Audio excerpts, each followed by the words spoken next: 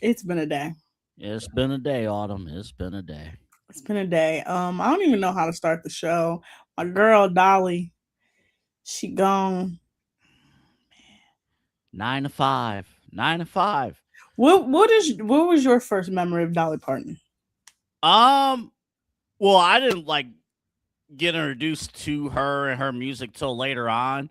Uh, Actually, I'll give you my last memory of Dolly, which will probably be a little bit more interesting. So my day job, my 9 to 5, we help clients, media companies, different media companies across the country, land sponsors in their individual markets. And one of the reports I worked on like a month ago, probably less than a month ago, this had been weeks. I did not know Dolly Parton owned or had naming rights to a children's hospital in Nashville. Mm-hmm. And one of the station groups, Cumulus or iHeart, one of those, reached out to our company to help with demographic information, pull information on Dolly Parton's Children's Hospital.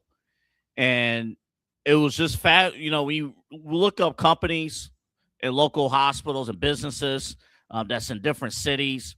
You have to research, go to their website, see what they're about, and seeing what Dolly Parton has done in her hometown, in that community with the Children's Hospital and and everything on top of all the other tributes that you have heard throughout the day. uh, that was really special just to see, um, uh, and to see the impact that she's had on families through that children's hospital with her work in the community. I don't know if the company landed Dolly Parton Children's Hospital as a sponsor or not, but it was really cool to do the research, find out who's been using the facilities and stuff, and to see the impact that she had. And I believe she got naming rights to that children's hospital not that long ago. I believe within the last 4 to 5 years, she got naming rights to that children's hospital. I could be wrong on that, but um, I'm like, wow, that was like one of the first things that like really stood out, was just her community, outreach and things like that. And I remember not that long ago, it was either Thanksgiving or Christmas. She's performing at halftime. It was Thanksgiving, performing at halftime of the Dallas Cowboys game, and she's rocking and rolling all the way up until the end. And yeah, it's I know, she's 80 or she was 80, but there are some people you like, man, full of life, and it's just, man, it hits you. It really hits you.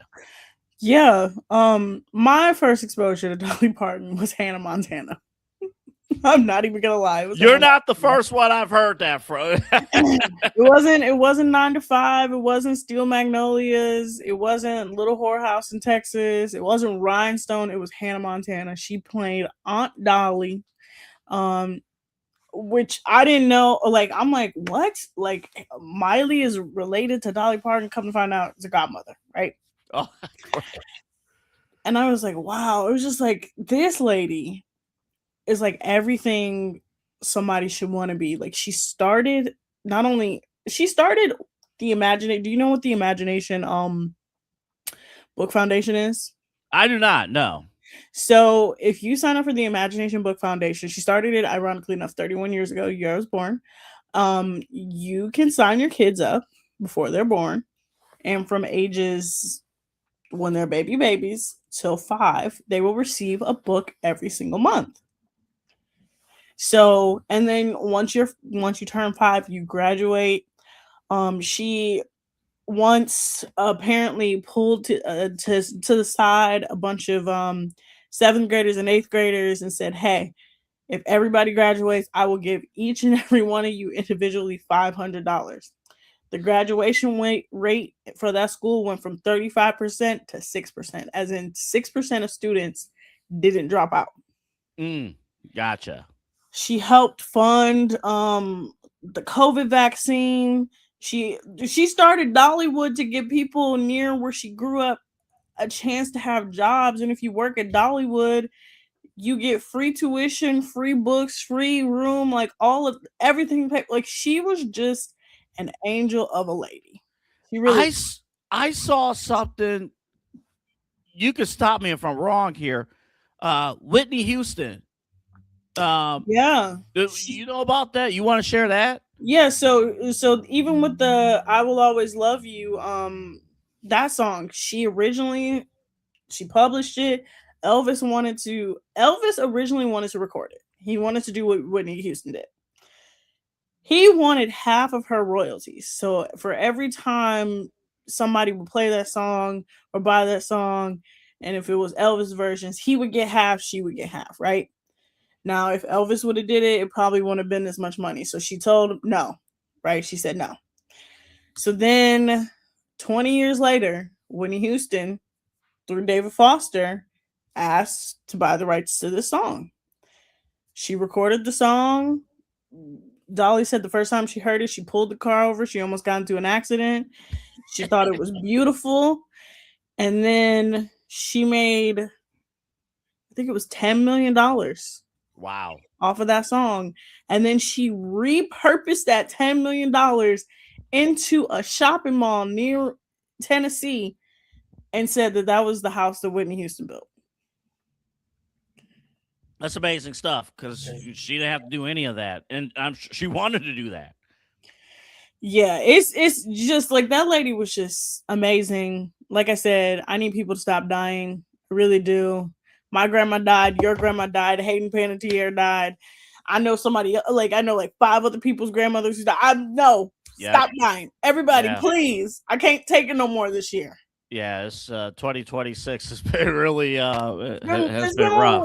It's been kind of rough. Yeah, it's that. It's just like we got more news about she went into the hospital apparently. I watched.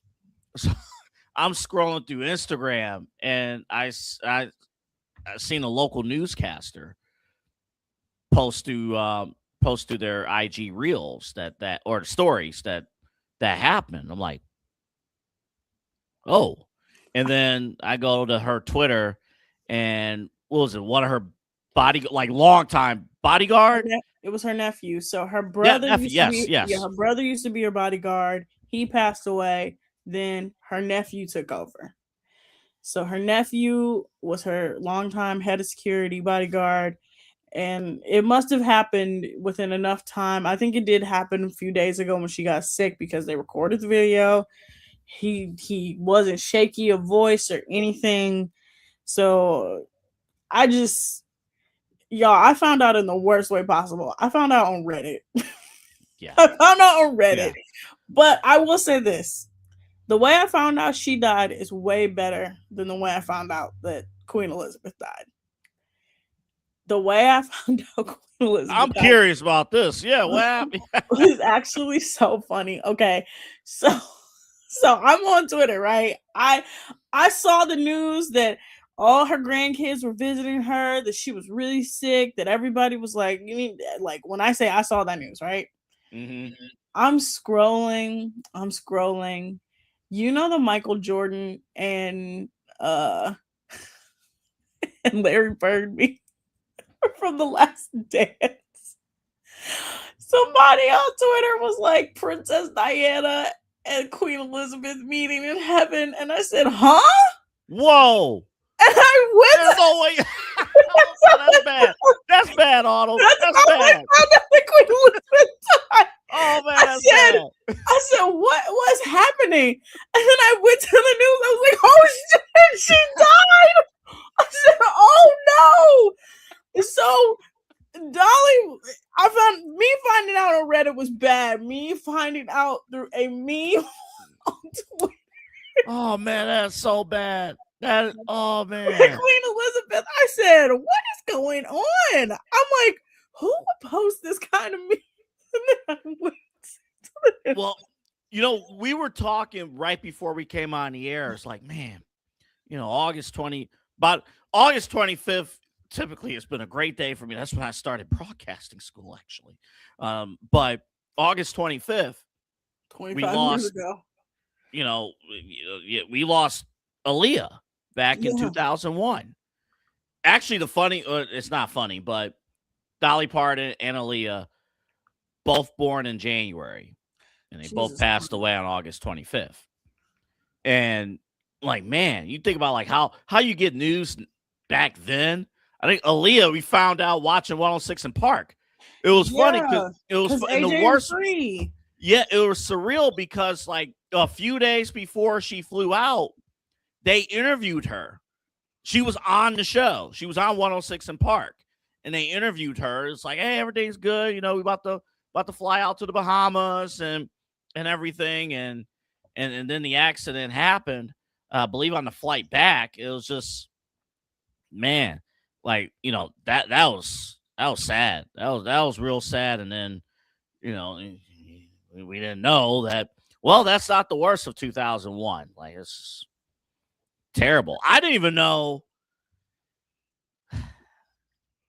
Man, we're about to be 25 years from 9/11. I didn't Why know, are we Autumn, that starting this? 9/11 was unfolding when it was happening. Why are we starting this show like this? We might as well just rip off the Band-Aid and just get it out the way. Double A. I didn't know it was happening either.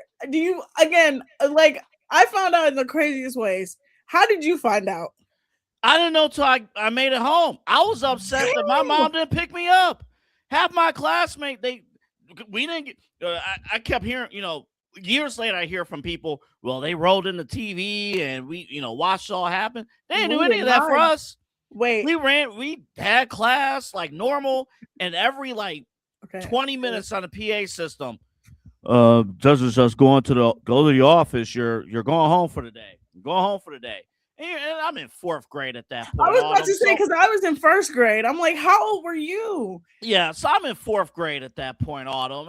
And you're not, the sun is shining. You're not thinking, oh, we're getting attacked. You're not thinking that. You're thinking as a child, why is my mom not picking me up? So you want to know? That's so funny. Okay, so wait, what's Maple High? We both also went to the same school system for elementary school. I went to Rockside. Where did you go? Dunham. Okay. 4th grade, I was at Dunham. All right. So by the way, also Maple Heights had 2 schools that were directly near each other. Very crazy. Very, very nuts, right? So they corrected that situation years later. Yeah. Years later, almost 20 years later, they corrected it, right? So I was in 1st grade, right? I will never forget this, right? Nothing, the whole day was normal. Like, I want y'all to understand, Maple Heights didn't change a thing. They didn't roll in a TV, nothing. Mm-hmm. I'm like, I get to my grandma's house because me and my brother would walk to my grandma's house. My grandma didn't live that far away from Rockside. And so I walk in and I see her. My grandma at the time was working at a job where she would get off of her normal job and then go work this job at night, and we would go pick her up. I walk in and I see her. I'm like, what are you doing home? And she goes, you don't know? I'm like, no, what? No, what? And she turned on the TV and she said, look at what happened. And they had shut her job down because the job she was working had to do with planes and technical issues like that. And then for the first time, I saw people in New York City running the other way as a building was collapsing. I will never forget that. So when people would tell you, oh, yeah, they announced it over the PA system. No, they didn't. No, they didn't. No, they didn't. I'm glad we're say they did not. Most of us did not get an announcement over the PA system. Most of us found out after when we got home and we sat with our parents and they were like, hey, this thing happened today. No, it was so crazy because I remember the weather. I remember everything. It was I remember the only thing I remember the only thing suspicious that day. Oh, we had indoor recess that day. And I remember, again, we're 4th grade. We have no clue what's going on. Why do we have indoor recess? The sun is shining. Like, we are ready to go. Like, I don't remember us having indoor recess that day. Oh, we did. I vividly remember. We might have. like it's also y'all. It was 25 years ago. I was 6. Oh right? yeah, you were a little by fourth grade. You Yeah, you remember knew. whatever you remember, and I remember in autumn on the ride home, we had 107.9 on the radio, Yeah, and back then Sam Silk was afternoon drive at 107.9 back then, and usually it's all jokes and stuff like that. You were like, oh, it's a little serious, but it doesn't. You think I thought it was a bit. Well, you had 2 planes hit the World Trade Center, and and you had a plane fly. It flew over Cleveland and landed Oh here. my You had another God. plane Yes. crash into the Pentagon. I thought it was a bit. Yo, by the way, nobody knows that 9/11 was like, it was crazy. It was the 2 planes that crashed into the Twin Towers. It was the plane that was headed for the White House that crashed in Pennsylvania. I think that was the one that they picked up here in Cleveland. You had the one that crashed into the Pentagon. Like 9/11 was a crazy day. You want to know what day was even crazier? I'm gonna tell you this, and we're gonna talk about this, and then we're gonna go to break. I promise. Yes. The day of the Iraq War was the day of the American Idol season finale and season 1. So I'm watching at my grandma's house, Kelly Clarkson become the American Idol, and immediately it switches off, and all I just see is like this random, I will never forget it. It looked like a freeway. It was just like a freeway. And I'm like, what is going on? And you turn to every single channel, and it I had no clue it was the start of a war. Yeah, and who knew that would be, in and out of that, through our childhood and like right now. Like I look at gas prices, and I'm like, man, I'm like $2 a gallon. That's it's a little up there, but it's okay, it's manageable. And then the next week it's $4, and it's been that way for 6 months now. Man, remember it was almost at 5? I was literally crashing out. I was like, I've never put almost $50 in my car. I have a nice car. At near my place, I had to go out of the way to another gas station. It hit 5. Like probably about a month or so ago. I'm like, no, no. I'll use the apps. I'll use like some of the other stuff that you get cash back and stuff. And no. All right, Double A. We're gonna go to the break. By the way, before we go to the break, Dolly Parton's team announced literally minutes ago that she actually died from a brief battle with cancer. So that makes it even worse. I just want you guys to know that makes it 20 times worse. Cancer is the worst. When we come back from the break, we're gonna talk about how Lane Kiffin is colluding with college football players. CBS Sports literally, as we were on air, just announced their investigation that Lane Kiffin is colluding with former college football players to literally come back. We'll talk about the rule changes, everything that's happened today over the last couple days. We'll also talk about the 3-headed monster of Kim Mulkey, Will Wade, and Lane Kiffin at LSU. They all work there? They all work there. Yeah, we'll talk about it. We'll talk about it when we come back from the break. Nick Saban used to work there too. So did Les Miles. Anyway. And Brian Kelly. And Ed Orgeron. Yep. We'll talk about it when we come back from the break. You guys are watching us here on Inside Edge Network. Dine, drink, and dance at the premier spot in town. It's time to check out all of what our friends over at the Brothers Lounge have to offer. Everything from weekly live entertainment, a wide variety of different beers, wines, and spirits, and an expertly crafted American fare menu with a twist courtesy of Chef Wynn that'll make your mouth water. So, what are you waiting for? Head over to the Brothers Lounge at 11609 Detroit Road or check out their website, brotherslounge.com, to learn more about what you've been missing out on. Brothers Lounge, proud sponsor of the Inside Edge Network, Cleveland's digital leader.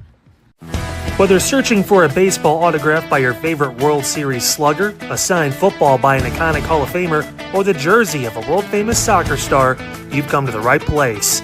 Here at sportsmemorabilia.com, the web's leading source for authentic sports memorabilia, you'll find more than 500,000 authentic products from nearly every professional sports league, team, and players. Not only will you find your next prized sports possession with ease, thanks to superb customer service and tremendous site experience, you'll have satisfaction and peace of mind that every product listed comes complete with a certificate of authenticity and is fully backed by the sportsmemorabilia.com lifetime authenticity guarantee.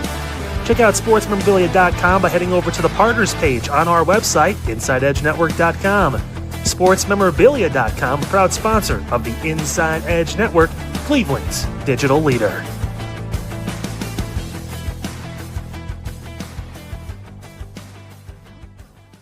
Discover our collection of handcrafted body mists made with clean, minimal ingredients. They offer a natural alternative to synthetic fragrances, perfect for sensitive skin and those seeking clean, mindful self-care, and the perfect gift for you and your special someone. Learn more about all Ellie Rose Fragrances has to offer right now by clicking the link on our partner page at InsideEdgeNetwork.com. First-time customers use that promo code InsideEdge20 to receive 20% off your order. EllieRoseFragrances.com, a proud sponsor of the Inside Edge Network, Cleveland's digital leader. Mosser Moments Photography is a husband and wife wedding photography team based in Cleveland, owned and operated by Inside Edge Network's very own Ryan Mosser and his wife Hallie. For the past 10 years, they've captured more than 100 weddings across Northeast Ohio and beyond, always working together as a true two-person team. Their style centers on authentic, emotional storytelling, documenting the real moments between two people in love and creating images that feel natural, comfortable, and true to the couple. Rooted in Northeast Ohio, but inspired by their travels, Ryan and Hallie bring a warm, personal approach to every wedding day. Their work blends experience, consistency, and a genuine passion for helping couples relive their best day through timeless photography. Learn more by checking out Mosser Moments Photography's link on our partners page at the InsideEdgeNetwork.com website. Mosser Moments Photography, a proud sponsor of the Inside Edge Network, Cleveland's digital leader. Find us on InsideEdgeNetwork.com for the latest information on your favorite shows, personalities, and network partners. Plus, we have a merch shop. That's right, we have network polos, t-shirts, champion jackets, hats, and bottles. Rep the network. Every purchase supports independent sports and entertainment media. Thank you for your support from all of us here at the Inside Edge Network, Cleveland's digital leader for news, talk, sports, entertainment, and mental health. Welcome back to the Daily Spiral. I want to keep saying Inside Edge Network. You guys are watching on the Inside Edge Network, but it's the Daily Spiral. See, I was doing it again. Welcome back, you guys. First segment, I'm sorry we went real dark there, but we are about to get into the biggest story of the day, might of the year, and that is Lane Kiffin is allegedly colluding with college football players to come back to college football after leaving. Now, I gotta explain what happened, what we learned today. So the NCAA not a couple years ago, just this past year, enacted a rule called the 5-for-5 rule. So that means if you are a college student in college, you get 5 years of eligibility. So you'll get 4 years through, and then a 5th year, which will be your grad year, okay? Like Joe Burrow did it. He had a grad year. Like he was at Ohio State for 4 years, became a graduate, went to LSU, became part of their grad program. That's how he was able to do it, right? So they enacted the 5-for-5 rule. What the 16 players that sued in this Baton Rouge court are alleging is that they were not told about this 5-for-5 rule. So some of them declared for the draft, not knowing that they may have had an extra year left. So this is according to Brennan Chapman. I'm going to bring it up. It says LSU may have created a bigger problem than an eligibility loophole. CBS reports LSU and Lane Kiffin encouraged NFL players to sue the NCAA. The NCAA's constitution allows action when a member's conduct undermines the interests of the association. The clause could definitely fit it. So, Double A, what do you think?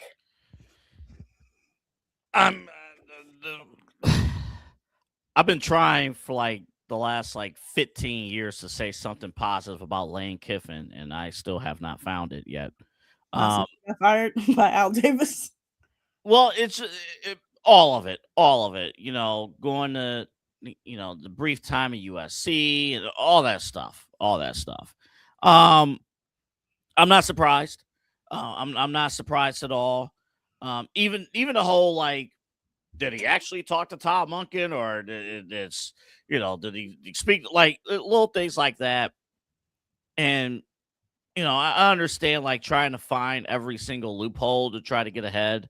It's what you have to do now in college football. Mm-hmm. But he let it be him to be the one who allegedly has pushed the rope too far. It's always him. It is always him pushing the rope, allegedly pushing it too far. Yeah, honestly, once I saw that Lane Kiffin was involved, I'm like, absolutely, these players are going back. And most of these players played for him at Ole Miss. Now, a couple of the players that played for him at Ole Miss that are going back are players that had a lot to say about him when he left. I'm going to tell you guys this. Lane Kiffin has had, 5 head coaching jobs, I think. It's been up there, yeah. Yeah. I mean, again, most recently, of course, Ole Miss. We know what happened there at the end. None of these coaching jobs have actually, even when he was an assistant, none of them have gone well for Lane. So the first coaching job is he became head coach of the Oakland Raiders when they were the Oakland Raiders, right? Gets fired by Al Davis. Al Davis does a whole press conference where he's like, look, this is what he did wrong. This is not how we want to win here. It was a whole thing, right?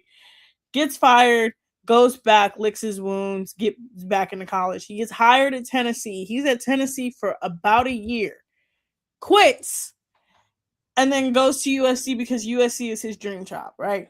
Mm-hmm. Goes to USC, is at USC for about 2 years. It's terrible there. Can't win there. Quits. Well, it's fired, right? Again. He was let go. Goes, rehabs himself by becoming the assistant at Alabama during that time where Alabama was really dominant in college football. Yeah, and there, he rehabbed his career working under Nick Saban, definitely. Then completely blew it because he didn't tell Nick Saban he was interviewing for the job at Ole Miss. No, not Ole Miss, FAU. Yeah, yep. Mm-hmm. Florida Atlantic, absolutely. FAU is probably the only one where he didn't blow it. So he goes to FAU. He makes FAU relevant for a couple seasons. Leaves. FAU was expecting him to leave. He leaves for Ole Miss. He was at Ole Miss for a very long time, you guys. He was at Ole Miss for 6 years. And in college football, 6 years is a long time now, right? Yeah. That's a shame, by the way, to say like that and know that that's the reality of today's college athletics.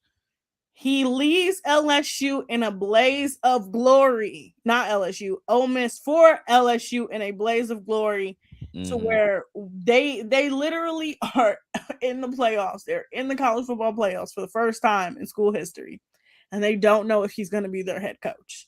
That's how bad it is.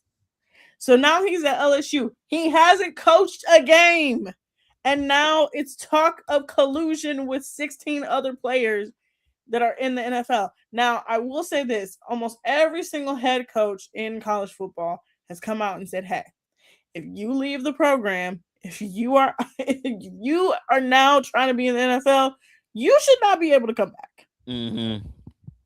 There's no reason that you're coming back. Right. And now to have, at first, just the Big Ten, and now the SEC basically come out and say, nah, this ain't cool. We're not doing this. We're not doing this. And I just looked it up too, just now. This roster that he has at LSU, they're going to be paid. This is a $40 million roster, and the Athletic has the story. Why is Lane Kiffin, even with a roster that's worth $40 million in NIL money, why is he still recruiting NFL players? We don't know.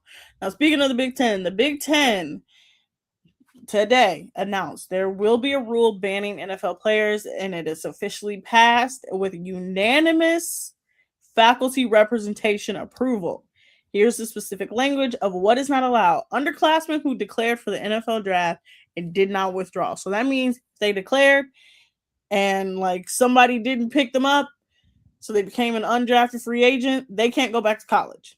Any football player who signed a contract with a pro sports league, so even if it's like the CFL, the UCFS, any of them, they cannot come back. And then anyone who was on officially a professional roster. So anyone who was in the preseason for one of the NFL teams, they cannot come back. Now the SEC also came out with their own rules because the SEC was the conference that was at the center. The so-called Conference of Champions. Yeah, so the SEC, they met with the presidents, the chancellors, and the athletic directors of the conference, and they will enforce the policy previously declared for the NFL, NBA, or WNBA draft and did not appropriately withdraw. Signed a contract with an NFL or any other professional league, football league, NBA, G League, or WNBA affiliate team, or have been listed on an NFL, NBA, G League, or WNBA roster. This is authorized by the commissioner. So, like, and then we know the Sun Belt has. So I'm glad that we have gotten this out in front to be like, hey, you cannot be on this roster. So all them players who just declared, who just sued, technically you're now banned. I wonder if Wright was going to make the. He was gonna. I don't know if he would have made the Browns. He probably would have, because Quinshon Judkins is still hurt. He's not fully 100%. He probably would have made the roster, but he got somebody in his ear being like, "You can make more money in college. Not only can you make more money in college, you can play guaranteed. You probably would have played guaranteed with this damn roster." Ain't that the truth? Ain't so. So I was just first off, a little side question.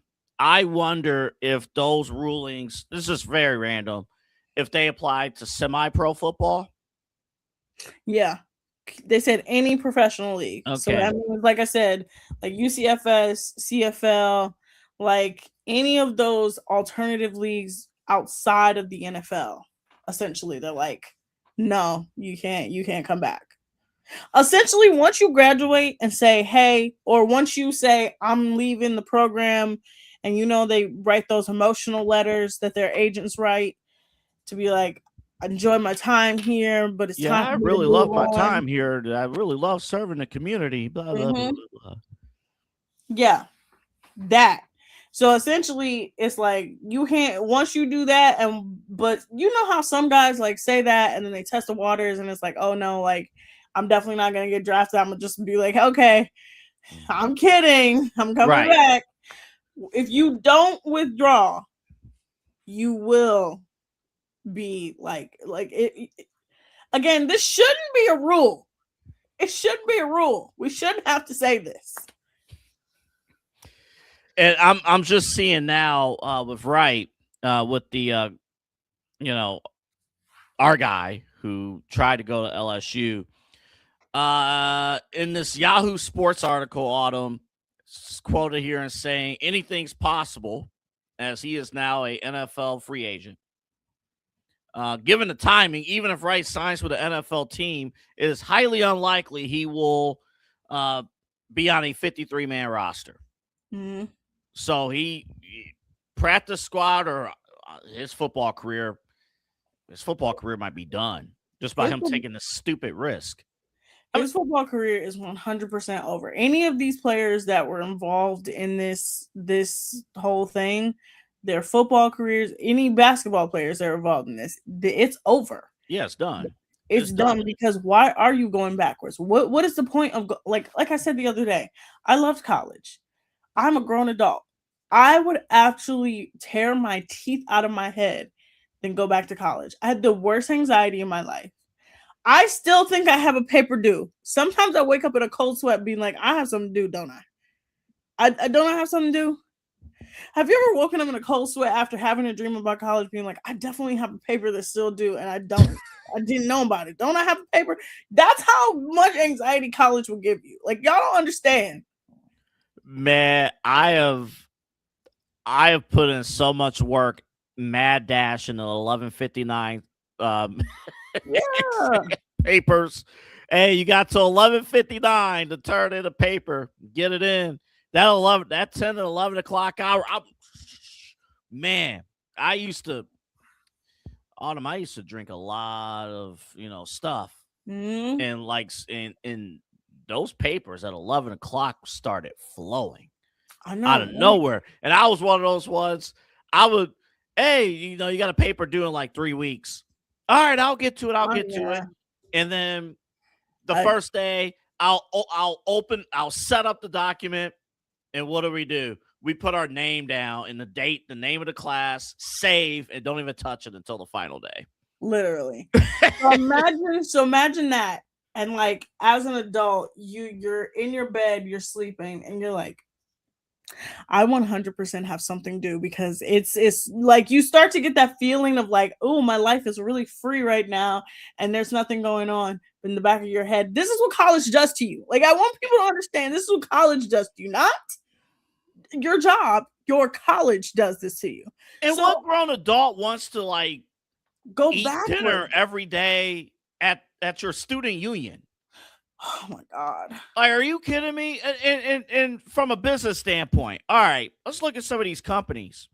It's like, okay, you're going to spend money on whatever player you want to spend your money on. Fine. Mm-hmm. How does it sound? Former NFL player, insert name here, now a member of this college.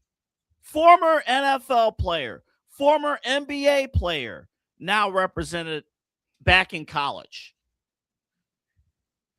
Like, for the same sport. Like, what are we doing? Like, we're not talking like J.R. Smith finishing an NBA career and, hey, I'm going back to, get a master's or something. I'm going to try out golf. Well, we're not talking about that. He didn't even go to college because he got drafted straight out of high school. So it's not like that. And J.R. Smith didn't even play basketball. He literally went and played a whole nother sport. Yeah, a whole different sport. You do a different sport, you do whatever you want, but it non-contact, right? It has to be that. Why do I have a feeling Lane Kiffin's going to be one and done at LSU? 100%. Why do I have a feeling it will not work out for him at LSU? Yeah, when we come back from the break, we'll talk about the three-headed monster that is actually at LSU. Because Will Wade, Kim Mulkey, and Lane Kiffin is a terrible combination of anything. And I'll tell you about Kim Mulkey and what she did and how she is still a certified evil witch. I'm just letting you know. She's certified evil witch. And I'll let you know after the break. You guys are watching this here on the Inside Edge Network. We'll be back. Looking for an iconic Cleveland music venue that features premier entertainment, spirits, and food? Well, look no further than the Brothers Lounge. They offer a variety of live entertainment acts weekly, along with a diverse selection of beer, wine, and fine spirits, not to mention Chef Wynn's food menu, which has been crafted with traditional American fare with a modern twist. So come on out and enjoy the warm hospitality and make some new friends right here in your backyard. For more information, head over to brotherslounge.com and check them out for yourself at 11609 Detroit Road. That's right near the border of Cleveland and Lakewood. The Brothers Lounge, proud sponsor of the Inside Edge Network, Cleveland's digital leader. Key On Sports is the leader in Ohio high school athletic coverage in written, print, and video streaming. From the latest news and results and written content to the high school football game of the week every Friday, Key On Sports has you covered. The vision of 15-time published author Vince McKee has become the most trusted site in Ohio high school athletic news. From podcasts to player profiles, Key On Sports is your one-stop for all of it. Visit them today at keyonsports.com or on YouTube at Key On Sports. Check out their socials on Twitter and Facebook as well. Please support the new Inside Edge Network by liking, subscribing, and following us on your favorite social media platforms. That's at Inside Edge Net across Facebook, TikTok, YouTube, X, and IG. And don't forget to download our new app over on Roku. And as always, thank you for supporting your favorite shows on the Inside Edge Network, Cleveland's digital leader for news, talk, sports, entertainment, and mental health.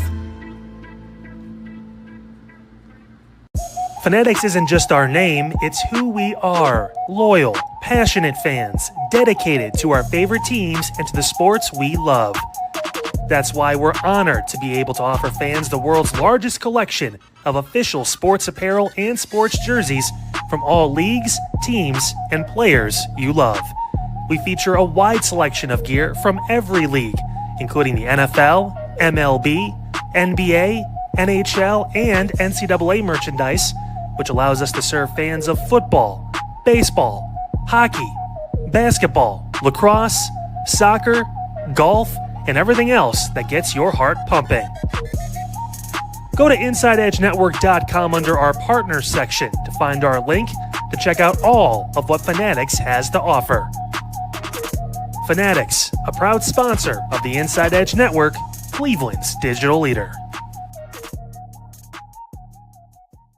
Clean energy, bold flavors, no jitters. See why people won't shut up about Dubby. Whether you're starting your workday or getting ready to exercise, Dubby Energy helps you lock in and focus. Over 15 different flavors to choose from. Order Dubby Energy right now and find out more information by checking out our partners page on InsideEdgeNetwork.com. Also, use that promo code InsideEdge10 to receive 10% off your order. Dubby Energy, your energy-focused sponsor of the Inside Edge Network, Cleveland's digital leader. Discover our collection of handcrafted candles made with clean, minimal ingredients. Every product thoughtfully created in small batches free from harmful toxins for mindful everyday indulgence. Imported coconut soy wax with natural wood wicks to offer long-lasting burn and rich fragrance. Find out more about Alley Rose Fragrances by checking out their link on our partners page at InsideEdgeNetwork.com. And if you're a first-time customer, use the promo code InsideEdge20 to receive 20% off your order. AlleyRoseFragrances.com, a proud sponsor of the Inside Edge Network, Cleveland's digital leader. Get off the phone, Autumn. Get off the phone. Don't text that guy. No. I'm kidding. No. Welcome back. About anybody, but no. First of all, I'm not texting a person. I'm not texting a soul. No, I need to heal myself. Okay. Anyway, we should have an alarm after every. Don't do this. We should have an alarm after every break. Get off the phone, Autumn. Anyway, let's talk about the three-headed monster that's invaded Baton Rouge, Louisiana. Will Wade, Lane Kiffin, and Kim Mulkey. Hold up. You couldn't get better pictures? Oh, my goodness. Oh, man. I think this is real representative of who all three of these people are. Okay. All right. If you don't know, these three are the three-headed monster of LSU right now. Lane Kiffin, head of the football program. Will Wade, head of the men's basketball program. Kim Mulkey, head of the women's college basketball program. Somehow Kim Mulkey also is the most successful of the three because she has a national championship. I don't even know how to explain these three. Lane Kiffin, we already just talked about him. Will Wade was the head coach of LSU from 2017 to 2022. Then he took the job at McNeese. Then he was at NC State. He said, I'm going to be at NC State forever. That's my thing. Leaves them after a year and gets hired back at LSU. Kim Mulkey. Man, with all honor. How about that? Kim Mulkey, though. Kim Mulkey takes the cake, y'all. I don't think y'all understand. This lady,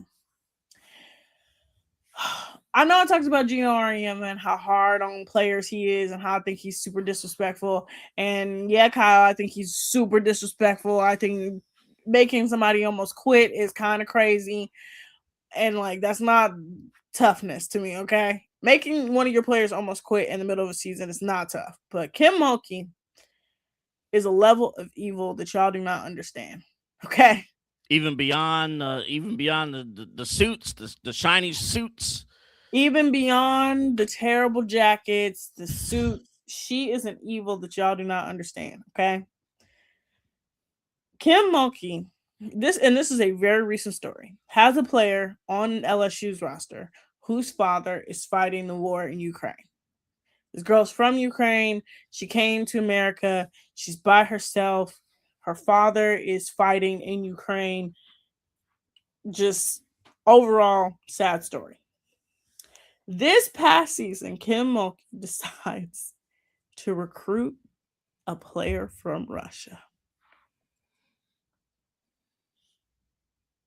Think about what I just said. She decides to recruit a player from Russia. The player from Ukraine obviously is like, yeah, no, not messing with this. Don't want to. Her and Kim Mulkey had several conversations, and that player from Ukraine is now transferring out of LSU.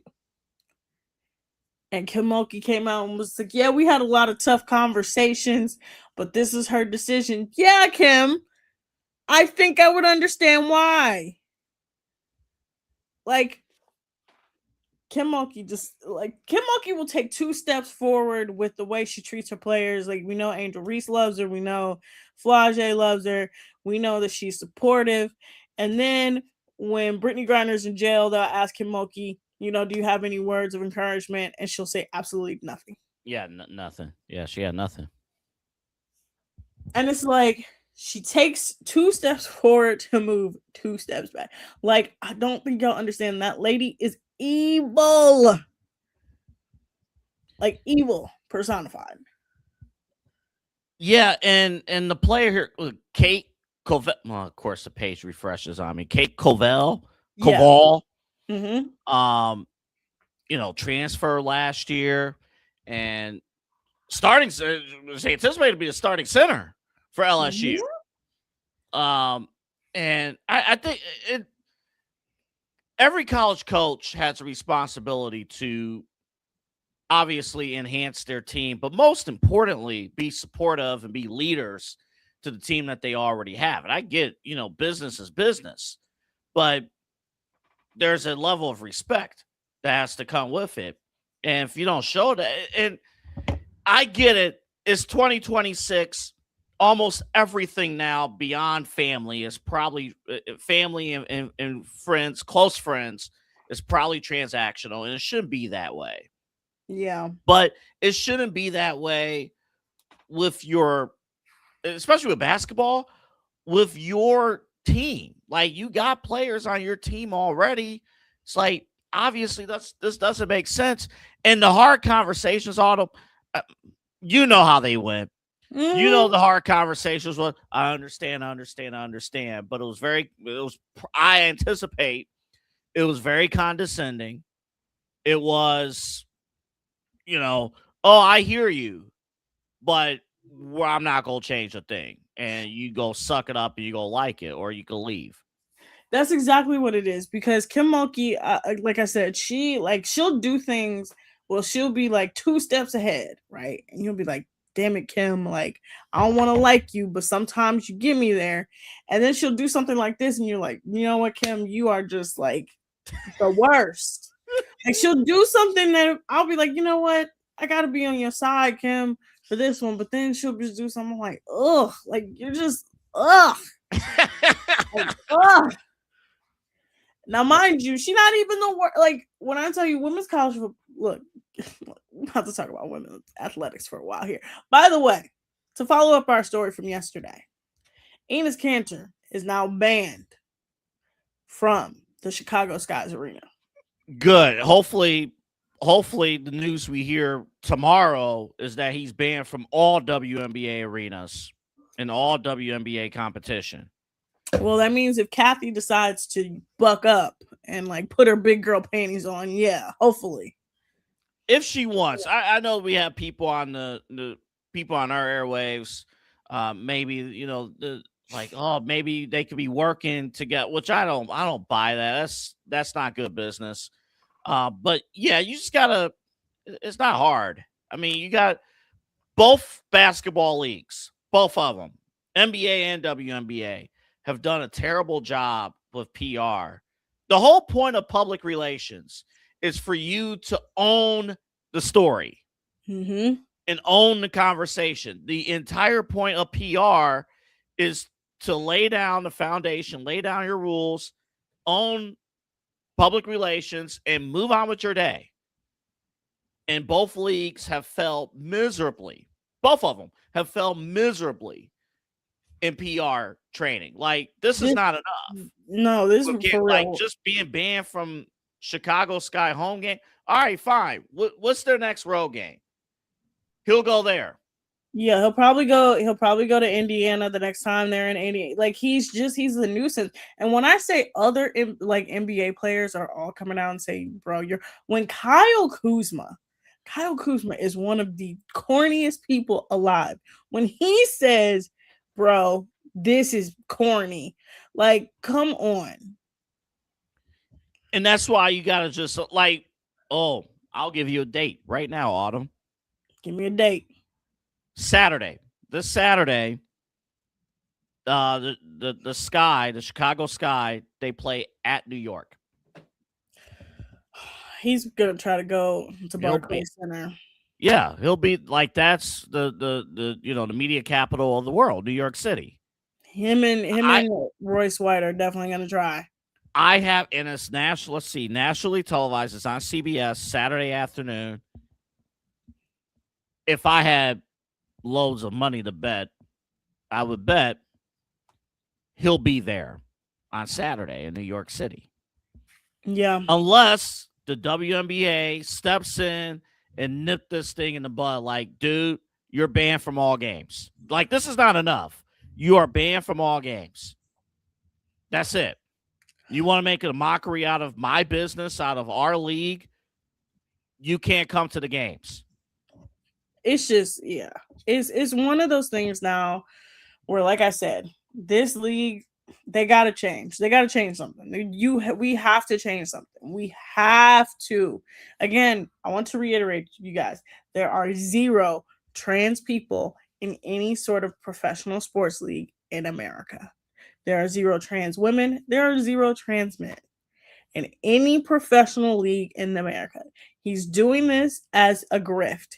He wants your attention. He wants to make money. That is the only reason why he is doing this. He has no good intentions.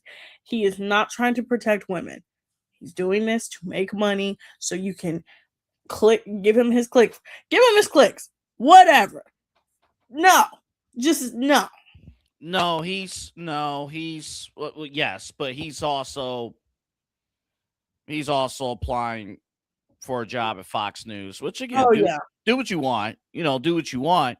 But if I'm the WNBA, on top of everything else, why are you not rolling out an aggressive PR marketing campaign highlighting all of the good that's been going on in the league, highlighting, all these players, Kelsey Mitchell and Caitlin Clark and all these other, Angel Reese. Angel Reese just had a rebound. I know it could be controversial, but it happened. Angel Reese had a rebound record. Caitlin Clark had a 3-point record. Why is the WNBA not getting out in front? They have 3,000 media partners. Why are they not going to CBS and NBC and ABC and Ion Television, whatever, going to these networks and saying, we have a marketing campaign. We're going to highlight our players and their recent success. This is why you should come to the games. Like the NBA, we both grew up on the NBA. I love this game campaign. Yes. That was my introduction to the NBA as a child was the whole marketing campaign. I love this game. I didn't care that the NBA was not seeing the same success because Michael Jordan retired from the league. That marketing campaign of I love this game made me a fan of Kobe Bryant and Shaq and Tim Duncan and Dirk Nowitzki and Steve Nash and all these other guys, even the Pistons. Like, hey, these are cool superstars. Like, these are cool guys in the league. Me as a child, I have to watch them play because their marketing is encouraging me to watch them play. Where is that for this league? Man, I don't know. I don't know what this league has got going on. We could do a full show on the NBA's terrible I play. hate when businesses do stupid things and get in their own way. Yes. I And hate that's it. the That's why problem. Autumn, that's why this Brown story, we're not going there tonight, but that's the other No. reason why the Brown story has been infuriating, because you have, like, sometimes businesses, in terms of elevating themselves, sometimes they're marketing layups and they blow it. And I'm watching the WNBA with 3,000 media outlets. They're having their most watched season, the most amount of stars in the league, and they're blowing it. And it's their fault. Because it's one person. Because of Kathy. Yeah. Kathy Engelbert. Yeah. In Autumn, it's nobody else's fault. It ain't even Ernest Cantor's fault. They have no one else to blame for their shortcomings than themselves. Look, I've been talking about this for a year. Kathy Engelbert is the reason why this league can't be successful, because she's not a good leader. She is constantly undermining her own players. When she needs to step in, she won't step in. When she doesn't need to step in, she'll step in. And it's just like, girl, pick and choose what you want to do. That's why she frustrates me, because I'm like, you are the governing body. Be the governing body and do something. This person has been making your league look crazy for the last 2 weeks. But all right, good spiral and bad spiral. Double A. First off, good spiral. We have to shout out Martin Allen Wims. He is the offensive coordinator for the games for the Akron Zips. If you guys don't know, the Akron Zips decided for one of the games, you will be the offensive coordinator. Shout out to Martin Allen Wims II. Hey, congrats, Martin. Congrats. Get that game plan working against Robert Morris. Get that game plan going. But Double A, I have to tell you, the bad spiral, just prepare yourself. All right. Now, Target, I'm going to just say this. Target, I haven't shopped at your store in over a year, even though I did have to DoorDash underwear because I forgot when I was in Salem a year ago. That's the only time I've ever shopped at Target, okay? You only needed to shop at Target for draws. Okay, we got it. Right?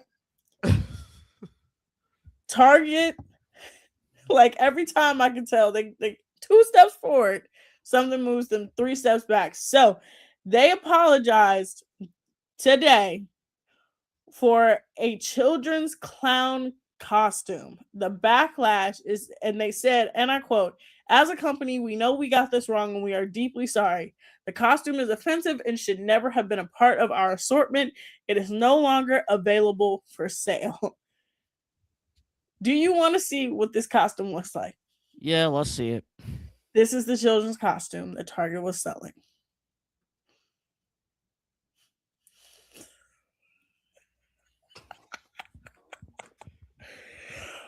What is going on?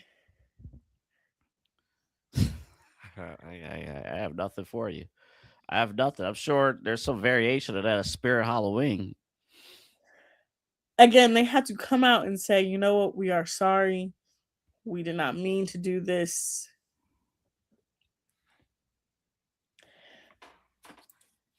That's my bad spiral. I ain't got no analysis for you on that one. No, I got nothing for you. When I tell you, I saw a creator on TikTok post a video about it, and I looked, I was like, what could be so bad? And then she showed the picture. I said, oh my God, this is worse than what I've ever seen. Yeah. I got nothing for you on that. I'm running on 6 cups of coffee today. I got nothing for you. Yes. Okay. So we're about to switch over. Kyle Cornell coming up next with Unfiltered. He'll give you all his unfiltered thoughts. Tomorrow, I'll be running solo. I'll give you all the upcoming Disney MCU news, and I'll go into a mini spiral, and I'll even talk about Lanterns. I'll watch the first 2 episodes and give you my thoughts on how they may have recovered the Green Lantern's cinematic legacy from whatever that shit show was from Ryan Reynolds. Okay. We'll get forward to it. Yes, you'll get my thoughts tomorrow. Again, I'll be flying solo. Kyle Cornell is here up next, and then of course you'll see Double A again at 11:30. He'll share his thoughts on all things sports. But any more thoughts, Double A, before we bring Kyle in here? I'm just happy you no longer refer to my show as a crack show. I told you my show is very educational.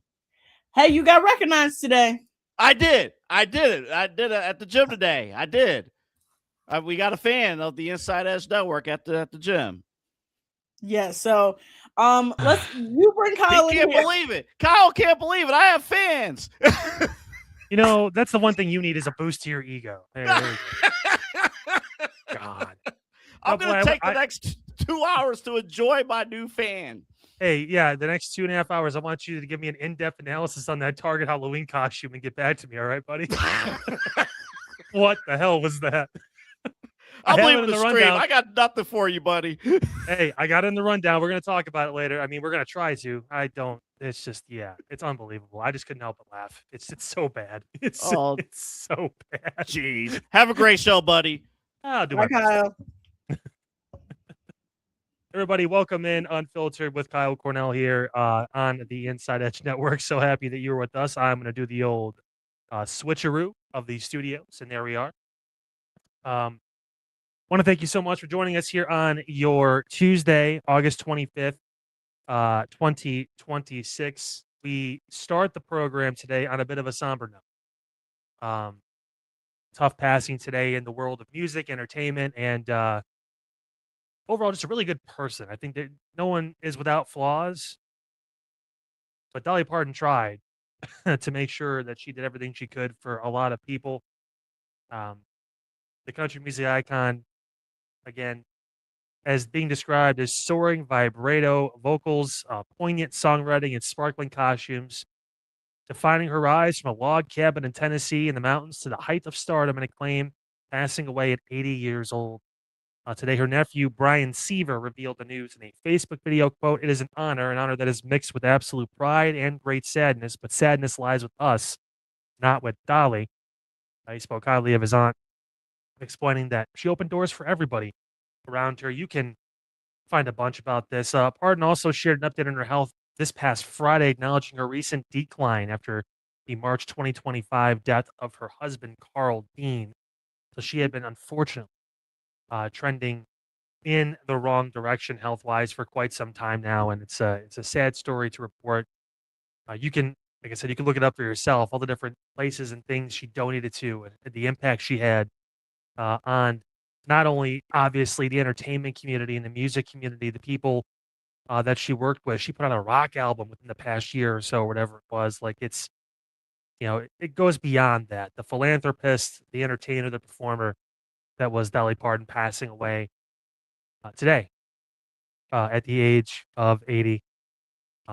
Again, a sad story to start. But with that, we will pause for station identification, our station network identification, rather, and then we'll get the full show going, Unfiltered with Kyle Cornell, here on your Tuesday. Back after this.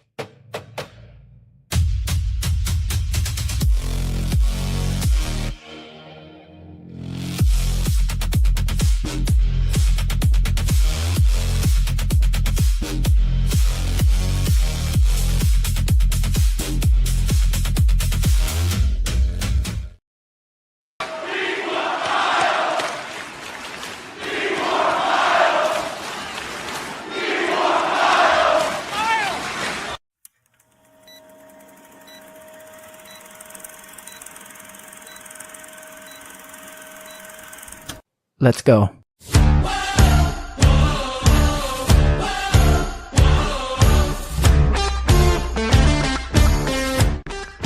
Welcome to Unfiltered with Kyle Cornell, Cleveland's digital leader for all things news, talk, and sports.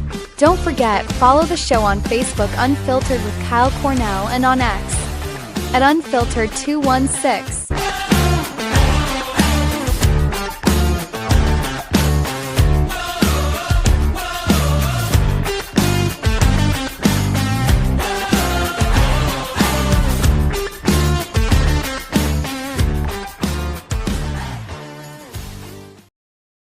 That is right, everyone. Welcome in Unfiltered with Kyle Cornell here on your Tuesday, August 25th, 2026. So happy you are with us here on the program. As always, do not forget, like, subscribe, punch that notification bell at Inside Edge Net across all the different social media platforms you see right there, bottom of your screen. YouTube, X, Facebook, Instagram, TikTok, and everything in between. Check out the website, InsideEdgeNetwork.com, a one-stop shop for you when it comes to everything that we do here. Everything from personality profiles, the full show rundown of weekly and daily shows, so you know exactly when and who is on the network. You can also check out the partners page, get those discounts on the different merch, of course, and the different things that we and our partners provide, the discount codes, Daily Rose fragrances, to everything else, Fanatics links, all that good stuff right there at your fingertips. And also the merchandise store, too. And plus, you can take us anywhere. Big thank you to Roku. You can download our app over on the Roku app. Just search Inside Edge Network inside that Roku app, whether it is again on your TV, on your phone, your laptop, your tablet, does not matter. You can take us anywhere. A big thank you to Roku for working with us here at the Inside Edge Network. Boy, howdy, do we have a bunch to get into today.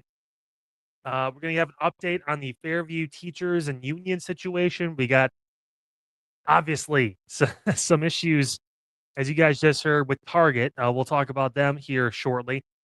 Got a lot of video and thoughts on the now essentially turning viral wedding that wasn't in Westlake, near Northeast Ohio, west of Cleveland, that just took off. Multiple arrests, people involved. We got all that great stuff. Can't wait to get in that. Alliance Schools, still south of Cleveland, dealing with some money issues. LeBron is in the news and not for signing with a team. He's already done that. He's about his other passion that he's found in the last year, golf. And it involves the city of Akron. We'll talk about that too. And a real special moment from a high school football team in Alabama that you are going to want to see and hear about, because this was a long time coming. They broke a record that a lot of people never thought was going to happen, but it did, and they broke it. We'll talk about that later in the program here on Unfiltered. But first, we got to get into situation involving school bus drivers. It is our lead story rather today, and the shortage not only in the state of Ohio but here in Northeast Ohio continues with bus drivers not being able to get hired in. Again, Ohio districts employ roughly 19,000 bus drivers, but continue facing persistent shortages, according to the state's Pupil Transportation Work Group, which convened by this legislature to study the issue. A 2026 state survey finding districts only filled an average of 14.7% of vacant driving positions last fiscal year, with 34 districts filing 10% or fewer. Yikes. Separate survey of 183 Ohio districts found that of 18% of routes were left uncovered or doubled up daily or several times a week, with driver absences hitting an all-time high at 58% on some days in some districts. More than 2/3 of those districts have consolidated or delayed routes because of it. Really affected us in Northeast Ohio too. Independence School Superintendent Kelly Kogan saying the district limped by last year, doubling up routes and running late pickups and drop-offs. 2 drivers retired at the end of last school year, and the district didn't have enough replacements. Led to the district to cut high school students from its bus routes entirely. Crazy to think about that. This happened across multiple Northeast Ohio districts right now as classes resume this week. Again, my son goes back tomorrow. I know a lot of people had kids go back today or yesterday or whatever it was. I mean, it's crazy to think about. Again, so I guess the thing we try to figure out now is the root issue. Why is this happening? Besides the fact that kids are absolutely nuts on these buses. But we come up with a few bullet points here to kind of figure out what it is. Aging driver workforce.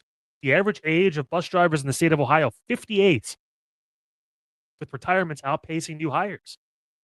Thanks. Split shift schedules, morning, afternoon only, with unpaid gaps in between, make the job unattractive compared to other CDL work.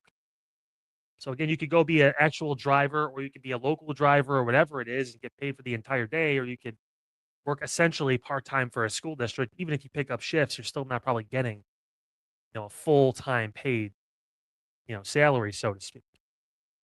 Low pay relative to the CDL requirement and the stress of driving a bus full of kids. Again, having coached seventh graders and even the bus rides with that, I get it. Like, it can be a lot. Like, and that was only with about 14 kids, 15 kids, whatever it was on certain days.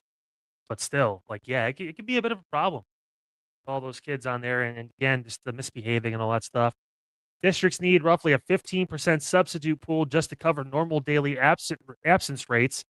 And most can't get there. Again, just no one willing to take these jobs, honestly. Ohio's universal voucher expansion also could be a wrinkle in all this. It means districts must still bus private and charter students, even while cutting bus service for their own public high schoolers to make the numbers work. Some districts have swapped high schoolers to city transit passes instead of buses, a workaround that's now facing legal challenges in places like Dayton. Could you imagine? Hey, Charlie, listen, I know you got your first day of freshman year today, but instead of taking a school bus, I need you to hop on the BRT. Oh my goodness. It's wild. 2021 state law also fines districts for chronically late or missed bus service. Columbus alone was fined over $11 million last year and is contesting it in court. That's a real financial stakes situation. And again, that's a warning shot for Northeast Ohio school districts too, because I mean, that's a huge penalty to have to eat and consider. Uh, Again, a timely story just because, like I said, school's back in session. We're getting back into this groove of things, and the gap is alarming. I've had a couple parents tell me to this point, even already, we're only on Tuesday night, guys, that they already had a bus that was 45 minutes late. They had all these things going on already in the school year. Like, it's insane. If they're not doubling up on routes or whatever it is, I mean, there's some kids that just won't be able to take the bus. And some kids, they only live a short amount of distance from the school, especially if you're in high school or even honestly middle school. I used to walk home in middle school sometimes if I had to too. um, there's things where okay, you can make it work, whatever it is. I think I lived within 2 miles when I went to Parma schools, of the middle school and the high school, so I was not eligible to be bused. But also I never really wanted to anyway. I kind of just wanted to do my own thing, or I'd bum a ride off somebody or whatever. If I didn't feel like walking or riding the bike that day or whatever. Uh, I mean, think about this. Like, again, I don't know the numbers as far as how much the average bus driver makes, but it's not much. I mean, it's not bad, but it's not much. And if you're not working distant hours, it's a reason why, again, average age 58. This is something that most people that are either semi-retired or retired and just trying to make a little bit of extra money will do. And if they get tired of it, they get fed up or whatever it is, it's too much because they're working more than they intended, then they'll just leave. They'll retire. They'll fully retire and say we're done. We're not doing this anymore. I'm curious to know if there's a way to get younger people potentially into this field. And it may mean possibly, hey, you need full-time bus drivers. I know, like, for a situation like Parma Schools has vocational programs. They did. I don't know if I mean, they probably still do because Valley Forge and Normandy are still around and they still have different things. But we got bused in the middle of the day. End of third period, going into fourth, I got bused back to Parma, vice versa. At the end of the day, I would get bused back to Parma after being at Normandy at the end of the day when I was a junior.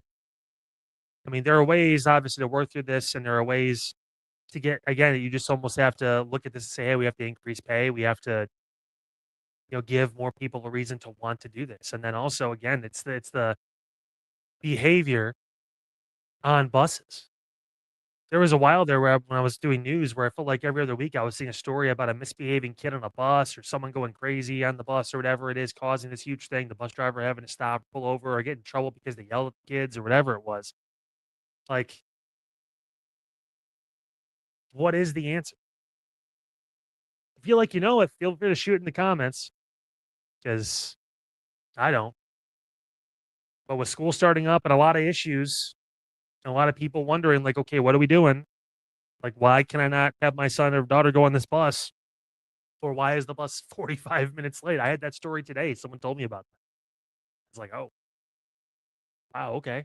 The first day of school, it's 45 minutes late. The very first day. Not, hey, we're not a couple months in, fatigue, whatever, it's a call off, whatever it is. The first day of school. And there's already issues for a Northeast Ohio school district that I won't name. But still, golly. Maybe y'all know. Feel free to leave a comment. Message us unfiltered 216 on X, as well as unfiltered with Kyle Cornell over on Facebook. First break of the program, guys. When we come back, oh my goodness, we got some stuff we got to talk about. Fairview, the teachers, the union, not able to come to an agreement. Remember, that contract expired for the teachers back on June 30th. So we'll talk about kind of what happened and where things stand. We'll get into this Target Halloween costume. I don't know what the hell they're doing. Almost as crazy as that is as crazy as Lake Ontario for now. Yeah, if President Trump has his way, it's going to be named something different real soon. Also, coming up later in the program, too, this wedding fight that happened in Westlake. We're going to dive into that. We got video from law enforcement, security footage, all that great stuff. A couple arrests were made during all of this. Alliance schools south of Cleveland, excuse me, dealing with issues. LeBron back in the news, but not for basketball, for golf. We'll explain. And a special moment for a high school football team that's been going through a lot. You think the Browns have had it bad? These guys, they've been going through it, but they got through it this past Friday. We'll explain coming up here on Unfiltered. Don't forget, end of the program, the viral video of the night. All that and more on the way here on Unfiltered, all along the Inside Edge Network. We are back after this. Looking for an iconic Cleveland music venue that features premier entertainment, spirits, and food? Well, look no further than the Brothers Lounge. They offer a variety of live entertainment acts weekly, along with a diverse selection of beer, wine, and fine spirits, not to mention Chef Wynn's food menu, which has been crafted with traditional American fare with a modern twist. So come on out and enjoy the warm hospitality and make some new friends right here in your backyard. For more information, head over to brotherslounge.com and check them out for yourself at 11609 Detroit Road. That's right near the border of Cleveland and Lakewood. The Brothers Lounge, proud sponsor of the Inside Edge Network, Cleveland's digital leader. Key On Sports is the leader in Ohio high school athletic coverage in written, print, and video streaming. From the latest news and results and written content to the high school football game of the week every Friday, Key On Sports has you covered. The vision of 15-time published author Vince McKee has become the most trusted site in Ohio high school athletic news. From podcasts to player profiles, Key On Sports is your one-stop for all of it. Visit them today at keyonsports.com or on YouTube at Key On Sports. Check out their socials on Twitter and Facebook as well. Please support the new Inside Edge Network by liking, subscribing, and following us on your favorite social media platforms. That's at Inside Edge Net across Facebook, TikTok, YouTube, X, and IG. And don't forget to download our new app over on Roku. And as always, thank you for supporting your favorite shows on the Inside Edge Network, Cleveland's digital leader for news, talk, sports, entertainment, and mental health. Fanatics isn't just our name, it's who we are. Loyal, passionate fans, dedicated to our favorite teams and to the sports we love. That's why we're honored to be able to offer fans the world's largest collection of official sports apparel and sports jerseys from all leagues, teams, and players you love. We feature a wide selection of gear from every league, including the NFL, MLB, NBA, NHL, and NCAA merchandise, which allows us to serve fans of football, baseball, hockey, basketball, lacrosse, soccer, golf, and everything else that gets your heart pumping. Go to InsideEdgeNetwork.com under our Partners section to find our link to check out all of what Fanatics has to offer. Fanatics, a proud sponsor of the Inside Edge Network, Cleveland's digital leader. Clean energy, bold flavors, no jitters. See why people won't shut up about Dubby. Whether you're starting your workday or getting ready to exercise, Dubby Energy helps you lock in and focus. Over 15 different flavors to choose from. Order Dubby Energy right now and find out more information by checking out our partners page on InsideEdgeNetwork.com. Also, use that promo code InsideEdge10 to receive 10% off your order. Dubby Energy, your energy-focused sponsor of the Inside Edge Network, Cleveland's digital leader. Discover our collection of handcrafted candles made with clean, minimal ingredients. Every product thoughtfully created in small batches free from harmful toxins for mindful everyday indulgence. Imported coconut soy wax with natural wood wicks to offer long-lasting burn and rich fragrance. Find out more about Alley Rose Fragrances by checking out their link on our partners page at InsideEdgeNetwork.com. And if you're a first-time customer, use the promo code InsideEdge20 to receive 20% off your order. AlleyRoseFragrances.com, a proud sponsor of the Inside Edge Network, Cleveland's digital leader.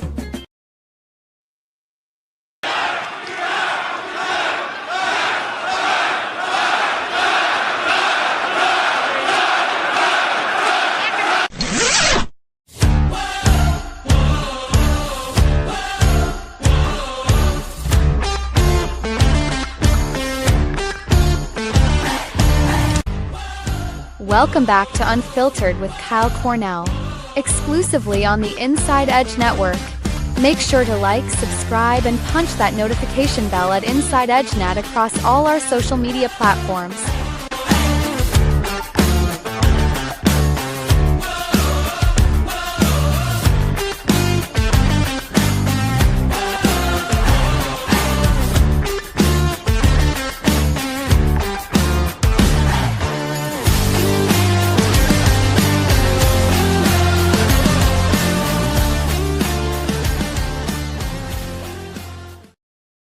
Welcome back in, everyone. Unfiltered with Kyle Cornell here on your Tuesday, August 25th, 2026. As always, so happy you're with us here on the program.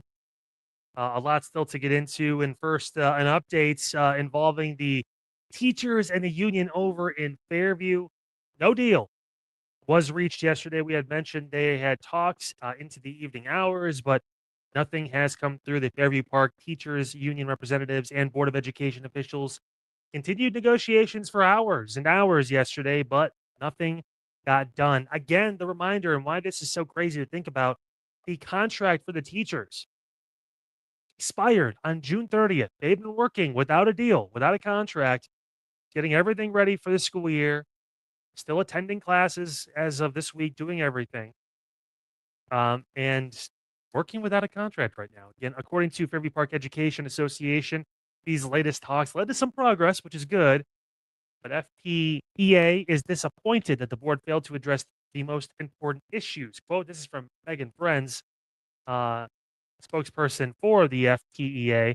Our student success is our top priority in our classrooms and at the bargaining table, rather. We are fighting for manageable class sizes and balanced teaching prep assignments so we can meet each student's individual needs. We are advocating for the conditions needed to attract and retain the very best educators to serve our students so we can deliver the great education they deserve. And again, if you guys need a refresher here, the FPEA represents approximately 110 members, including teachers, counselors, school psychologists, and speech and language pathologists across the Fairview Park City School District. Negotiations began back in April, believe it or not, but failed to progress, according to the FPEA. This left members working under an expired collective bargaining agreement for months here. No future bargaining dates have been set as of this evening. So we have no idea what's going on. Friends said if the two sides cannot agree to a contract, they cannot rule out voting on a 10-day strike notice. However, Friends did say that's the absolute last resort. There's been a lot of good faith negotiations been happening essentially really since April, but especially since June, the end of June, when their deal initially expired. But we need the board to return to the table to collaborate on these issues that will make a difference in our students' education. We know these are not easy issues to address, so we have faith that together we can find solutions which will benefit our students and our community. I will be saying this, and I should be saying this much about this whole situation involving Fairview Schools and the union. I've seen negotiations with school districts and teacher unions and all this stuff, and it gets really messy. at least publicly, both sides have been able to keep this pretty damn clean. I'll give them both credit. I mean, it looks like they both genuinely want to get something done. There's obviously some tough things that you just heard that are not super easy just to fix at the drop of a hat. It takes time, it takes patience, and it takes both sides willing to move a little bit on certain things. And it seems, at least for now, like, hey, they don't want to strike. They really don't want to do that. Uh, I'm sure the school board and everyone and all that included too doesn't want that to happen. So, but hey, I give a lot of credit to the union and I give a lot of credit to the Fairview School District for staying really professional and not there's no this is ridiculous and they're doing this and that or whatever. And I've seen the people like everything school board members or ever come out and just bash the unions or whatever it is. No, everyone's like, hey, we really want to get this done. We're just still kind of apart, and we're all in good faith here, just trying to keep moving forward the best we can. So, not mad at it. Actually, it's crazy what happens when it feels like there's communication, even if you're not agreeing on something yet. That there is still some sort of communication involved. I think other school districts should kind of look at this model, look at what's going on right now. And again, it can change, it all can. But for right now, and be like, hey, feels like they're in a pretty good spot. You know who's not in a pretty good spot right now? Target. Oh my goodness. I debated pulling this picture, but we're going to throw it up on the screen anyway. There he is. So what were they thinking? Target apologizing for a costume it now calls offensive. It's no longer selling the kids' glow under blacklight circus clown Halloween costume. That sounds like you would buy it in the third row on a hanger at Spirit Halloween, but nevertheless, it was sold at Target. Quote, and this is the statement from Target, an apology from us. We removed an offensive Halloween costume that should have never been part of our assortment. It is no longer for sale. As a company, we got this wrong, and we are deeply sorry. We know this is especially hurtful for our Black guests, team members, and partners. Removing the costume is an important first step, and we are looking closely at how this happened and what needs to change to ensure this won't happen again. In photos of the kids' glow under blacklight circus clown costume that you see there, a young black boy modeled the outfit, which featured a black and orange printed bodysuit and hood with an exaggerated smile and mini top hat. Critics and most people with common sense said the costume is racist and evokes blackface and minstrel imagery. Target has faced criticism for backtracking on diversity, equity, and inclusion efforts after President Trump's second election into office. Not as concerned about the President Trump side of things. It's more a fact like this is kind of obvious. Like, and again, I'm not a historian when it comes to black culture, all that stuff too, but some things it's like, yeah, it doesn't really look right. And just seeing the picture out of context, I'm like, probably not the best. Probably not that good. Would do that. Don't know how long it was up. Again, we're not even in September yet, so it's still very early in the shopping for Halloween costume season. My son wants to be Darth Vader. I've got the suit in the cart on Amazon, just waiting for the next round of paychecks to be able to get that. But people around this time trying to find deals, whatever it is, they see something like that. It's like, I know. Don't get me wrong. I've never pigeonholed Target as the go-to for Halloween costume purchasing. Maybe people buy candy there. I don't know. Personally, I've never. The only time I've ever shopped at Target is when my son's gotten a gift card for Christmas or his birthday. We go there and get him toys. Like that's pretty much the only time I really shop at Target because I'm not a 19-year-old female. But nevertheless, here we are. Yikes. That was rough. That was. You know what else is rough? We get a name change? Yeah. According to President Trump, we just might. With his trade war with Canada intensifying, President Trump floating the idea of renaming Lake Ontario to become Lake America. Remember the Gulf of Mexico? Me neither. America's northern neighbors quickly panned the idea. Oh my goodness. 19 News got this from the AP from it's the Associated Press. This is a direct quote from someone who was walking their dog in the lakefront of Lake Erie, an Ontario resident. Quote, he can blow out his hole as much as he wants to, but it's never going to happen because Canadians are strong. Patricia Wiseman was there for that. It may be more complicated than that. President Trump has wide latitude over how U.S. government recognizes geographic places and landmarks, but he cannot force Canada or individual citizens on either side of the border to follow his preferred naming conventions. Of course, his latest branding idea, reminiscent of the move to rechristen the Gulf of Mexico as the Gulf of America, highlights how much rhetoric and trade policy have sundered the previously warm relationship between Washington and Ottawa. Quote, I believe the American people love us and we love them, Wiseman said. They're going through as much turmoil as we are. Hopefully one day we can reunite. Yeah. Trump introduced the idea of renaming the easternmost area of the Great Lakes hours before Canadian Prime Minister Mark Carney's scheduled announcement of reciprocal tariffs on U.S. imports into his country. The United States, quote, is giving serious consideration to changing the name of Lake Ontario to Lake America, and that we don't expect to doing much business with Ontario any longer. That's a Truth Social post from the president. The White House followed later in the day by posting on social media a toy Lego map of the U.S. labeling the Gulf of Mexico with Trump's preferred name, Gulf of America, as well. It's kind of a big deal because right now, again, the U.S. and Canada, which share borders, of course, along the Great Lakes, including Lake Ontario, are locked in an extended trade dispute, with the Trump administration imposing 50% tariffs on $20 billion worth of Canadian goods over the weekend after talks between the countries broke down. That ratcheted up lower tariffs that Trump imposed in 2025, shortly after his second presidency began. Trump has also threatened new 50% tariffs on Canadian vehicles, auto parts, and steel, while Carney said U.S. trade demands showed that Washington wanted to, quote, destroy our major industries, including auto, steel, and aluminum. The official U.S.-Canada border stretches across the water between Lake Ontario's northern and southern shores. The body of water forms much of the New York State's coastline and separates Buffalo from Toronto, the capital of the province of Ontario. Of course, Toronto is Canada's most populous city, and Ontario, its most populous province, rather. Ontario also is the single largest export destination for more than a dozen U.S. states. I don't think this is going to happen, but if it does, it's amazing what can be an issue in 2026 instead of other important stuff like, hey, can I not pay $4.50 per gallon of gas anymore? We figure that out. Like, can I grocery shop this week, or am I not going to be able to afford it? That kind of thing. It's just those certain things that take precedent over. Well, here's a petty jab here. Here's a petty jab there. It's care about the name on a lake. Come on.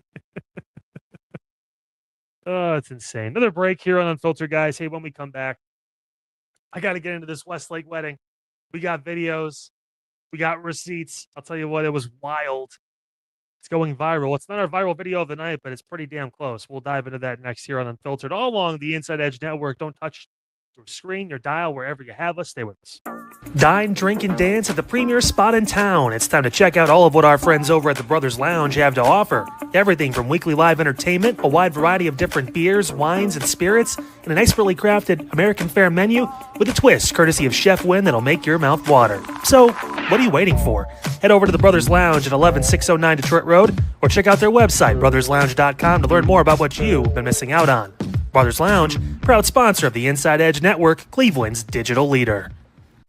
Whether searching for a baseball autograph by your favorite World Series slugger, a signed football by an iconic Hall of Famer, or the jersey of a world-famous soccer star, you've come to the right place. Here at sportsmemorabilia.com, the web's leading source for authentic sports memorabilia, you'll find more than 500,000 authentic products from nearly every professional sports league, team, and players.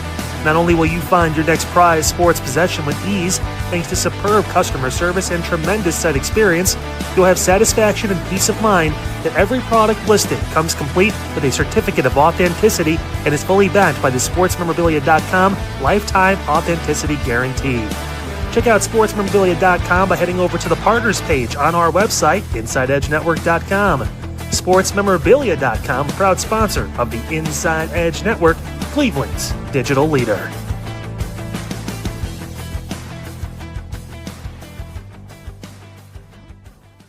Discover our collection of handcrafted body mists made with clean, minimal ingredients. They offer a natural alternative to synthetic fragrances, perfect for sensitive skin and those seeking clean, mindful self-care, and the perfect gift for you and your special someone.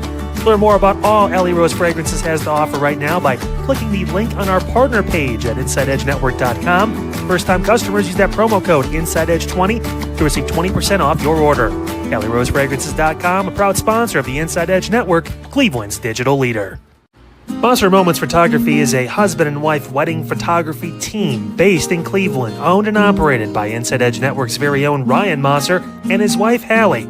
For the past 10 years, they've captured more than 100 weddings across Northeast Ohio and beyond, always working together as a true two-person team. Their style centers on authentic, emotional storytelling, documenting the real moments between two people in love and creating images that feel natural, comfortable, and true to the couple. Rooted in Northeast Ohio, but inspired by their travels, Ryan and Hallie bring a warm, personal approach to every wedding day. Their work blends experience, consistency, and a genuine passion for helping couples relive their best day through timeless photography. Learn more by checking out Monster Moments Photography's link on our partners page at the InsideEdgeNetwork.com website. Monster Moments Photography, a proud sponsor of the Inside Edge Network, Cleveland's digital leader. Find us on InsideEdgeNetwork.com for the latest information on your favorite shows, personalities, and network partners. Plus, we have a merch shop. That's right, we have network polos, t-shirts, champion jackets, hats, and bottles. Rep the network. Every purchase supports independent sports and entertainment media. Thank you for your support from all of us here at the Inside Edge Network, Cleveland's digital leader for news, talk, sports, entertainment, and mental health.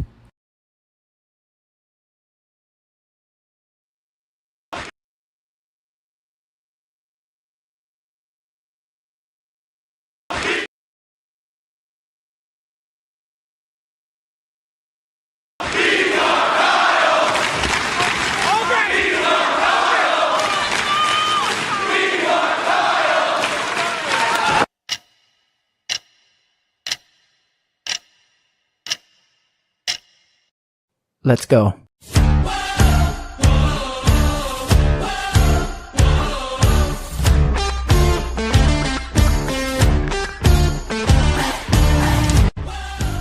Welcome back to Unfiltered, your destination for all things news, talk, and sports. Don't forget to check out our website, InsideEdgeNetwork.com, to learn more about all of our shows, personalities, and buy some merch too while you're at it.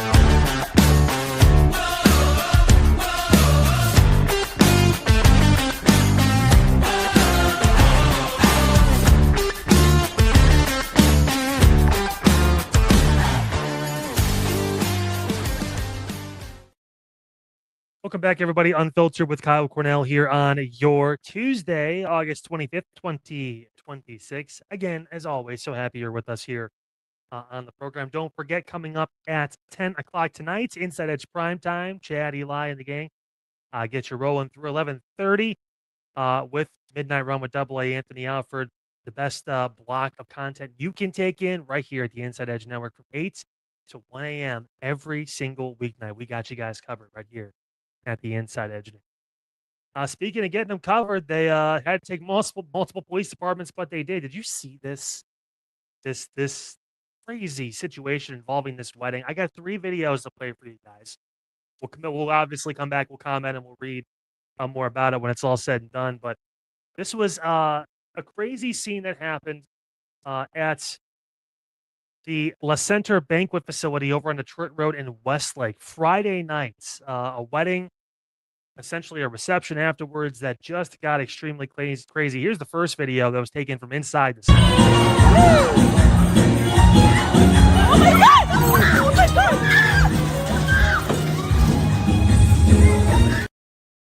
Yeah, your eyes weren't deceiving you. That was a butter knife. Again, we'll dive deeper into that in 1 second. Here's the video that was captured right outside the front doors when all the melee and all the craziness was going on.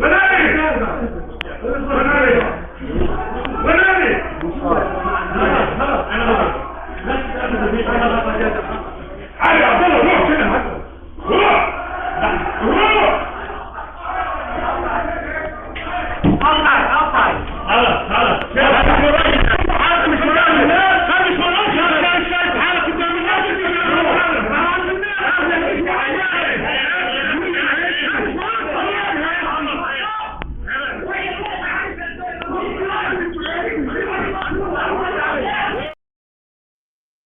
Yeah, got a little crazy, a little pushing, a little shoving. We're gonna get into the full details of everything we know now here in a few minutes or in a few seconds, I should say. But first, last video of the trio. This is from an officer body cam when he showed up at the scene right outside of the center. Everybody go. Stop. Yes, another brother. Police report. I need a police report, please. All right, we'll get you a police report. Yes. All right. Who is this? Who is this between? It's between four brothers. Okay, and you? And me, they jump. I one of them with the glasses right there. He's on right there with the black. Okay. He's right there. And Hey. Bring me the Hey. the Listen. He attacked us. This one too. Okay. All right. Yes. He's nervous because I got you. No, there's no nervous. There's no nervous. Hey, I'm telling you right now, stay over here, okay? Yeah. All right. We were dancing and four brothers jumped on us. I got That's you. it. All right. Yeah, crazy scene. So let's dive into the details because this is getting a lot of attention right now. Alcohol not blamed for this. Though often police do say that when there is a brawl at a wedding or a reception, that's usually one of the big reasons why, but not in this case. Westlake police say in this case, the fight was sparked by a history of hostilities between two families. The Capulets and the Montagues. Here we go. Investigators say a key piece of evidence was the video clip again that shows a chair being thrown and several men chasing after a wedding guest at the La Center banquet facility, as I mentioned, over on Detroit Road. You heard the guest screaming, "Oh my God! Oh my God!" It was a wild scene. Investigators said surveillance video from the center shows a large group of people pouring out of the building where the fight escalated between two groups of men. Quote, "We knew violence already happened from independent witnesses who called us, who said people were bloody. So we know there's already violence going on. We don't know if there's weapons." That from Westlake Police Captain Jerry Vogel, who talked with Fox 8 News here in Cleveland. Westlake Police called for mutual aid from Bay Village, Rocky River, and Fairview Park as well to come deal with this. The fight's still going on after they got calls when they showed up. That's a long time going back and forth. Again, paramedics were called to the scene after the injuries happened. Once police was there, this is over, and our officers make sure that this is over. They establish their presence, make sure that everyone knows the police are on the scene. This is done.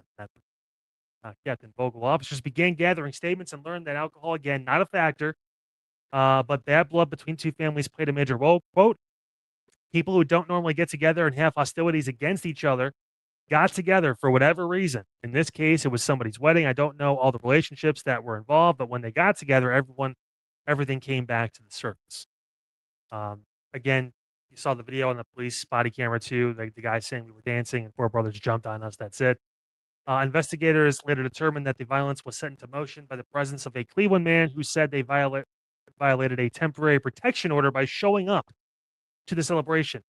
Say if you have a restraining order and you know you're not supposed to be somewhere where someone is, you probably shouldn't show up to that. Just saying.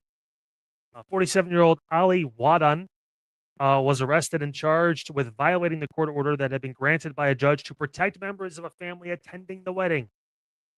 Quote, "Under the law, if you see this person, even if you're there accidentally at the same time, you have to leave. It is your responsibility to leave. This person chose not to." That from Captain Vogel. If anyone had any doubt or any concern about what you actually need to do when there's a restraining order against you, hopefully you never have to have one filed. Everyone's good and peaceful, but still, if it does happen, you're not supposed to be there, even if it's an accident. You got to go. It's up to you to leave. Detectives say another guest, 46-year-old Raid Mahmoud Suleiman of Dearborn Heights, Michigan, was also arrested and charged with assault, inducing panic, and tampering with evidence for allegedly threatening other attendees with an unusual weapon that he discarded when police arrived. I mentioned it earlier. Quote, "He took it one step further and brandished an actual butter knife from a place setting, evidently, and was threatening people with the butter knife." Oh, my goodness. Investigators saying a third man, identified as 48-year-old Abdallah Wadan of Westlake, was charged with aggravated menacing for allegedly threatening to harm other guests at the wedding as well. Police said once the order was restored, the wedding celebration continued without any further interruptions. However, they point out that the actions of the suspects put a damper on what should have been a joyous night for the bride and groom. Quote, "Their wedding night gets ruined by some bad apples. People aren't going to talk about the wedding. They're going to talk about the melee that happened during the wedding. Hey, remember when I got married and like 45 people decided to start throwing hands? Great." The charges against 3 suspects are being filed in Rocky River Municipal Court. Police are recommending that the defendants have no contact with any of the alleged victims, obviously. Because the last time they tried talking, look what happened.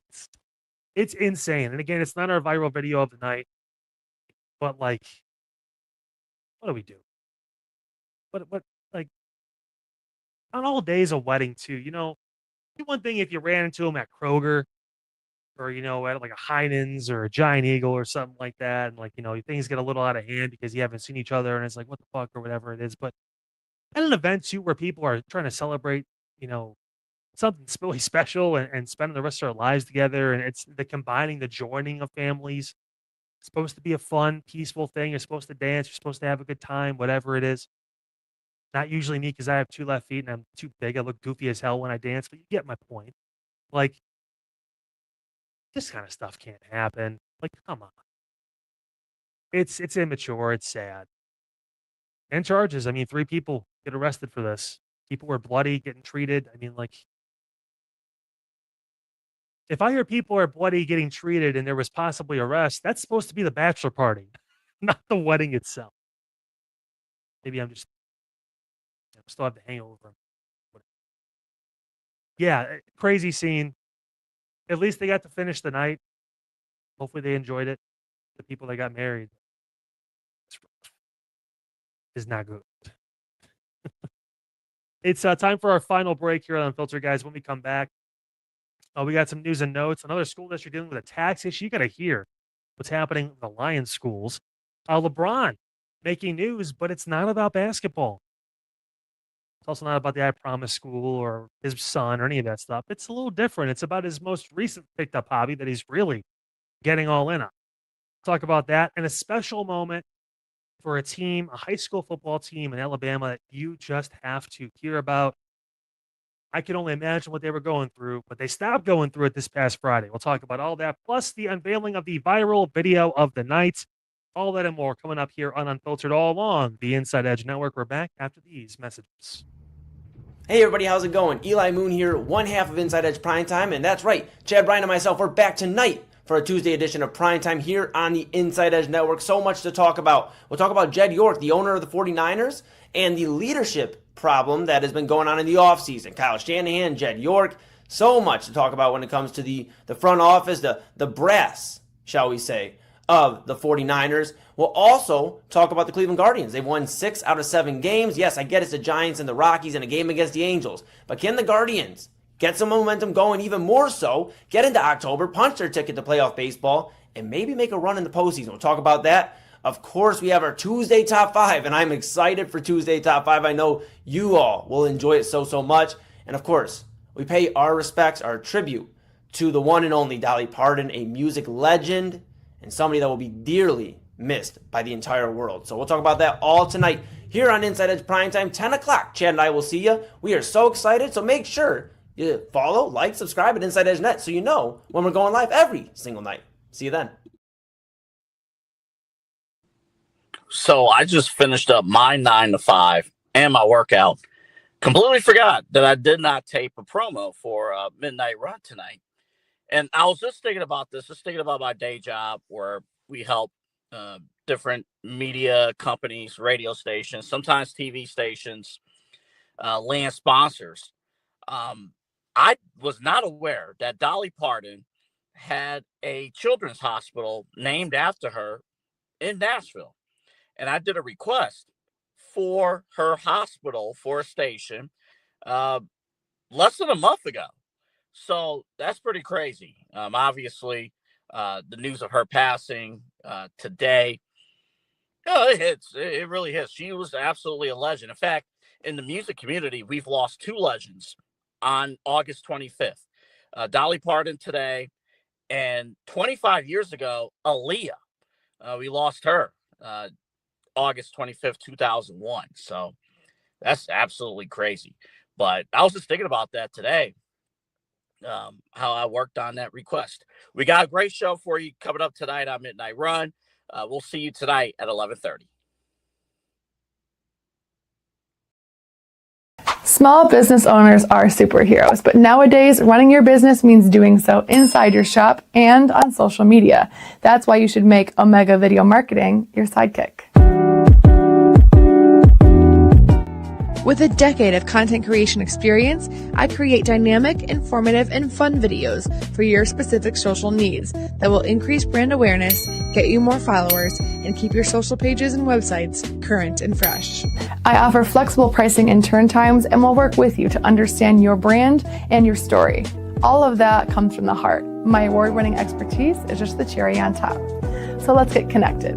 After all, your brand is the alpha and my expertise is the omega. Jeez, oh Pete! Can I please finish what I'm going to say? What the f***? They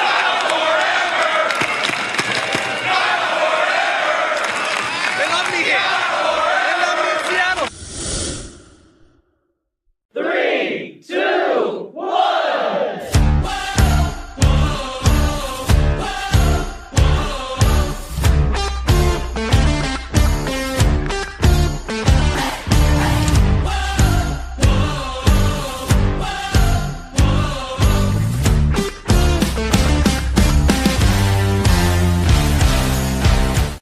Welcome back to Unfiltered with Kyle Cornell, right here on Cleveland's digital leader for news, talk, sports, entertainment, and mental health, the Inside Edge Network.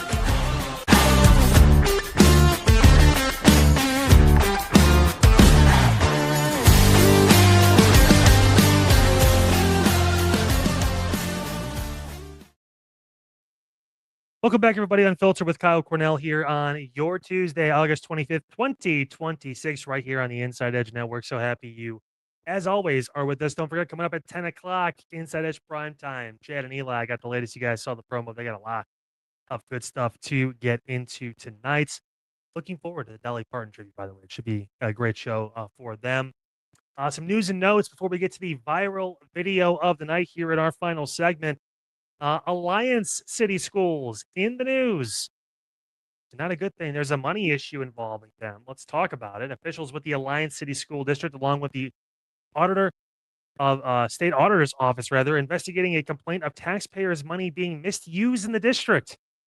The complaints revolves around 4 credit card charges ranging from $13 or so to up to $175, totaling over $255.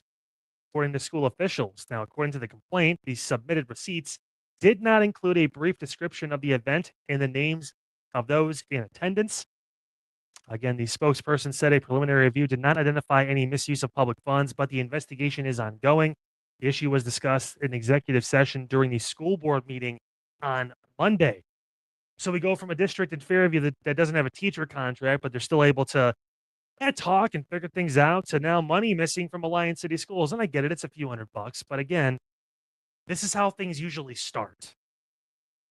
If you watch fraud, you see different fraud stories involving companies, schools, whatever. It always starts a few hundred here, a few hundred there. The next thing you know, you're blinking and you have a situation like the Parma City Schools where they find themselves $20+ million in the hole. And no one trusts them. School board members are in and out. Like it becomes just a cluster of just ridiculousness. So good on Alliance for bringing this out. State auditor's office looking into it, trying to nip it in the bud now because a couple $100 now gets turned into a couple $100,000, potentially millions. You want proof? Look at the situation in Geauga County. Hamden Volunteer Fire Department, that township. With the guy that was running the books there for 30 some years who stole millions from the fire department. No one even knew until recently. It's going on for years. Saying it always starts with something small and then it balloons. So kudos to them for actually trying to get on top of this and not letting it become a giant issue. LeBron James is in the news, and like I said, it's not because of the 76ers. It's not because of anything basketball related. It's to do with the PGA and Akron. Isn't LeBron just a swell guy? Yeah, he's partnering with the PGA Tour. How about that? Big news. The PGA and the LeBron James Family Foundation announcing today they're partnering to bring a big event back to Firestone Country Club in James's hometown of Akron. Anyone who follows James on social media knows he's become a very serious avid golfer. Yeah, I watched the whole video with the 2016 Cavs on his page. It's got millions of views already because, again, it's LeBron. Quote, golf has become a passion of mine, and I've seen firsthand how the game can open doors, build relationships, and create opportunities that many kids don't even know exist. This partnership with the PGA Tour gives my foundation a chance to introduce my I Promise students and more people to the game at a young age, support talented athletes chasing their dreams, and continue investing in the city of Akron. That means everything to me. Firestone has seen the PGA slowly pull out of Akron over the last decade.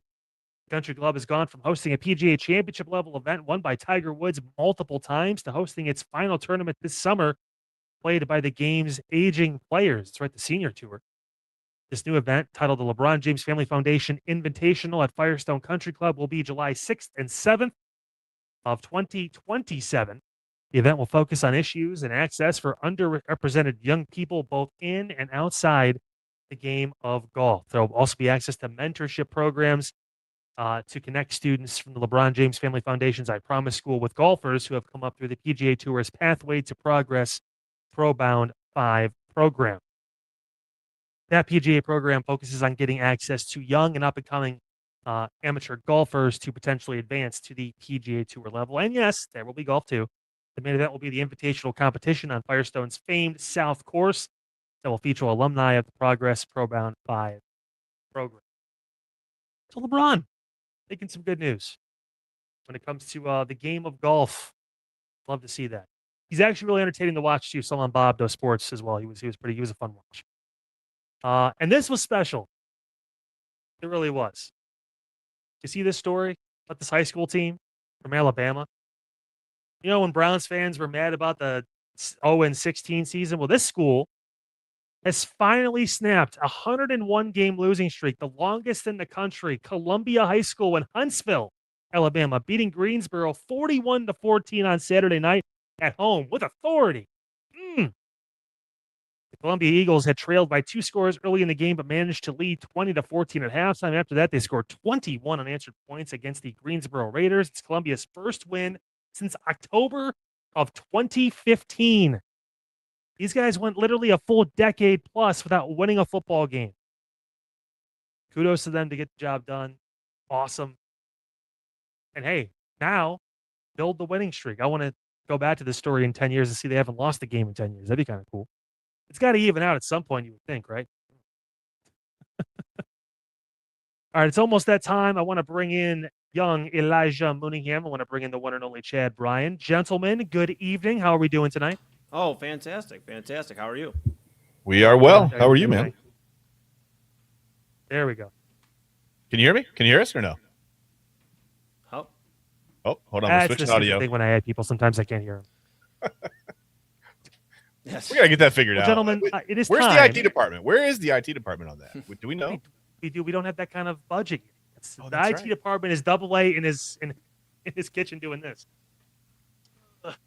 Well, put it in a ticket. We'll see what happens. Put in a ticket. Oh gosh. Why not? I hit deeper than you know. It's time for the viral video of the night. Mention this, Chad. You got some youngins running around. I don't know if school started yet for them, but if you're like me, oh yeah, maybe you need a kind of an update on the alarm. Maybe you need to kind of, start of the school year, you need a new thing to be able to kind of figure out how to get up on time for the kids. Well, do I have a solution for you?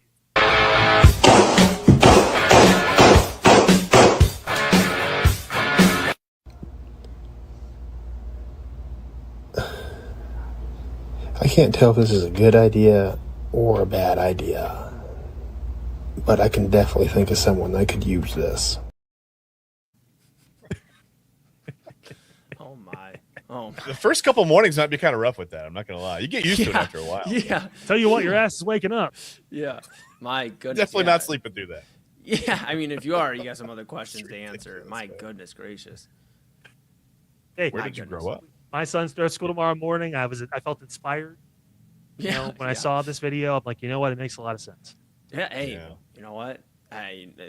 Some of us need that alarm. I don't know if it'd be good, and maybe you should put the safety on, maybe just some false send offs. But my goodness gracious, that was something. That was something. Just for the record, it says submit a ticket. So maybe that'll help. Yeah. I'm not sure if that's for the alarm or for the IT problem. I don't know which one anymore. Both. Maybe Double wants the alarm. Yeah. We're not 6 cups of coffee anymore. Yeah. Oh my goodness. Hold on. There you go. That is like a real IT department, though. I think that's only like 3 They're months. busy. As long as he means January, we're okay. Like as long as he responds in real time, though. I give him credit. Yeah, we're at least talking to a human being. Like that's good. There you go. That's fair. Hey, that's fair. I'll be here all week. Hold, please. Yeah. Say 0 for customer service. Say 0. Why do I have to?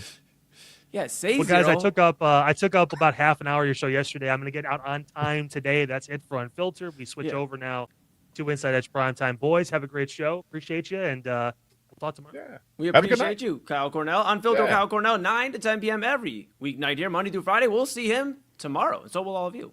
All right, Kyle, we appreciate you. All right, bud. All right, now we have to do a whole show. We got to do a whole show. Wait, do we plan for one of those? We'll see. Okay, find cool. out. We'll find out. Here's the first thing we got to do. Let's see if I let me see if I got my old trick still. Oh yeah, we're in there. Right. We're in there. Quick remodel. I like that. I like what you did with your shirt. Yeah, I did very little with it. I threw it on over my head. It kind of fell into place. I didn't. Yeah.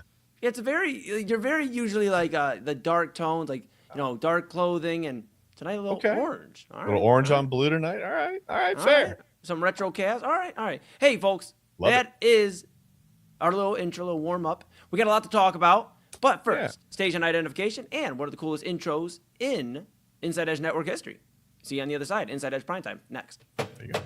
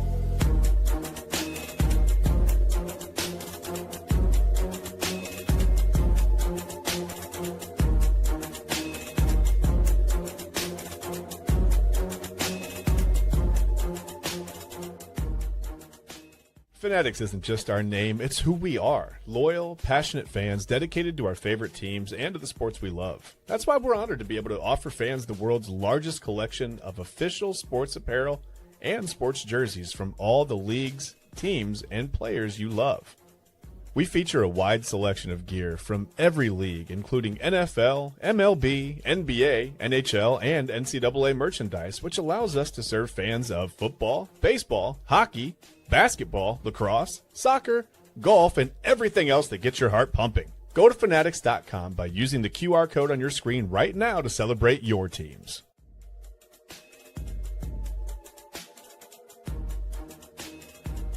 And welcome in, everybody, to another edition of Inside Edge Primetime here on the Inside Edge Network. Chad Bryant to my right, your right, everybody's right. I'm Eli Moon. We are back in the saddle.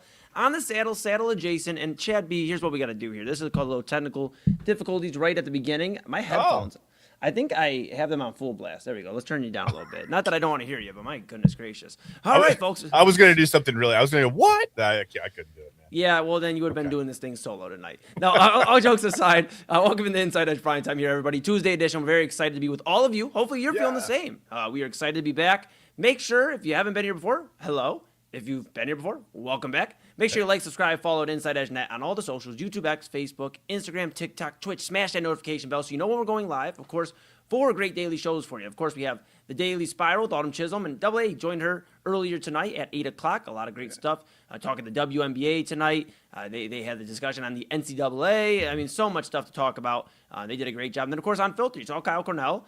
We appreciate him. He gets you up to date with all your local, national news, community, Cleveland, all that talk. Of course, some sports talk as well. That's 9 to 10. And then Chad and I, 10 to 11:30. Look at that. We get an extra half hour. We're kind of still getting used to it a little bit. Yeah. So that's Chad and I, Inside Edge Prime Time. That's right. And 11:30 12:30 to 1 a.m. Midnight Run with our program director, our bro, AA Anthony Alford. So much to keep up with. Of course, all of our weekly shows as well. You have Side Hustle Wrestling Podcast Friday mornings. And then, of course, you have Real Talk with Pop Moon Saturdays at 5. Main Event Sundays around 9 o'clock. We aim for, but, things happen from time to time. And, of course, a lot of great programming. Yeah, exactly. Voice of the Land with Ryan Mosser and Kevin Arnold. Thursdays as well. A lot of great stuff. You read about all your favorite personalities like Chad Bryan and everybody who does a great job across the Inside Edge Network at InsideEdgeNetwork.com. Go check out our partners page as well, because we cannot do without our partners, including our title sponsor, the Brothers Lounge. They're on 11609 Detroit Avenue on the border of Cleveland and Lakewood. A lot of great live music all week long, great food from Chef Win, and winning bites. Burgers, nachos, fries, wings, chicken and waffles, voodoo pasta. My goodness, so much great stuff. Live music all week long. Tonight, if you're watching us from Brothers Lounge, that's incredible. Hey, how are you doing? Open mic with poor Duncan going on. Still probably wrapping up your last hour. Same with comedy with Bill Squire. They're in the concert hall, so front stage, concert hall, everything going on there at the Brothers Lounge. Billy and everybody does a great job. Of course, Billy, the owner of Brothers Lounge, and the hospitality we feel there at Brothers Lounge is incredible. You'll feel the same. Great food, great drinks, great music, and great hospitality. And so much to check out. And of course, the home of Moon Bash 3rd Annual next July. So with all that being said, we cannot do without, of course, the Brothers Lounge, our title sponsor, and all of our other great partners as well. Fanatics.com, AlleyRoseFragrances.com, Monster Moments, SportsMemorabilia.com, W Energy, and Omega Video Marketing. Couldn't do without all of them, and of course, couldn't do without you at home. Yes. So we'll grab a shirt, a hat, a mug, a polo, a windbreaker. Rep Cleveland's digital leader, your source for sports, entertainment, mental health conversations, news, and everything in between. And of course, make sure you go and take us here or there, near or far. Here we are. Inside Edge Network app on Roku. We want to get our reward points. We want to go on vacation with you. We want to travel. We want to know what you're getting into. So let's travel together. How about that? Inside Edge Network app on Roku. Take us on the go. All right, Chad, be a lot to get into tonight, as every night. But we start with this news that actually shook me to the core for a moment. I ain't going to lie. And it's a very... I'll tell a story before we get into it here. Pop Moon and I were going out. We had plans to go to Attica, Ohio. We ended up in Minerva, Ohio, which, cool little small town, nothing crazy. Yeah. What's crazy about it is we went in the wrong spot. We, again, ended up in Minerva, not Attica. Attica being 2.5 hours away from Minerva.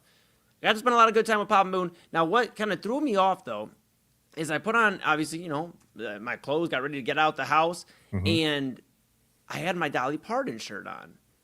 And I checked my phone literally 2 minutes as we got, we stopped at the gas station, grabbed some gas before we hit the road for an expedition. And we saw, I go, oh my goodness, Pops, Dolly Parton just passed away. And he goes, look at your shirt. I go, bro, I didn't even put two and two together for a moment. It just crazy to think about. Dolly Parton, again, passes away at the age of 80. And I just haven't really processed this. My Aunt Monica, who passed away back in 2019, she was the one, and my mom and I will talk about it all the time, Mama Moon and I. We'll get on the phone, she'll be like, man, if so-and-so passed, my aunt would be the first one to call us and be like, did you see, so-and-so passed? And everyone hurt my aunt's soul. I mean, every passing. And death is never an easy thing, but my aunt was one of those great people that, she felt like she grew up with all of these people, and they were all of her friends. So it was incredible. I miss her, and the world's going to miss Dolly Parton. Dolly Parton, a country music legend, but a legend in music overall. I mean, her impact stretches across decades. This is somebody that didn't apologize for being who she was. I was reading something earlier, an excerpt from one of her interviews where she was mentioning, she saw somebody with the blonde hair and all the makeup and everything, and just the whole getup. And, her mom said, that's too much. You don't want to be like that. That's trash. It kind of looks like trash. And Dolly Parton goes, well, then I guess I want to grow up and be like trash. And just that's the embodiment of Dolly Parton, like a lover of human beings. You never saw her without a smile on her face. And somebody, I'll be honest, I didn't start appreciating as much as I should have until my 20s. And I really started diving deeper into her catalog. Those that may know her, through Islands in the Stream with Kenny Rogers. You may also think of her from 9 to 5 and some of the movies she was in as well. One of the songs that really resonates with me, and I've been actually playing it on repeat the entire year, is Two Doors Down. I mean, she had every song you could think of, in any mood you could feel. Coat of Many Colors is one. Papa Moon and I listened on the way home from our 2-hour expedition that we didn't plan to be in a different city. Anyways, but we listened to Coat of Many Colors, and that's a powerful song because it really shows you where Dolly Parton came from. She came from tough times, a rough childhood in terms of they didn't have the riches and everything like that. But, she had love in her heart for her family. Yeah. And the impact she made on so many others. Billy Ray Cyrus and his daughter Miley Cyrus, who a lot of us, especially, I'm 29, so my generation grew up with Miley Cyrus together. Like, as she was growing up, we were growing up. And Miley Cyrus, her goddaughter of Dolly Parton, I believe Dolly Parton really had a big role in helping Miley Cyrus kind of have this second act of her run in music. And she's doing a great job, Miley Cyrus. But let's remember, Miley obviously came up through the Disney ranks and then made her run, Hannah Montana, all that stuff. And then she started doing like hip hop and rap, obviously, and I'm not going to lie, the songs were cool, but it just kind of seemed like it wasn't what she was trying to do ultimately. Yeah. I feel like it didn't suit her voice, man. She's got such a cool, unique voice for it. Yeah, I get you. Yeah, so she comes out with obviously some songs after Flowers, Jaded, some of her, one of her most recent albums, Miley Cyrus, that is.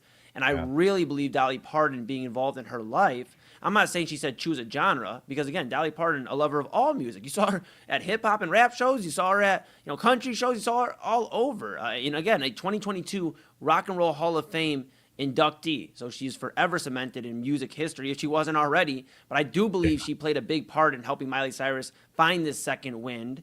And if you listen to any interviews with Miley Cyrus or Billy Ray Cyrus, how much that she meant, Dolly Parton meant to the Cyrus family and to so many others, Chad. Tennessee, the state of Tennessee.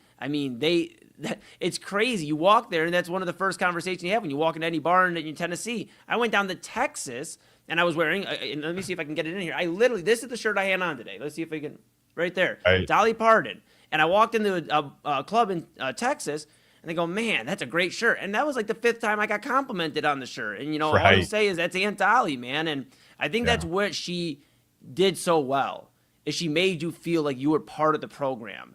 Like, you're with me. We're on this journey together, because, you know what? I remember what it's like to not have, 2 pennies to rub together, and now I have it. And she never really flaunted it either. Yeah, Dolly Parton liked to dress, well and do her thing, but you weren't seeing her go over the top, where it's like, okay, she was always trying to help community, others, the next generation, and I can truly, truly appreciate that. Not only as a music artist and somebody that books shows here for the community, is trying to and continuing to build community here, and I think we're doing a great job of that. But Dolly Parton also, as a human being, how much she impacted human beings, Chad Bryan. It's a sad loss. I'm gonna hand it over to you, but my prayers go out to the Parton family, to everybody close to her loved ones, people that are hurting around the world, because this is a significant loss. And my heart hurts today. Definitely hurts today. Dolly Parton passes away at the age of 80, Chad Bryan. Yeah, like you said, huge loss just for the world. I don't know that there's a person alive, or that's been alive during her career, her run of just being an amazing human, that disliked her. And that says a lot, right? That means you're doing everything the right way. When you can say that at the end of your life, I think that's pretty amazing. She grew up with what 11 siblings in a 1-room cabin, right? The Smoky Mountains. Like you said, she knows what it's like to come from nothing. And I think that can either break you, or it can make you, it can give you this like wonderful sense of like togetherness and like, wanting to pull other people up and help. And just what a philanthropist. She gave away millions and millions and millions of dollars, and not just to give it away. To excellent causes, right, during her life. Like you said, Dollywood, to bring tourism to Pigeon Forge, to just kind of liven that area and bring, just tourists and just a lot of, financial gain, obviously, to that area, and to raise that area up. Just a quick cool note. Just what I think is a cool note. I actually played a baseball game at Sevier County High School, the high school that she graduated from. I played a game on their baseball field. It's got a beautiful view of the Smoky Mountains out over center field. It was unbelievable. Still one of the coolest experiences of anything I did athletically. It had nothing to do with her. She wasn't there. We just happened to play a game that was scheduled at her high school. But it was really, really cool to know that you were going there, and it's just a cool thing. Yes. Whatever. Not a big deal. She also owned Eli. I found this kind of fascinating. She said she maybe owned 365 wigs, but she owned well over 100 wigs. Yes. Like I said, she loved to dress and do it up, right? And she just whatever, man. She lived life big. She was bigger than life. Just an amazing human being and a huge, huge, huge loss for the world.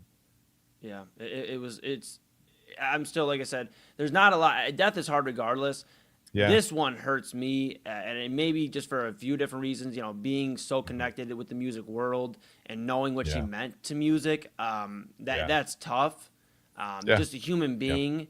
Papa Moon, I mean, I will not reveal Papa Moon's age. He'll do that on maybe one of his Real Talk episodes. But, Papa Moon remembers her her whole run pretty much, right?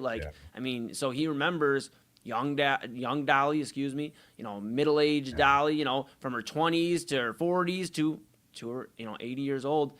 And I just first number one hit in 1971, by the way, and she just never stopped, Eli.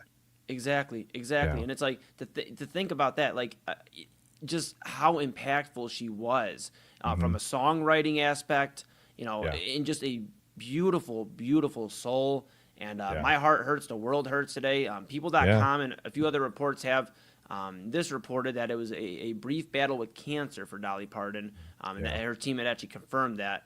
And if you haven't seen, earlier today, her nephew and family had announced Brian Seaver. They made the announcement and I think shook the world to their core. Some of these deaths do that, and this one was a real tough one. And I didn't imagine myself getting this emotional on air tonight, but just thinking about the impact she had. You talk about Dollywood. And I think, so I was a youngster. I was like in maybe my early teens, maybe 13 at 14, maybe. That may even be pushing it. But I remember we got in the car and we drove down to Tennessee. The whole Moon family. All right, here we go. Yeah. And we got down to Tennessee. We linked up with my cousins and my family, my uncles and everything that live in Tennessee. And we just planned a ton of stuff. That was my first experience of Little Caesars Pizza on a side note. And I thought it was the greatest pizza ever. I was like, what are they holding out on here in Ohio? And then we planned for Dollywood. And you mentioned Dollywood. If you've never been to Dollywood, you walk in and you just feel this home atmosphere. And I think that's like one of the big words to use when describing Dolly Parton is like comfortability, home, like things that made you feel safe and wanted in her space, whatever it was. Even if she wasn't there to necessarily greet you, you were greeted by her presence, by the atmosphere. And Dollywood, incredible. You mentioned with Tennessee, she was lifting up cities that really don't have a ton going on there. I've been to Tennessee quite a few times. My dad has, again, Papa Moon's family, some of his family is from Tennessee. So to see, Pigeon Forge, Gatlinburg, some of these cities, Nashville gets all the love, but then there's other great cities in Tennessee, great views, nature, all this, and they aren't loved as much. Exactly. And Dolly Parton made sure to show the love to every single city, every way she could, in an outreach. And I just, man, I'm hurting. I can't lie, man. I'm hurting. I'll listen to some Dolly Parton tonight. I've been jamming all day to some Dolly, and I mean, tough loss. So she's got over 3,000 songs. I mean, you could keep the catalog going for a long time. You're dang right. So. You're dang right.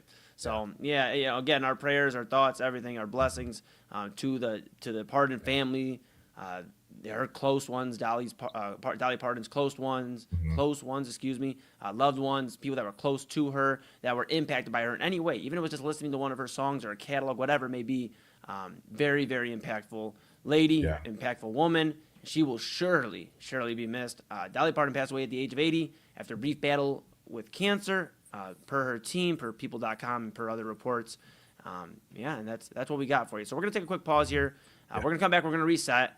We got a lot to talk about. The 49ers owner, Jed York. We have him coming up.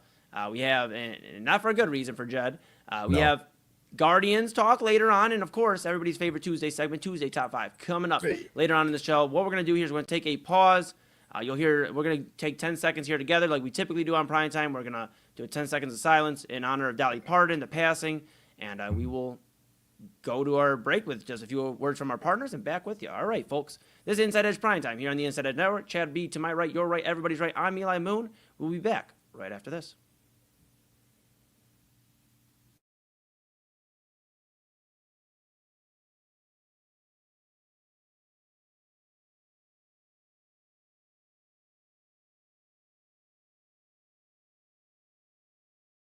Looking for an iconic Cleveland music venue that features premier entertainment, spirits, and food? Well, look no further than the Brothers Lounge. They offer a variety of live entertainment acts weekly, along with a diverse selection of beer, wine, and fine spirits, not to mention Chef Wynn's food menu, which has been crafted with traditional American fare with a modern twist. So come on out and enjoy the warm hospitality and make some new friends right here in your backyard. For more information, head over to brotherslounge.com and check them out for yourself at 11609 Detroit Road. That's right near the border of Cleveland and Lakewood. The Brothers Lounge, proud sponsor of the Inside Edge Network, Cleveland's digital leader. Key On Sports is the leader in Ohio high school athletic coverage in written, print, and video streaming. From the latest news and results and written content to the high school football game of the week every Friday, Key On Sports has you covered. The vision of 15-time published author Vince McKee has become the most trusted site in Ohio high school athletic news. From podcasts to player profiles, Key On Sports is your one-stop for all of it. Visit them today at keyonsports.com or on YouTube at Key On Sports. Check out their socials on Twitter and Facebook as well.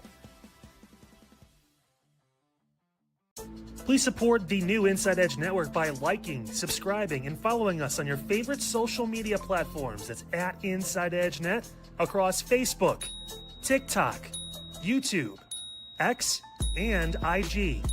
And don't forget to download our new app over on Roku. And as always, thank you for supporting your favorite shows on the Inside Edge Network, Cleveland's digital leader for news, talk, sports, entertainment, and mental health.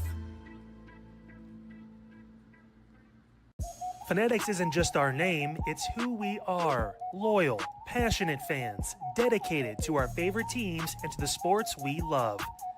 That's why we're honored to be able to offer fans the world's largest collection of official sports apparel and sports jerseys from all leagues, teams, and players you love.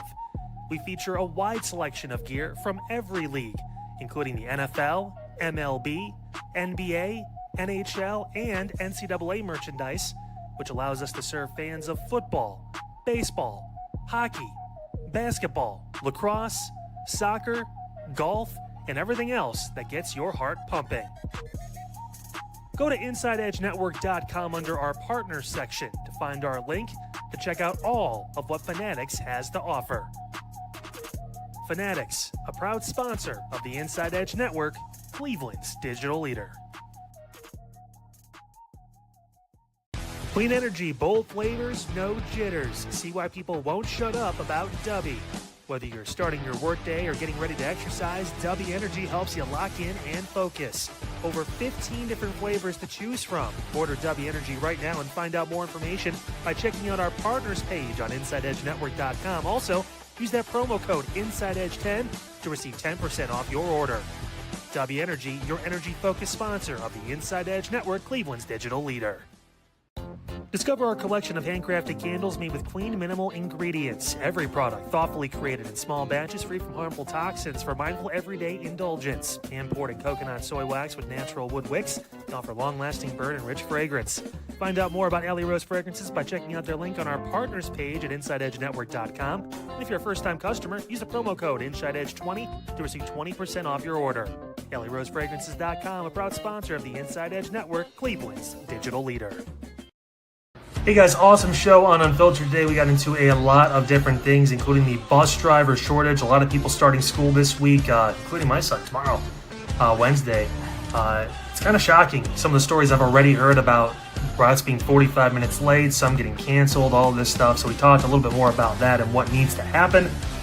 Still no deal for Fairview Schools and the union. That as well, and that crazy fight in Westlake too at the wedding this past weekend. We had video. Yeah, it was wild. It was a little nuts.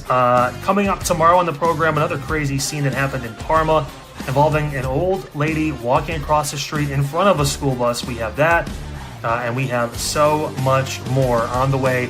All your latest news, all your latest talk, sports, everything, we got it for you right here, Unfiltered with Kyle Cornell, 9 p.m. tomorrow, your Wednesday, right here on the Inside Edge Network.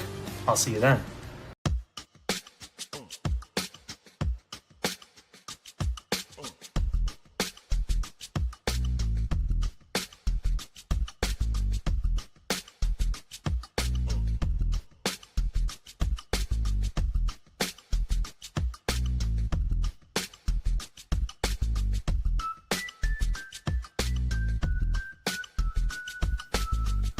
And welcome back to Inside Edge Primetime here on the Inside Edge Network. Chad Bryant to my right, your right, everybody's right. I'm Eli Moon. We are back in the saddle, on the saddle, saddle adjacent here for yet another segment here on our Tuesday edition of Inside Edge Primetime. So happy to be back with all of you, of course. Make sure you like, subscribe, follow at Inside Edge Net on all of the socials. That's YouTube, Twitter, Twitch, X, Twitter, X. You know, they're the same thing, but, you know, it's who you ask.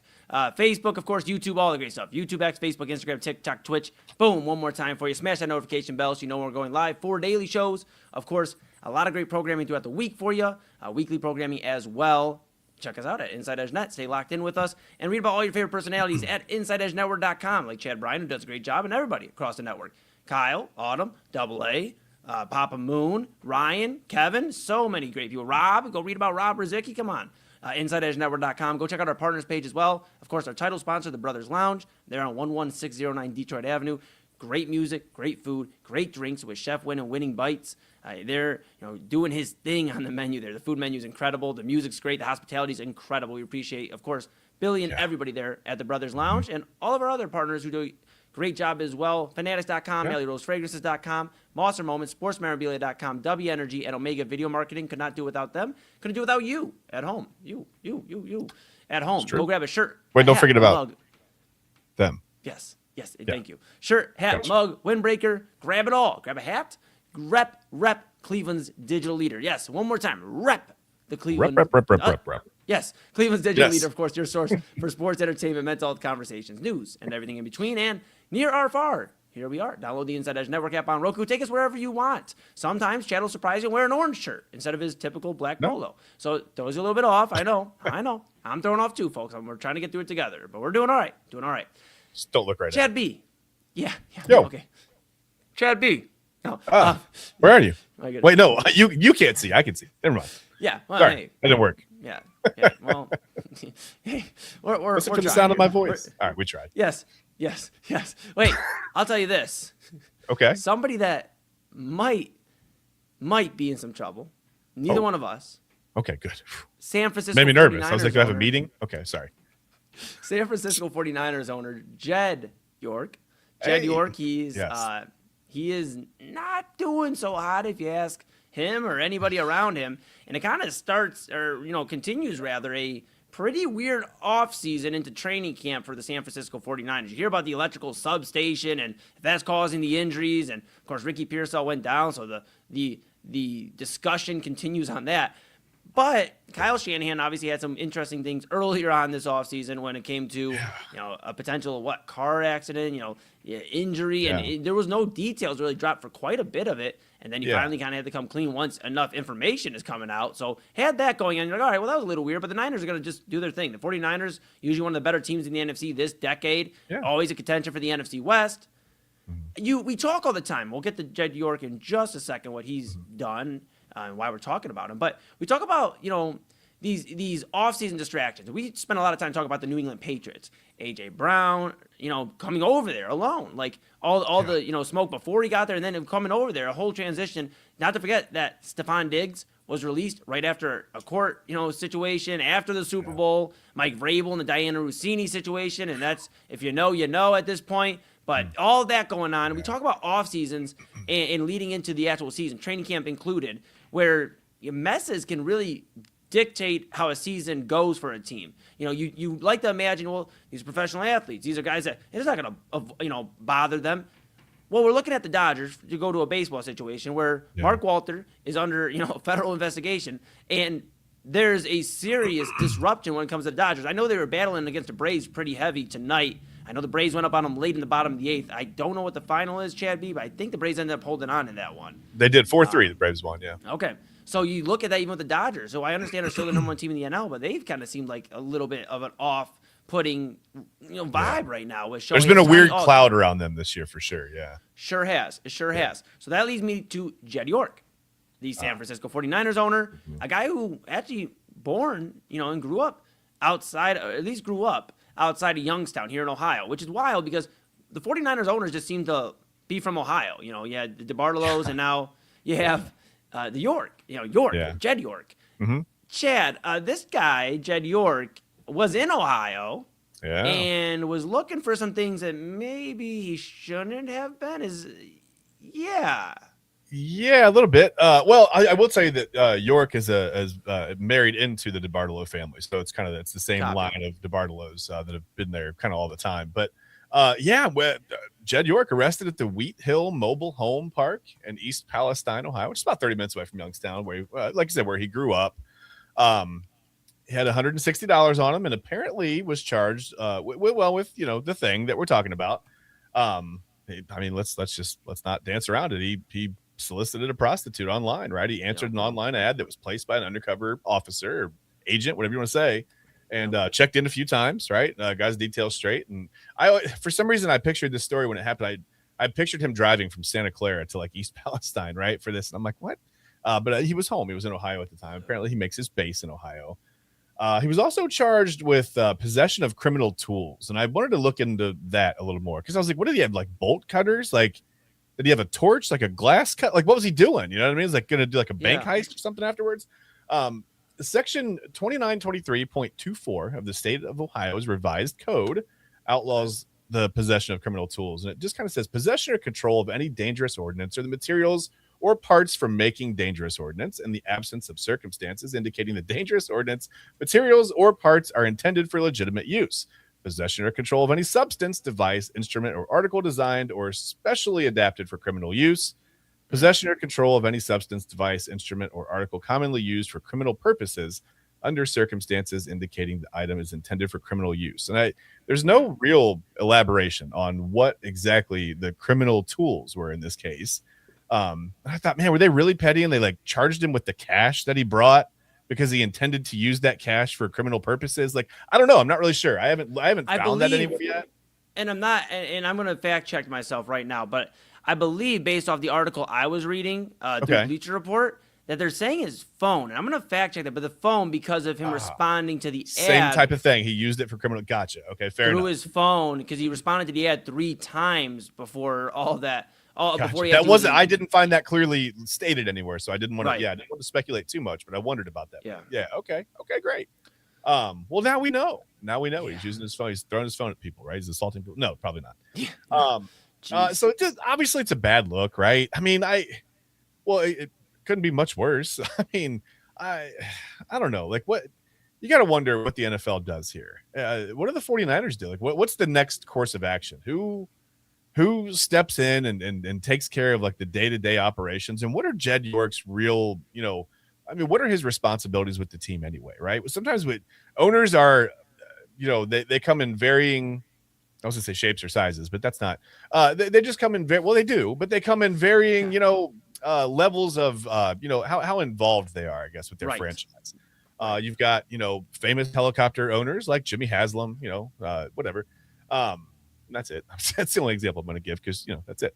And then you've got owners that are just kind of like in the shadows, right? Mm-hmm. But I thought just kind of digging through Jed York's past a little bit, I think you'll find this interesting. We talked about Mark Walter being under investigation, the whole Guggenheim situation, right? They're the owners of the Dodgers, owners of the Lakers, whatever. Jed York was once a financial analyst for none other than Guggenheim. So it seems like the I don't know, man. I want to say the apple doesn't fall far from the tree when it comes. Like, there's just all kinds of weird stuff going on around Guggenheim and the whole like how they've come up with all this money. Now you've got and it's very very peripheral, but you've got a former employee, who by the way is the owner of a professional franchise, the San Francisco 49ers. If you've heard of them, they play in the Professional Football League. It's called the NFL. Kind of a big deal, right? He's soliciting prostitutes online in East Palestine, Ohio, in a trailer park. I mean, just some weird stuff coming out of Guggenheim. It makes you wonder what the culture is there and just exactly what the day-to-day is like at Guggenheim, what that feels like, what that's like there. But Jed York in some trouble, and I'm struggling to say his name correctly. We hit some alternative pronunciations of his name today, and I'm pretty proud of myself for not saying like bread spork or anything. I'm pretty good with getting Jed York. Yeah, New York. New York was close. Ned York. I mean, that's everything. Yeah, Fred. Head dork. Yeah, head 49ers dork. He head is a dork. head dork Jed York. right now. I don't know. Yeah, whatever. He is a head dork right now, Chad. I mean, my goodness. Now. And I'm going to hand it back to you in just a second. But my goodness, you think about this guy, Jed York, and look, this shouldn't be happening to begin with. But No. how low can you go? Yeah, You're going to get in this much trouble over $160 for a service you really shouldn't be seeking out to begin with. No. I don't understand it. And this is overall a lot of the problems with some ownership. I'm not going to say all ownership, but the problem is they believe they're untouchable. And then this happens, and now we're left, talking as media here, to inform the people rocking with us right now here and every night on the Inside Edge Network, to inform them about what kind of should happen, or at least what our thoughts are. I'll go back to Robert Kraft, though. Robert Kraft got in some trouble, obviously, a couple years ago, when it came to some of his things, and, we won't divulge too much into it, but Robert Kraft obviously doing kind of around the same thing. Not the same thing, but around the same thing as Jed York in terms of really doing shit, excuse my language, but stuff you shouldn't really be doing as a human being to begin with, and then as the owner of a NFL franchise, it's really a bad look. But I go back to Robert Kraft because you asked, what does the NFL do at this point? I don't know if there's anything they really do. They didn't really do anything to Robert Kraft.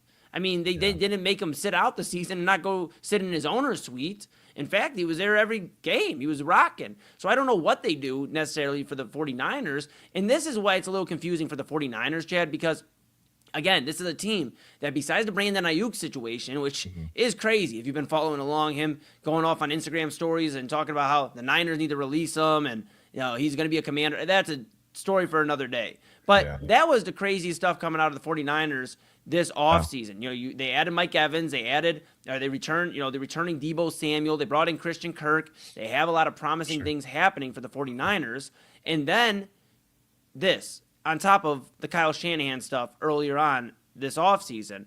So you wonder, and that's where I kind of want to pivot to, unless you have some more on terms of the actual news story itself. No, I don't think there's much else to say about it. I mean, I think it's run its course at this point. So one thing I will say real quick about the news story, they fined him like $1,200, a little under $1,200. Yeah. I mean, that's a discussion for a different day, but that guy literally sneezed as he was walking out and had the money for it. I mean, come on. But regardless, you wonder where the 49ers team, where their head's at, where the roster's at. We talk all the time about disruptions when it comes to players, and we won't harp on it tonight. We spent a lot of time on it yesterday, but we talk about Deshaun Watson and that factor in Cleveland. There's other guys that have had some really interesting, and that's the word I use. When I mean interesting, I mean like terrible is the alternate, for how some of these guys have acted for players. And now you have owners and coaches in this case for the 49ers that are really having the news on them. Yeah. When we should be, if you're in San Francisco, you should be talking about how's Mike Evans going to look with Brock Purdy? Is Christian McCaffrey going to stay healthy and have another good year? How's George Kittle's return from injury? He's coming back from injury. How's that looking? How's his defense going to look? Instead, you're talking about, why is Shanahan not talking about what happened? Like, why is he so secret squirrel about it? And then you also wonder about Jed York, there it is. Jed York. Well, we spoke it into existence. But Jed York, and now he's in the news, obviously. Yeah. And you just don't want this, I'd imagine, as a team.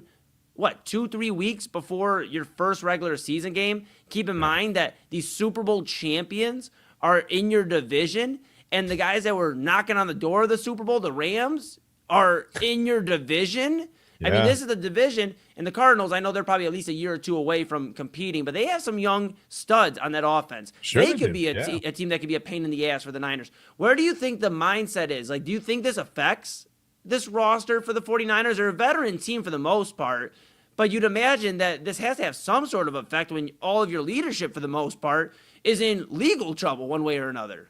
Yeah, I mean, it kind of rolls downhill, right? We talk about that with the Browns all the time, like how the stuff, the things that happen to the Browns, or that the Browns do to themselves, rather, it comes from ownership, and it seems to be the way that it is with companies, right? If it's a good thing and it rolls downhill, and you've got pretty good momentum. If it's bad, it comes downhill and it wipes everything out, right? Mm-hmm. But that's where it is. I mean, you've got the owner of the franchise. I can't imagine. I don't want to speculate, but it would be hard for me to imagine this being his first foray into, behavior that you would say would be off the cuff for. Right. Well, it's any human being, not just the owner of an NFL franchise. But right. I can't imagine this was his first time going, you know what? I've been bored. I'm gonna break I'm gonna do this, right? Like, seems odd. I'm sure there are other things that are going on. And the family has had trouble in the past. I mean, they the DeBartolos had to give up their, own their stake or whatever in 1999 because of a situation where then, the family, they didn't report an attempt at extortion against the franchise. They just sort of let it go.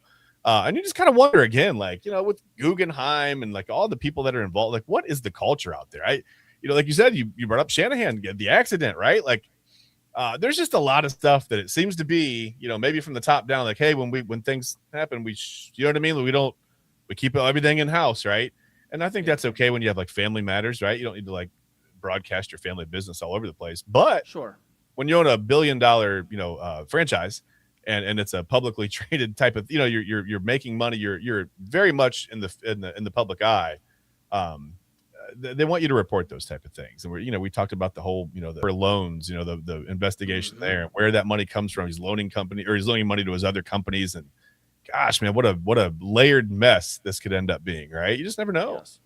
Never know. It seems it just, sometimes where there's smoke, there's fire. It's like there's a lot of trouble coming out of Guggenheim, and just kind of spreads out. And I don't know. I'm not sure. Eli, who knows? And you wonder where.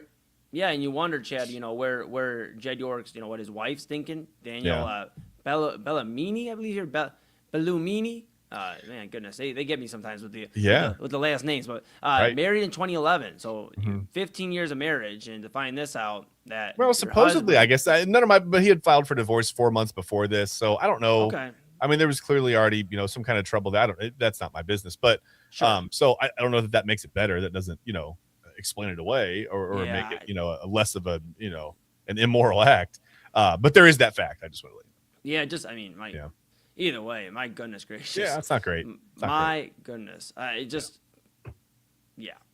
right. Well, that's what we got for Jed York. My goodness. The Niners have, for the first time, they have an offseason where it's actually like a lot of distractions. And I'm curious to see how they rebound and get back. I realized I didn't answer your question.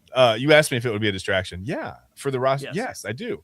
Because you've got that's what I was going to say. You've got it all rolls downhill, right? The players have to answer questions now from the press, not only about the coach and his accident, but the owner and his discretion, right? His indiscretion, not his discretion, lack of discretion. But yeah, they've got to answer those questions. And instead of hey, how's the leg? How's the knee? How's the hamstring? How's the ankle? Whatever. It's hey, what's up, with the owner? Why is he doing? I can't speak. You know what I mean? Like these guys aren't going to have answers, and they're going to have to. It's going to be one time through. They're probably not going to get hounded about it, but just to have to even think about this. And where do you go? Like, what ownership now do you trust if you're a player? Maybe Brandon Ayuk doesn't look so bad asking to get out of there, right? Like, maybe it's worse than we know. I don't know. I have no idea. Maybe Brandon Ayuk's onto something. And he's still under contract, Ayuk. So I mean, I'm sure he'll have some thoughts on some of this. I'd imagine. This is the first time I really can imagine the Niners actually being in a PR nightmare since in the last decade, really. I mean, it's really never been this crazy in San Francisco. It's been the questions on the football field. Now there's some other questions. We'll see how they battle it there in the Bay. But we're going to move on from Jed York. We're going to move on. We're going to move towards the Guardians. We're going to get in some baseball talk here. We didn't get any in yesterday because obviously a very heavy show. Tonight we will talk about the Guardians. They are on a bit of a heater, and they're currently in play right now against the Angels, looking for 2 in a row against the Angels, which would make it 7 out of 8. Yeah, for the not Guardians. Going well at the moment. Not going well at the current moment. I know. Look, we'll save it for after break. Chad will break our hearts for just a moment. We'll try to still bring up the postseason magic that maybe the Cleveland Guardians get into the October baseball and get plenty of baseball, more than September, like Chad alluded to there, and maybe a deep run. I don't know. Maybe we're shooting the moon here. Don't hit this moon. But either way, Inside Edge Prime Time here on the Inside Edge Network. Chad B to my right, you're right, everybody's right. I'm Eli Moon. We are back in the saddle, saddle adjacent after a few words from our partners. And we'll be talking Cleveland Guardians. See you on the other side. Dine, drink, and dance at the premier spot in town. It's time to check out all of what our friends over at the Brothers Lounge have to offer. Everything from weekly live entertainment, a wide variety of different beers, wines, and spirits, and an expertly crafted American fare menu with a twist courtesy of Chef Wynn that'll make your mouth water. So, what are you waiting for? Head over to the Brothers Lounge at 11609 Detroit Road or check out their website, brotherslounge.com, to learn more about what you've been missing out on. Brothers Lounge, proud sponsor of the Inside Edge Network, Cleveland's digital leader. Whether searching for a baseball autograph by your favorite World Series slugger, a signed football by an iconic Hall of Famer, or the jersey of a world-famous soccer star, you've come to the right place. Here at sportsmemorabilia.com, the web's leading source for authentic sports memorabilia, you'll find more than 500,000 authentic products from nearly every professional sports league, team, and players. Not only will you find your next prized sports possession with ease, thanks to superb customer service and tremendous site experience, you'll have satisfaction and peace of mind that every product listed comes complete with a certificate of authenticity and is fully backed by the sportsmemorabilia.com lifetime authenticity guarantee.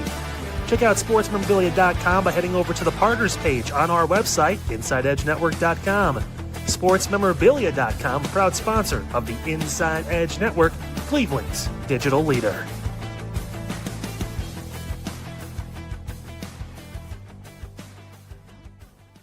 Discover our collection of handcrafted body mists made with clean, minimal ingredients. They offer a natural alternative to synthetic fragrances, perfect for sensitive skin and those seeking clean, mindful self-care, and the perfect gift for you and your special someone.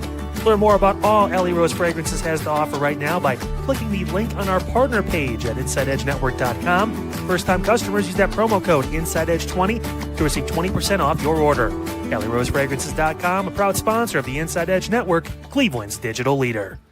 Monster Moments Photography is a husband and wife wedding photography team based in Cleveland, owned and operated by Inside Edge Network's very own Ryan Mosser and his wife Hallie. For the past 10 years, they've captured more than 100 weddings across Northeast Ohio and beyond, always working together as a true two-person team. Their style centers on authentic, emotional storytelling, documenting the real moments between two people in love and creating images that feel natural, comfortable, and true to the couple. Rooted in Northeast Ohio, but inspired by their travels, Ryan and Hallie bring a warm, personal approach to every wedding day. Their work blends experience, consistency, and a genuine passion for helping couples relive their best day through timeless photography. Learn more by checking out Monster Moments Photography's link on our partners page at the InsideEdgeNetwork.com website.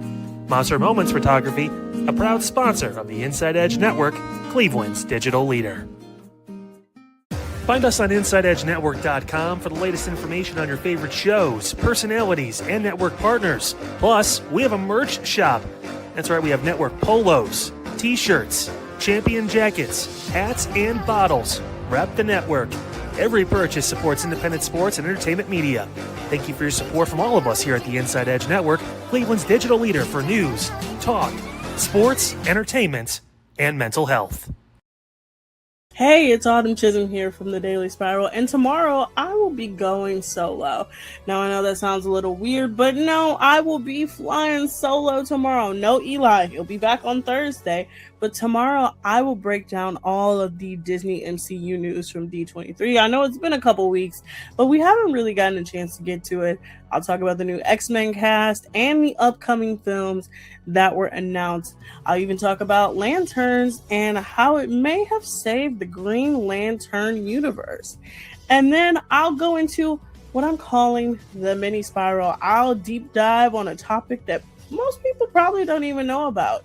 But tune in tomorrow night at 8 p.m. here on the Inside Edge Network and follow for more at Daily Spiral Pod on Instagram and TikTok. And of course, follow the Inside Edge Network on wherever you get your podcasts, Twitch, Instagram, Twitter, YouTube, and even the Roku app. I'll see you tomorrow night. So I just finished up my 9 to 5 and my workout. Completely forgot that I did not tape a promo for a Midnight Run tonight. And I was just thinking about this, just thinking about my day job where we help different media companies, radio stations, sometimes TV stations, land sponsors. I was not aware that Dolly Parton had a children's hospital named after her in Nashville. And I did a request for her hospital for a station less than a month ago.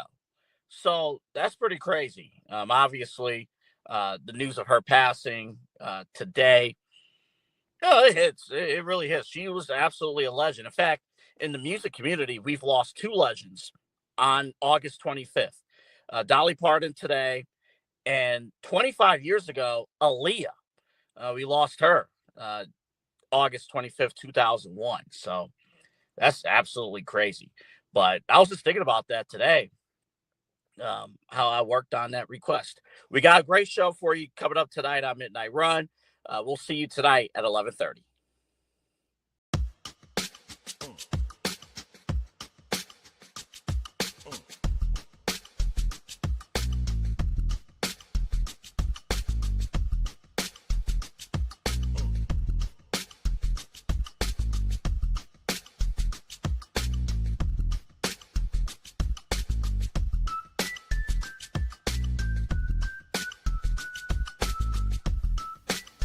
And welcome back to Inside Edge Primetime here on the Inside Edge Network.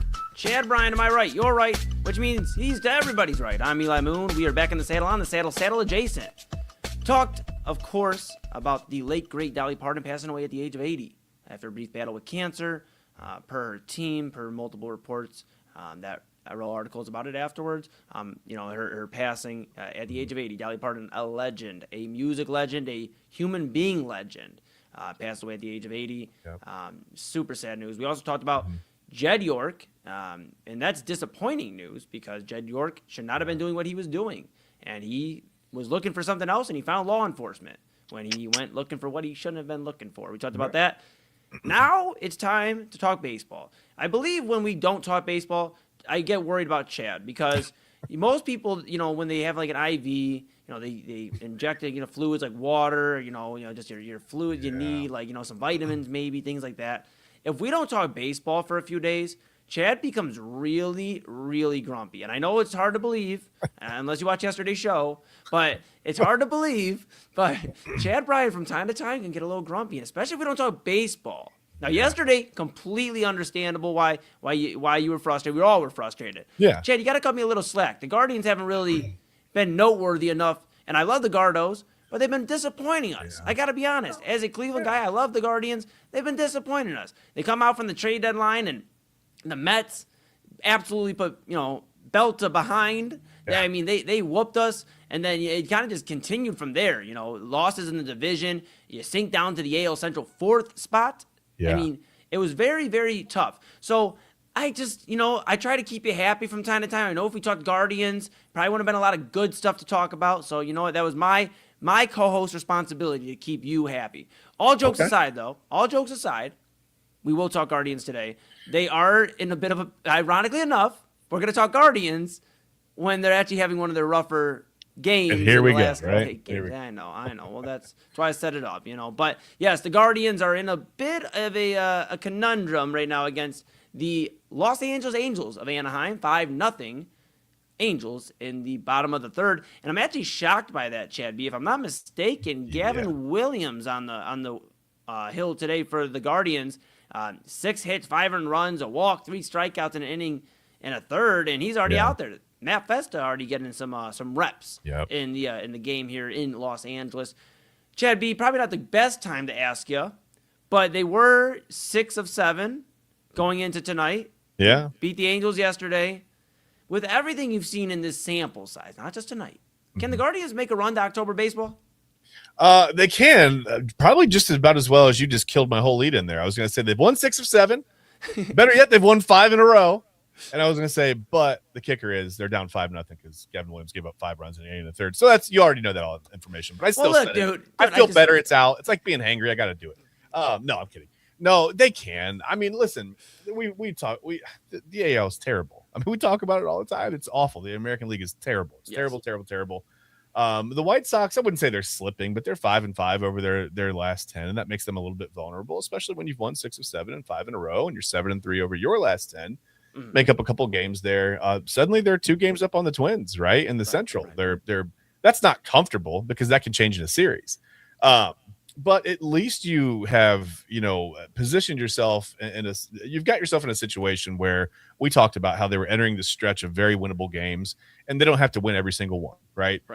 They're down 5. There's still plenty of baseball left tonight. They're very capable of scoring 5 runs in a game, especially against a team like the Angels, who, I mean, no offense to the Angels, but they've kind of given up on this season. They've just jettisoned their roster. It's, they've got guys all over the major leagues now from the trade deadline.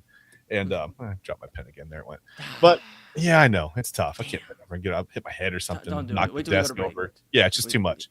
What do I do without my pen? What do I do with my hands? No, they can do it. They can definitely get there. They just, consistency. And it's been nice to see this little run, 6 of 7, 5 in a row. But again, these are games against winnable or beatable teams, I should say.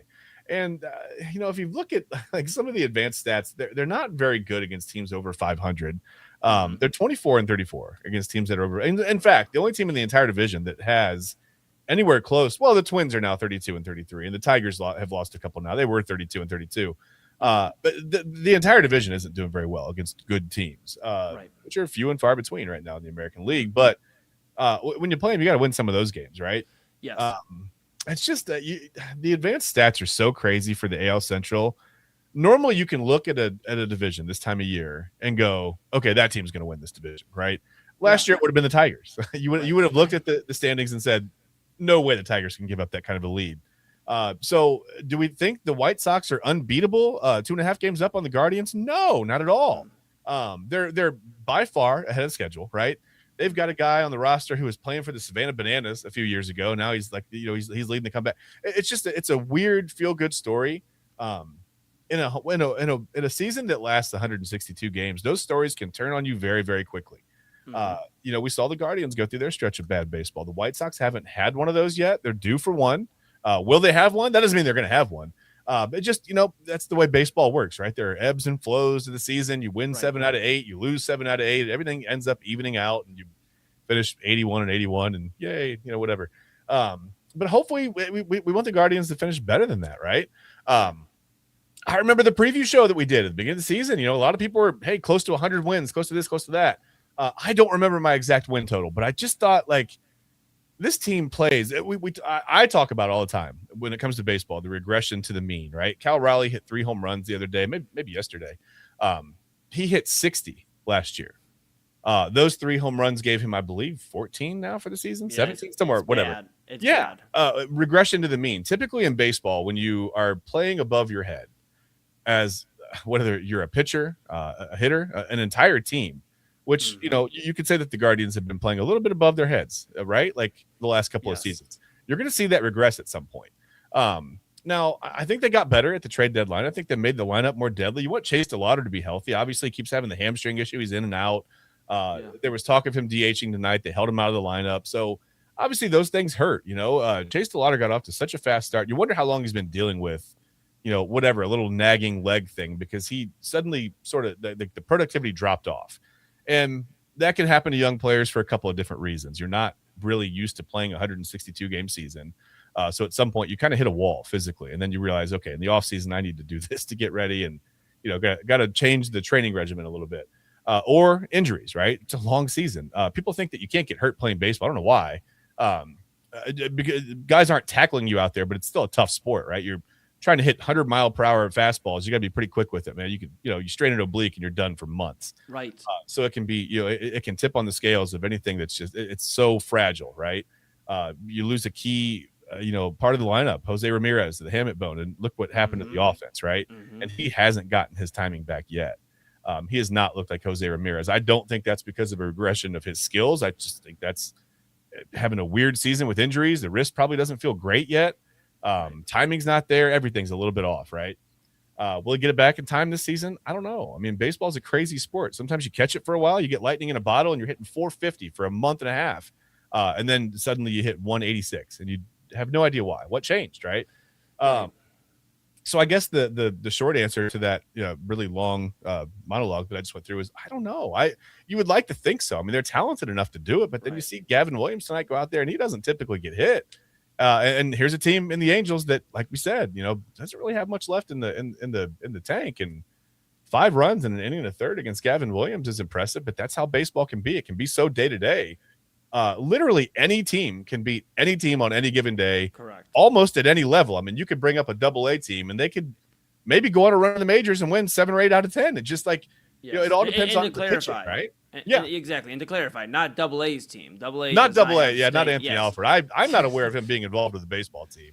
Did you ever? I'm sorry to interrupt, but now I got to think about it because AA, when we were back when we were students at the Ohio Center for Broadcasting, Ohio Media School, we got a report. We obviously we're covering the captains. We were handling the broadcast back then, and we had, of course, the minor league baseball app downloaded, the MILB app, which is a great app. And we got updated that a Toronto Blue Jays prospect, Anthony Alford, was getting called up. Yeah. I mean, do you think it's the same guy? I've never seen him in the same place. That's what I'm saying. I really started to have a little bit of trust issues with AA for just a moment. I'm like, you didn't tell us this entire time? Man. Is this why you're not available on weekends? Are you serious? Like, could you imagine the gumption to make your alter ego the same name? That would be like if Superman ran around Metropolis disguised as Superman, right? Like, But he's got the suit and the glasses on. He's a reporter. I'm like, no, I'm not that Superman. It's just the same name, right? Like, yeah. I mean, that's pretty crazy. At least switch the first letter and the last name letter. Yeah. You know, I mean, like, Anthony Alfred. Anthony. You could have just switched to Al Anthony. You know what I mean? Yeah. Anything. Yeah. We got to talk to him when he gets on here about that. Yeah, we sure will. You know what? We might have to talk to him for just a moment. I think his goose is cooked on this. I think we got him. That was a hell of a reference. His goose is cooked. I love you. God dang it. All right. Let me ask you this real quick. We have a few more moments on guards. Of course, Tuesday Top 5 coming up after the break. Yeah. But I want to talk a little bit more guards. Yeah. Gavin Williams, you brought him up, and he was on a heater, man. You know, you talk about pitchers that were on a heater. 10 strikeouts or more in consecutive starts for a long stretch there, playing a lot of good baseball. My question to you, as somebody, you know, who has had a little bit more experience on the mound, right? Like, I want to ask you, is there something going on with Gavin Williams now where maybe he went on a heater, a stretch, and we worry about guys getting gassed out offensively and playing in the field like, you know, position players? Are we concerned that Gavin Williams may have burnt himself out too early? No, it's one start. I think sometimes it can be as simple as like you got to the bullpen 5 minutes, 7 minutes later, whatever, and didn't get to stretch, you know, your lower body the way you normally do.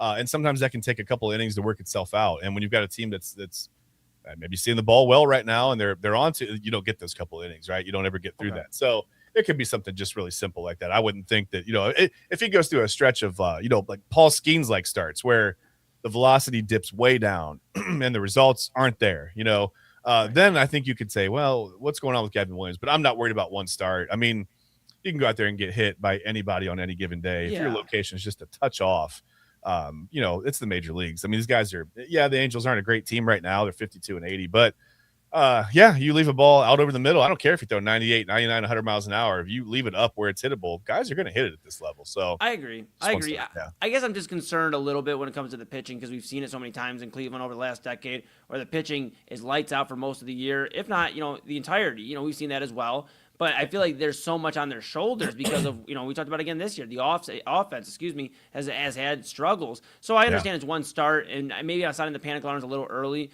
but you worry a little bit, at least me, as I guess the pessimistic at times Guardians fan, because we have a month left of baseball. We're going to need some quality Gavin Williams starts. He's provided a ton of those already, but we're not really worried, and respectfully to everything he's done this year, we're not really worried about April and May starts anymore. We want to see what you can do to September to get us either to the AL Central crown or to get us at least in the playoffs and have a chance for it because, you know, you think about that rotation. Heavy with Messick and Williams leading the charge. Griffin started to step up a little bit more. And Bybee is starting to show some more signs of old Bybee, you know, what we brought him up and we're excited about to begin with. Yeah. And then, of course, you know, you kind of have that fifth rotation guy, you know, Cantillo right now. Slates and Coney obviously going to get reacclimated. You wonder if they start kind of looking at him, maybe even getting some more starting. I just wonder. But I guess my overall point is, and maybe I'm a little pessimistic right now because I'm a little concerned about the pitching staff just maybe having too much on them throughout the summer to be able to carry an offense that finally found a little bit of the mojo. Not tonight. I mean, they're being shut out right now. But typically, you know, over the last 6 or 7 games, they've been good for, 3, 4, 5, if not more runs, this Guardians offense. So that's just where I'm at, you know. Yeah, I was just saying, if you look at the pitching, it's been very, very good. It's the offense that hasn't kept up, and that's the reason for the run differential.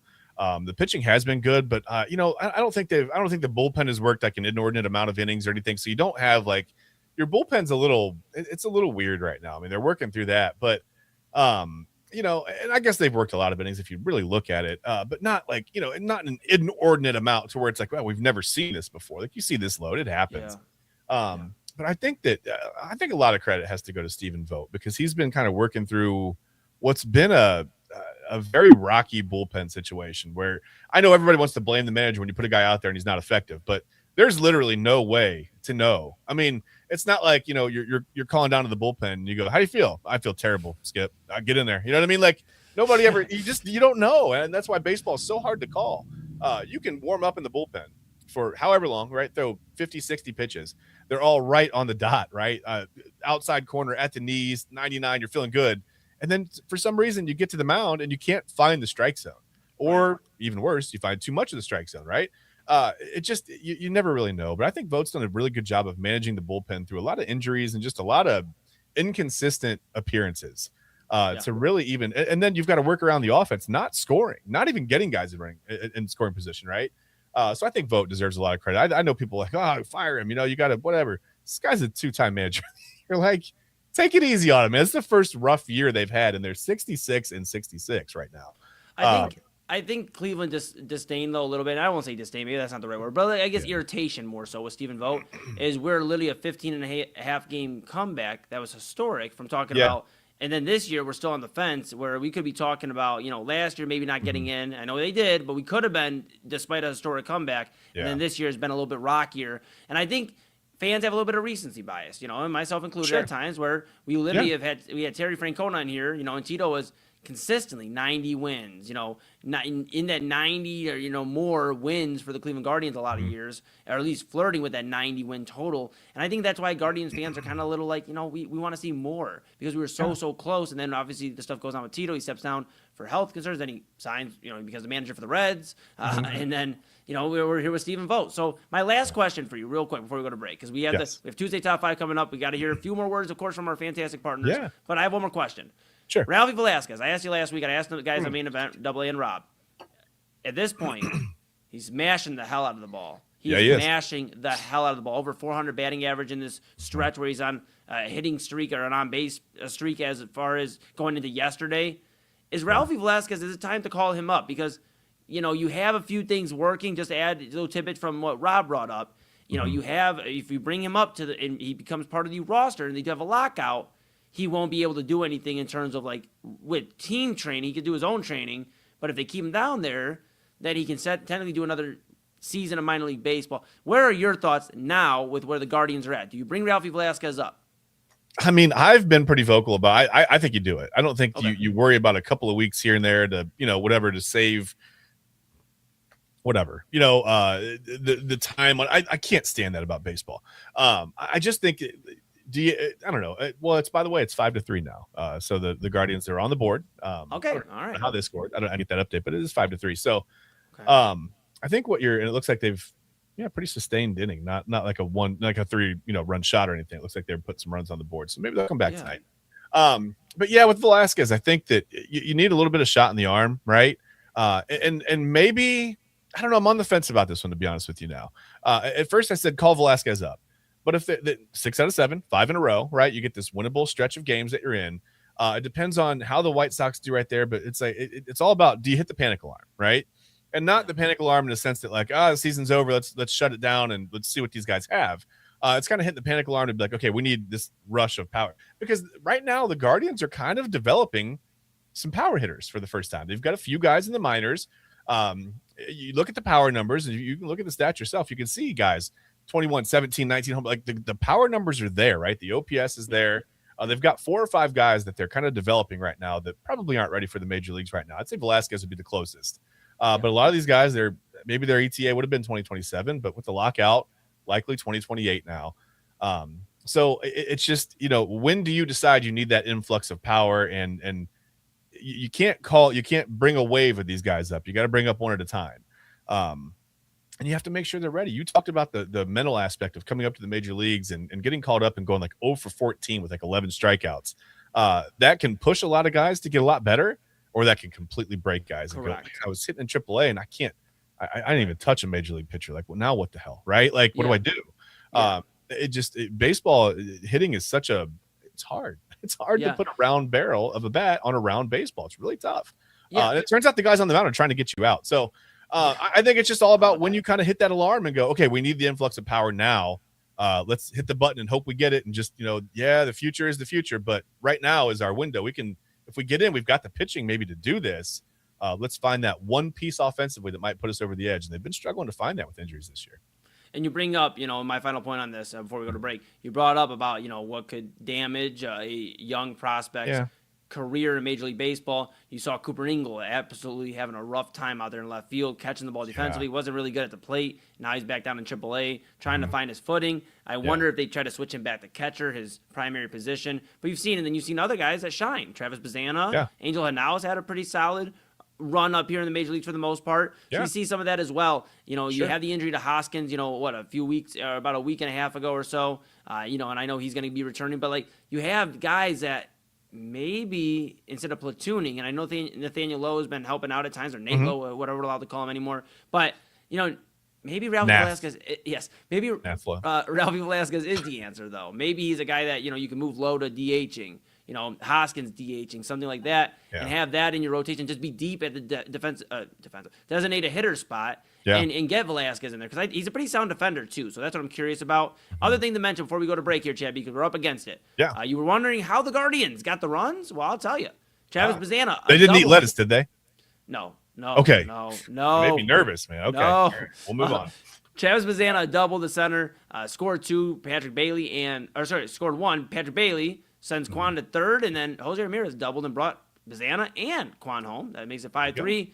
Guardians down 5-3, top of the fourth, 2 outs. They're still trying to find a few more, and they got a runner on second right now. So we'll keep an eye on that throughout the rest of our show. Yeah. Maybe AA will give you some updates as well.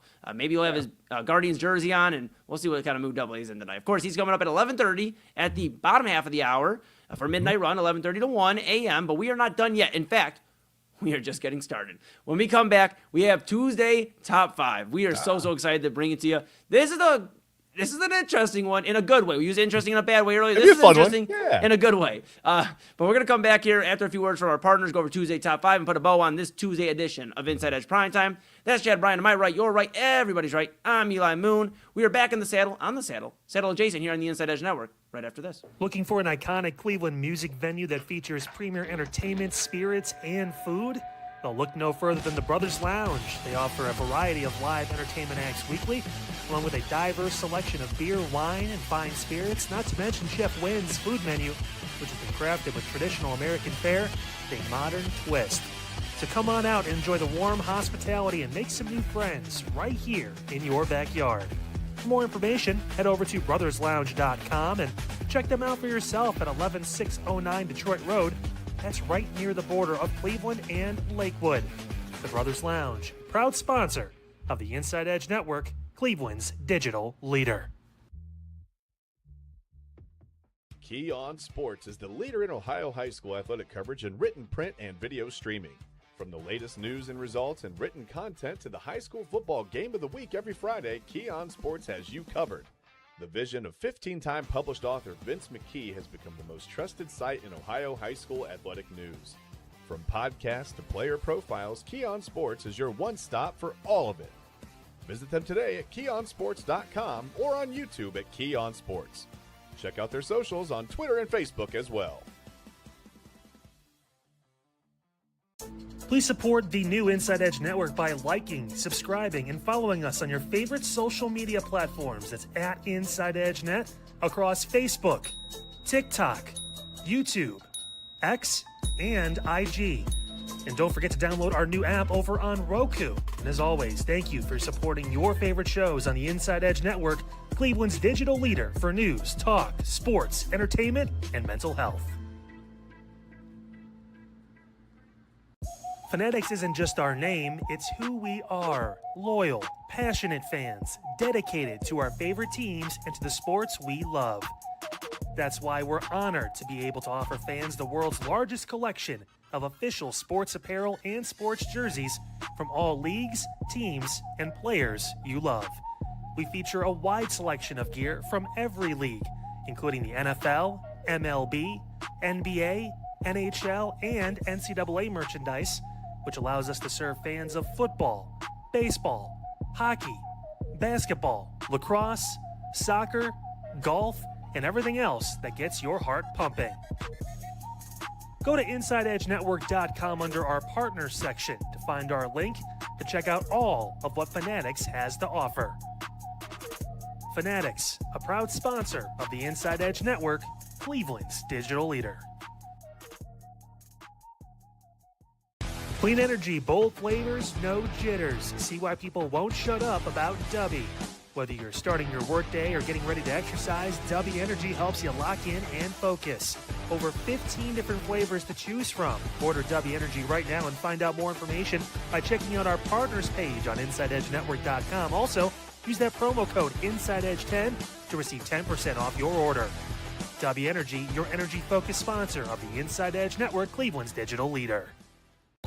Discover our collection of handcrafted candles made with clean, minimal ingredients. Every product thoughtfully created in small batches free from harmful toxins for mindful everyday indulgence. Imported coconut soy wax with natural wood wicks to offer long-lasting burn and rich fragrance. Find out more about Alley Rose Fragrances by checking out their link on our partners page at InsideEdgeNetwork.com. And if you're a first-time customer, use the promo code InsideEdge20 to receive 20% off your order. AlleyRoseFragrances.com, a proud sponsor of the Inside Edge Network, Cleveland's digital leader.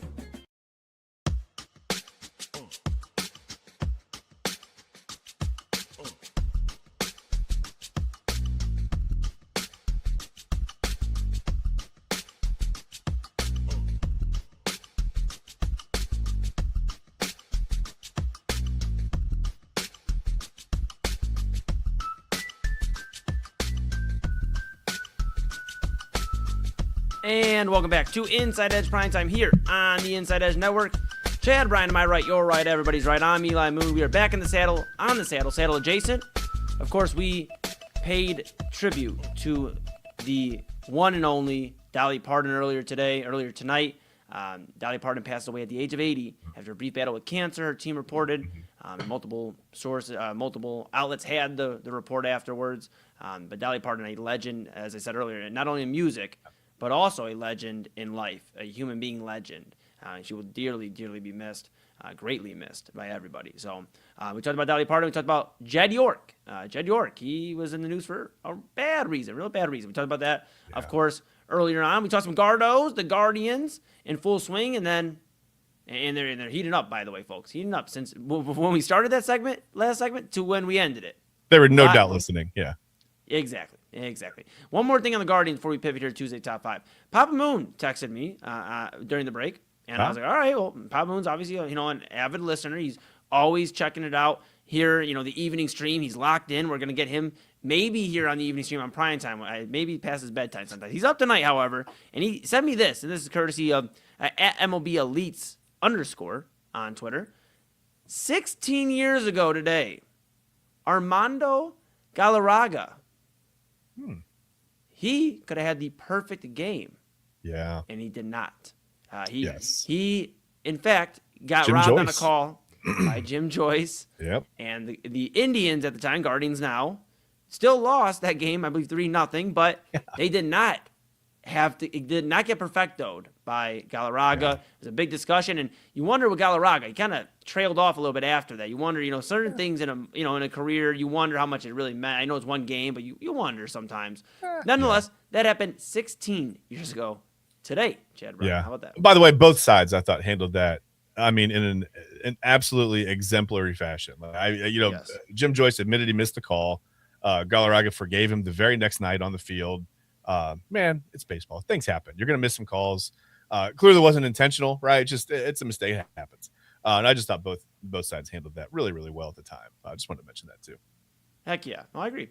Yeah. And they shook hands after, came out the next day. Yeah.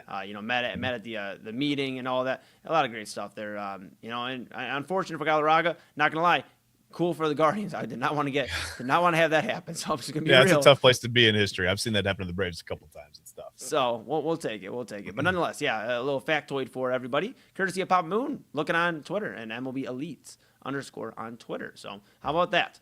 All right, let's dive into it. Tuesday Top 5, Chad Bryan. Let's do it. First of all, I want to tell you a programming note. During the break right there, oh my God, I typically go over to the media assets and I'm like, let me make sure everything's in line. And I had edited a video earlier, and then I found out that I can enter them here and then I can delete them off of where they take up space on my computer. I can keep somewhere else. So someone, maybe it was me, I don't know. My video got deleted out of the media assets, so I had to edit the video again during the break. I just put together an edit in about a minute and a half and started to load it in, and it loaded in right as our comeback intro music or our comeback music was kind of finishing up there. I was like, "That's right." Woo, that was close. So everybody loves for tonight's Tuesday Top 5, and it's finally back in there, so we're all good. Hey, everybody loves a good comeback story. That's what we're talking about. I was sweating over here, not just because it's really hot in the studio. I was nervous on that one.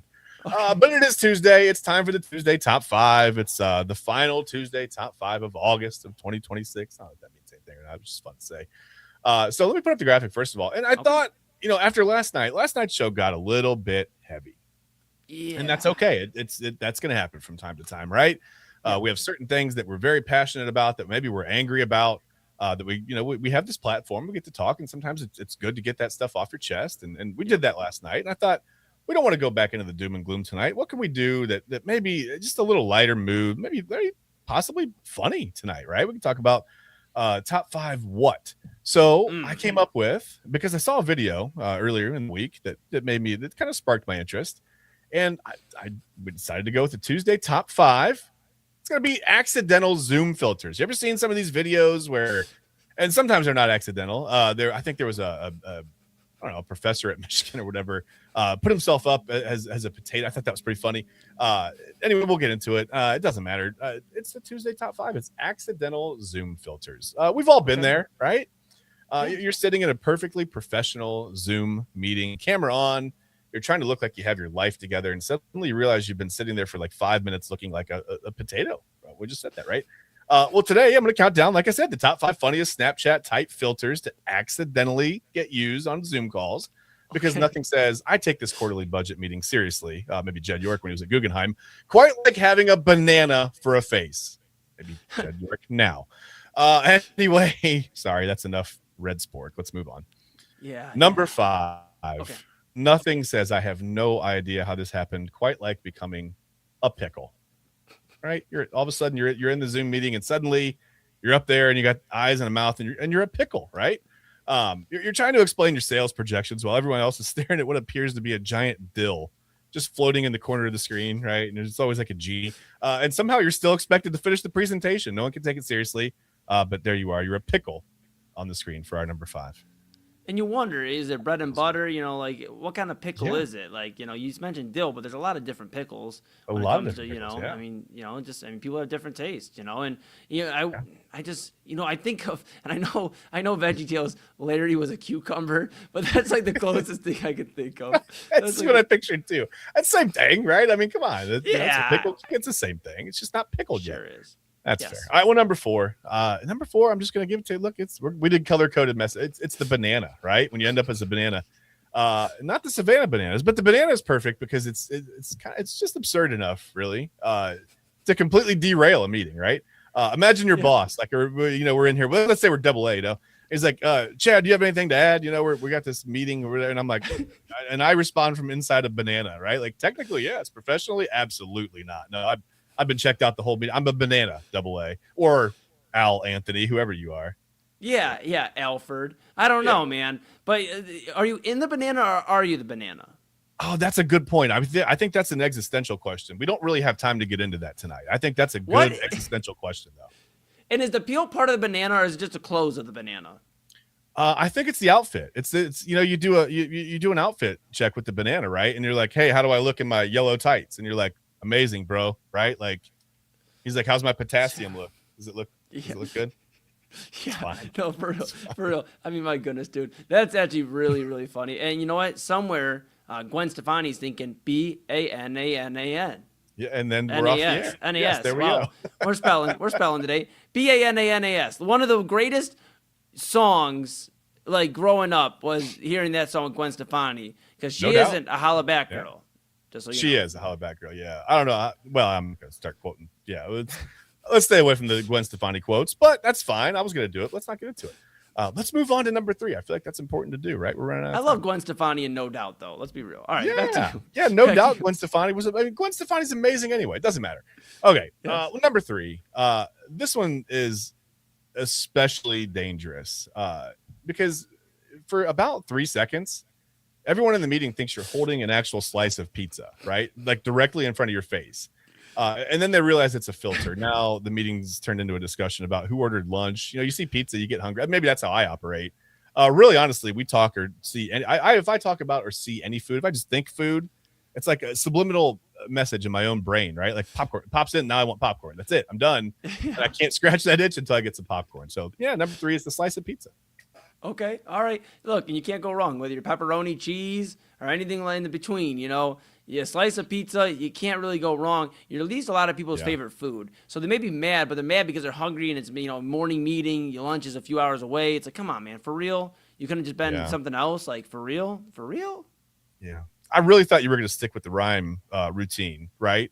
and just say pepperoni cheese, whatever you please, right? And by the way, when we talk about it tomorrow night, when we get the rhyme about the Roku, I'm going to need that in haiku form. Okay, we gotta up our game a little bit. I will. And honestly, Okay. I was gonna go with the rhyme, and I was a little nervous after I said BANANAS, but I started saying I was saying A and N a lot, so I naturally wanted to say N again after the A, and it's S because that is bananas, like Gwen Stefani. All right, they're back not to the banana pizza. na. Yeah, It doesn't go like that. Yeah. What's number 2, Chad Bryan? I don't know. I didn't finish the list. No, I'm kidding. Okay, cool. Number 2 is the classic. I never follow through. Nothing has really ever destroyed workplace credibility faster than accidentally turning yourself into a little kitty cat, right? When you're trying to discuss a very important project.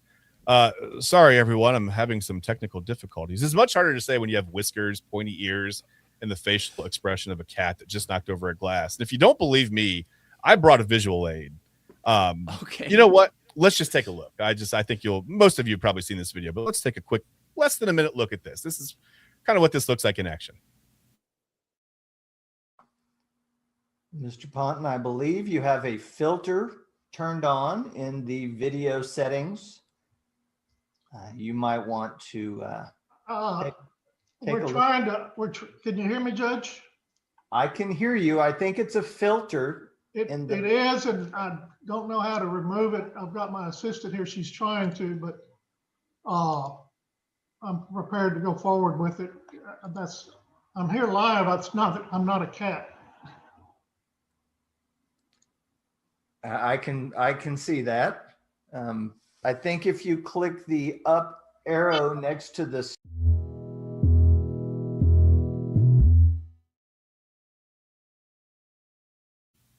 Oh no, Chad, you're muted. No. You're muted. Oh, there you go. No. You're back.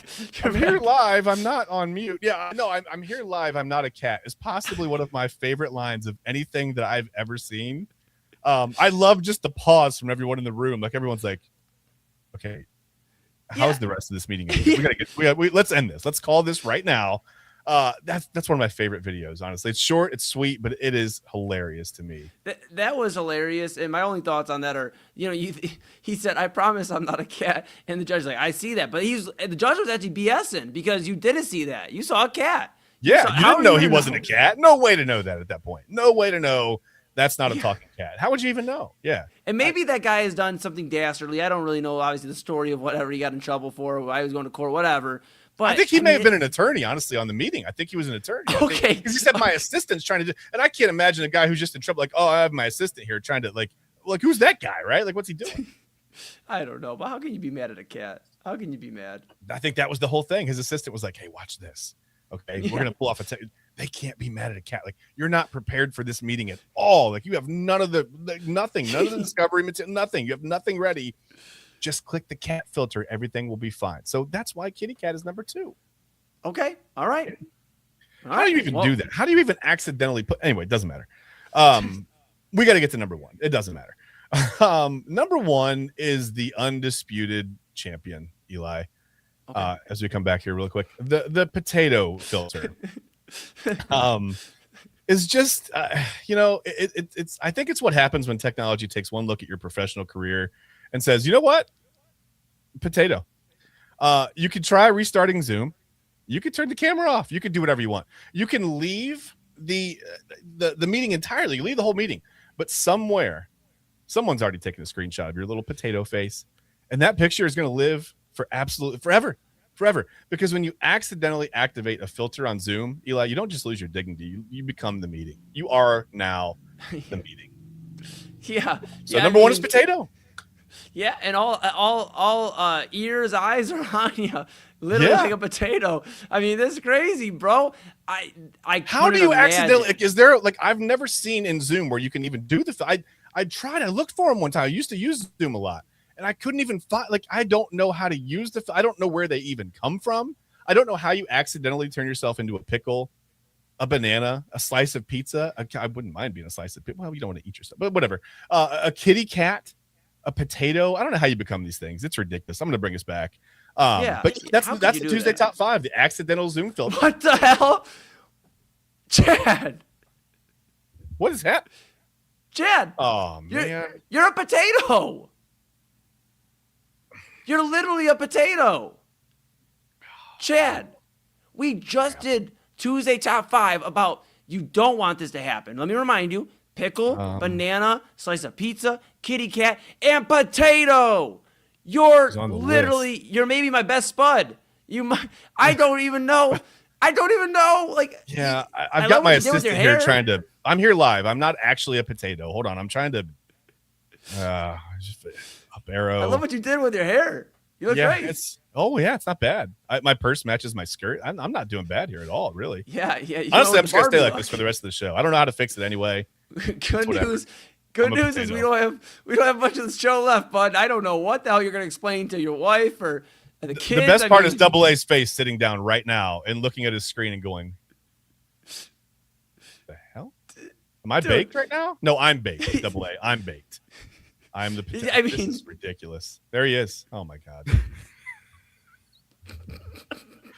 Yes. So, do you need the IT department first or the HR department? What do we need first? I need someone from the cafeteria.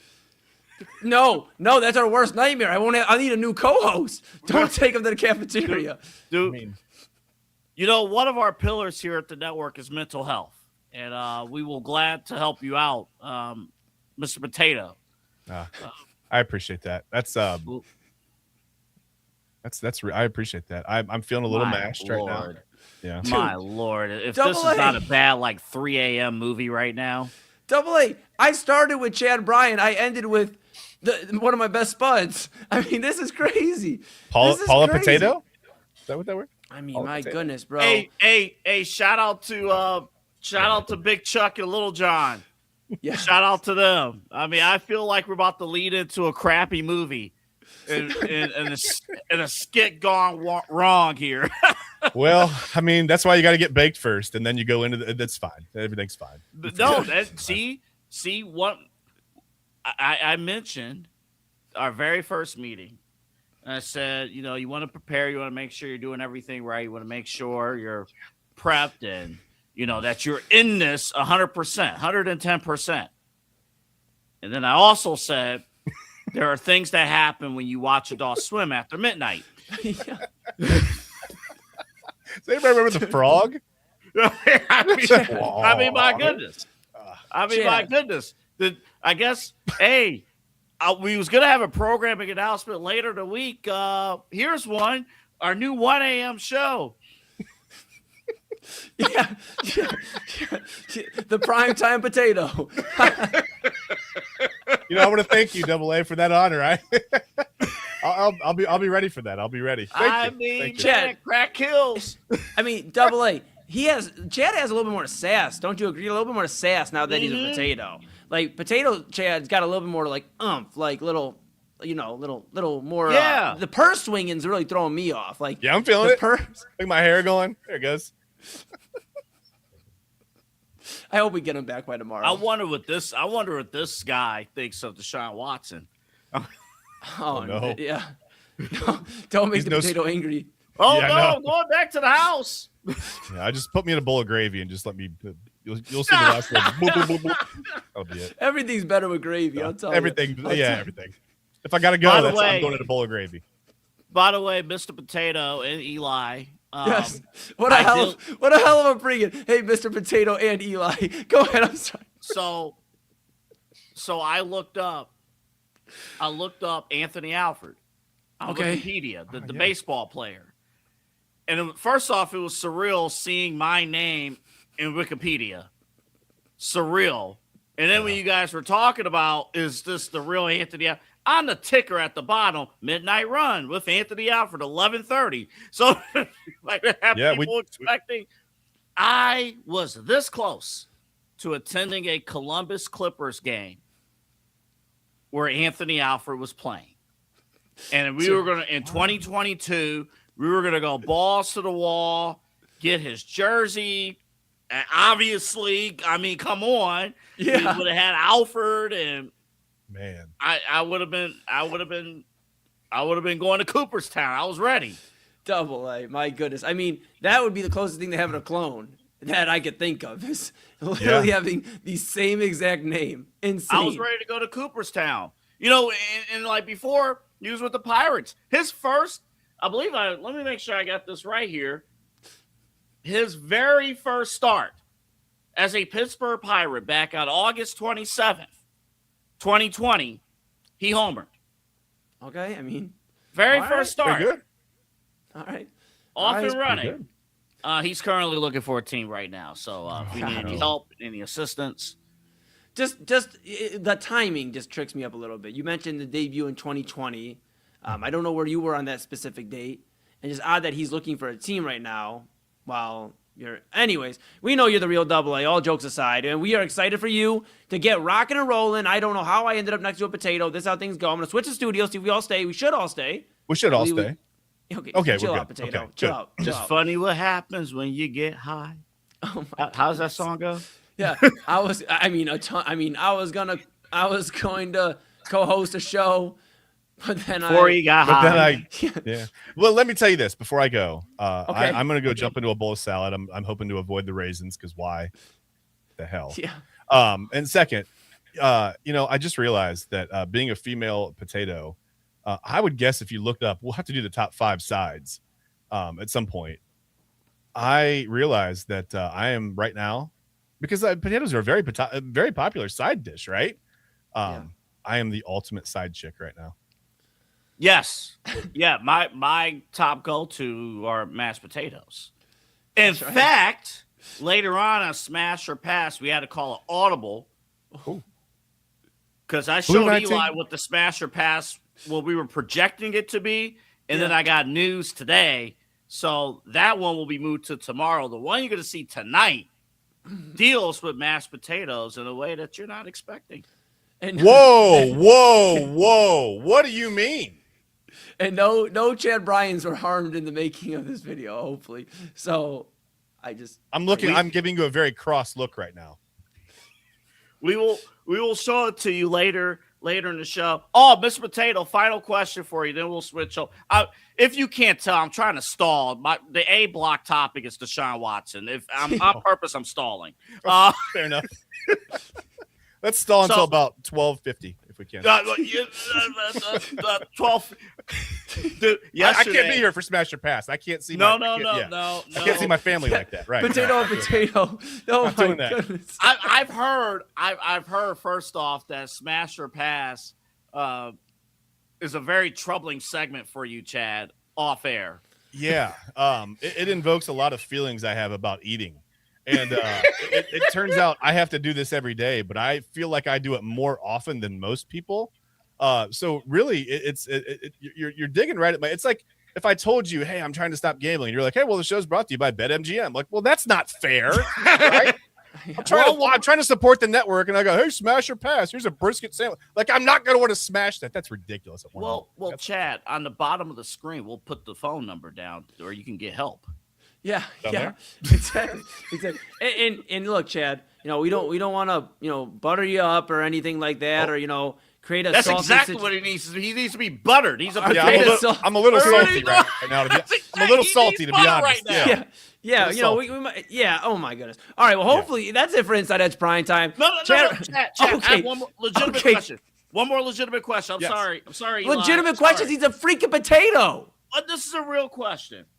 So at some point, I would like to start an Inside Edge Network adult league, a sports league. Yes. What particular sports or events would you be interested in that you feel like you could still participate in? I got one. Well, I don't know how I'm holding I don't have arms or legs. I don't know what how am I holding this purse? What is that attached to? I got one. Hot potato, AA. Hot potato.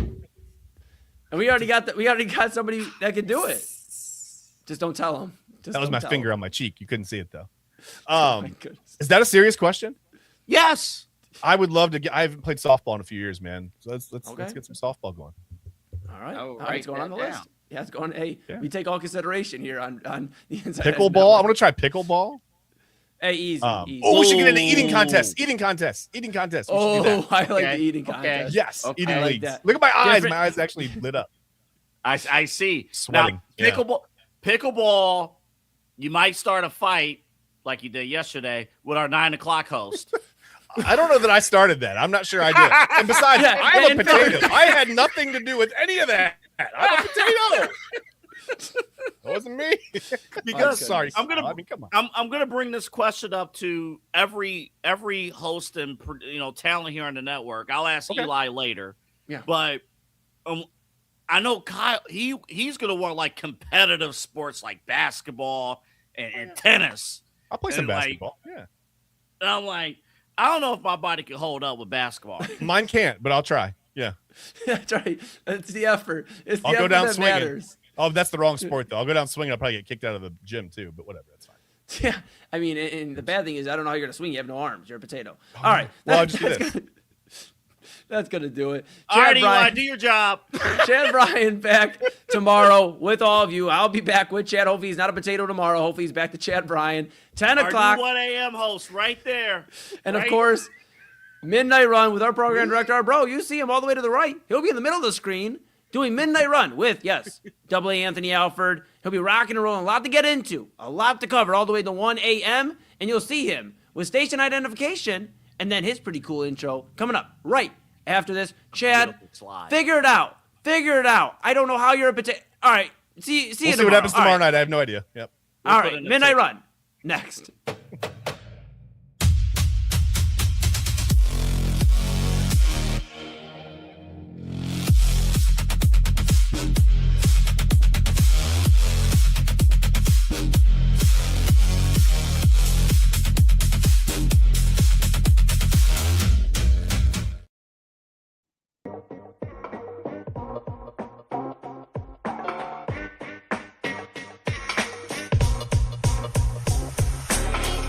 This is Midnight Run on the Inside Edge Network.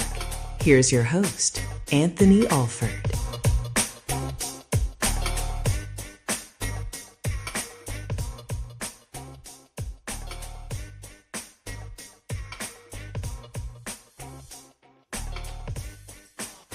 All right, folks, welcome to Midnight Run. I still can't believe what we just saw there for the last 10 minutes. Welcome to Midnight Run here on the Inside Edge Network. It is great to have you along. My name's Anthony Alford, and welcome aboard right here on this Tuesday, August 25th, turning into August 26th. Glad you are with us. And as always, we are live every single weeknight at Inside Edge Net on Twitter and YouTube. If you're watching us on YouTube, remember right underneath this video, there's a notification bell. There's a little bell there. You hit that bell, you get to follow, lock in. Anything that we do, whether it's long form shows or cuts, we have you covered right there. And again, just like and subscribe across all of our social media platforms, including TikTok at Inside Edge Net. Also, we have our website, InsideEdgeNetwork.com. A lot of great information you can find there, including our merchandise store.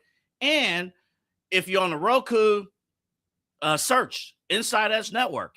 Inside Edge Network, we have a Roku app there. You can take us on the go wherever you may be with the Roku app locked in. Again, just search Inside Edge Network. Glad to have you with us here with you until 1 o'clock here on the East Coast. My producer is Eli Moon. You'll see him from time to time. You just saw him during Inside Edge Prime Time. He's also the assistant program director here at the Inside Edge Network, and Eli will be fully responsible for putting together our new 1 a.m. show featuring our new potato. Now, I'm not touching that show. Are you kidding me? I am not touching it. Out of your mind. All right. Coming up later in the show, ESP. Actually, we might give you a Guardians update if the Guardians are able to come back and maybe get the W. They were down 5-0. Last check, they closed the gap just a little bit. It's 5-3 at our last check with the Angels leading still, but we'll see kind of what happened. Little note real quick that I learned from Rob Ruzicki. And thank you, Eli. Now 6-5 Angels in the sixth inning, top of the sixth. Little note I learned from Rob Ruzicki listening to him on WTAM. And, of course, you can hear Rob along with myself and Eli on the main event, 9 o'clock Central or Mountain Time here on the network. Now, he had mentioned Jose Ramirez. on the road, in terms of converting homers, he has had the most success at Angel Stadium and in San Diego.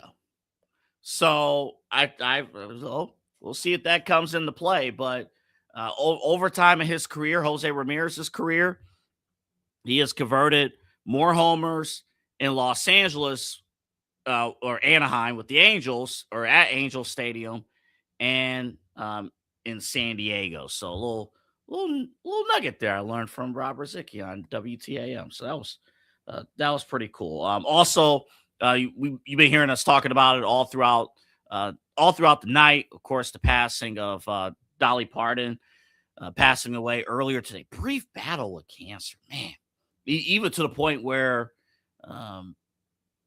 we've been hearing news like, close loved ones, even they found the news to be a little unexpected, just because, yeah, she was sick, but they, cancer and everything. Man, F cancer, screw it.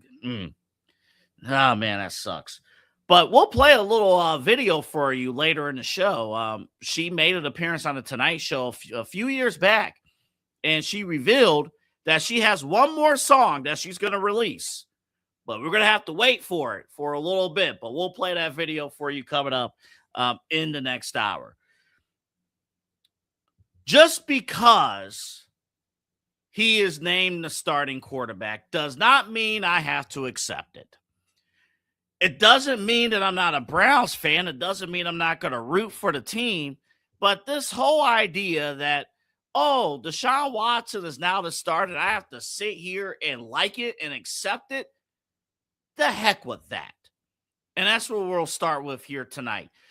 There is no world where I'm going to sit here and hear the PR of, well, he's a great guy in the locker room. He's this, he's that. He could do this. And he made a few plays in practice. And I need to see it on the field. Now, I want to make something perfectly clear. Because now you got fans turning on fans. If you've noticed today on social media, now you got other fans coming out and saying, oh, well, if Deshaun wins games and you still boo him in week 3 when he's, during the home opener, you're not a real fan. Shut the hell up. With all due respect, shove it. Okay? We played the Jimmy Donovan clip yesterday. You're allowed to cheer or boo for whoever you want. If you pay a ticket, you are allowed to cheer or boo for whoever you want. But at the end of the day, you're still a fan. You still want the best product on the field. And to be frank, yes, if he's able to, by sheer miracle, put together winning football, and by sheer miracle, he's 2-0, like some people have talked into existence, that he's going to be 2-0 going into the home opener, yeah, we're going to be a little bit more happier. Do you really believe that, though? Come on now. Come on. I more so believe that Chad Bryant's going to launch a potato show at 1 a.m. than I believe that Deshaun Watson is going to start the season 2-0.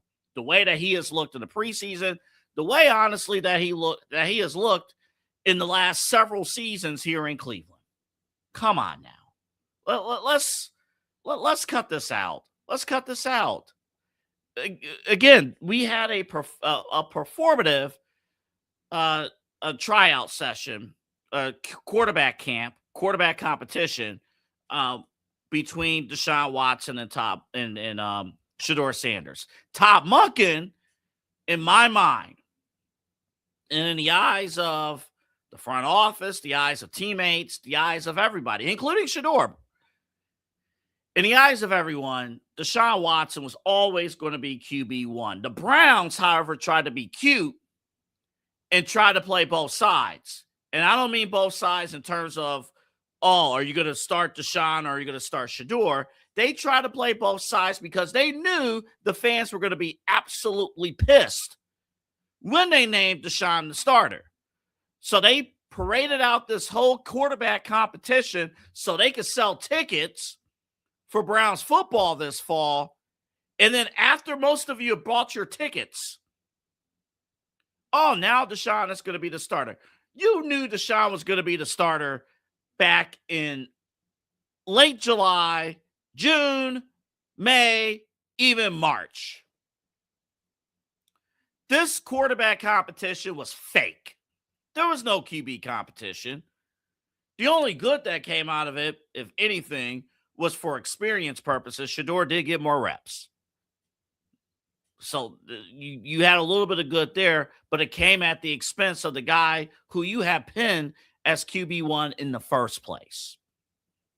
So the deal is, don't tell the fans, hey, just get over it, deal with it. That's the guy. I already got the organization telling me to get over it. I don't need other fans trying to guilt trip me into seeing failure that you know is coming. Don't guilt trip me into, oh, failure's not going to happen. Come on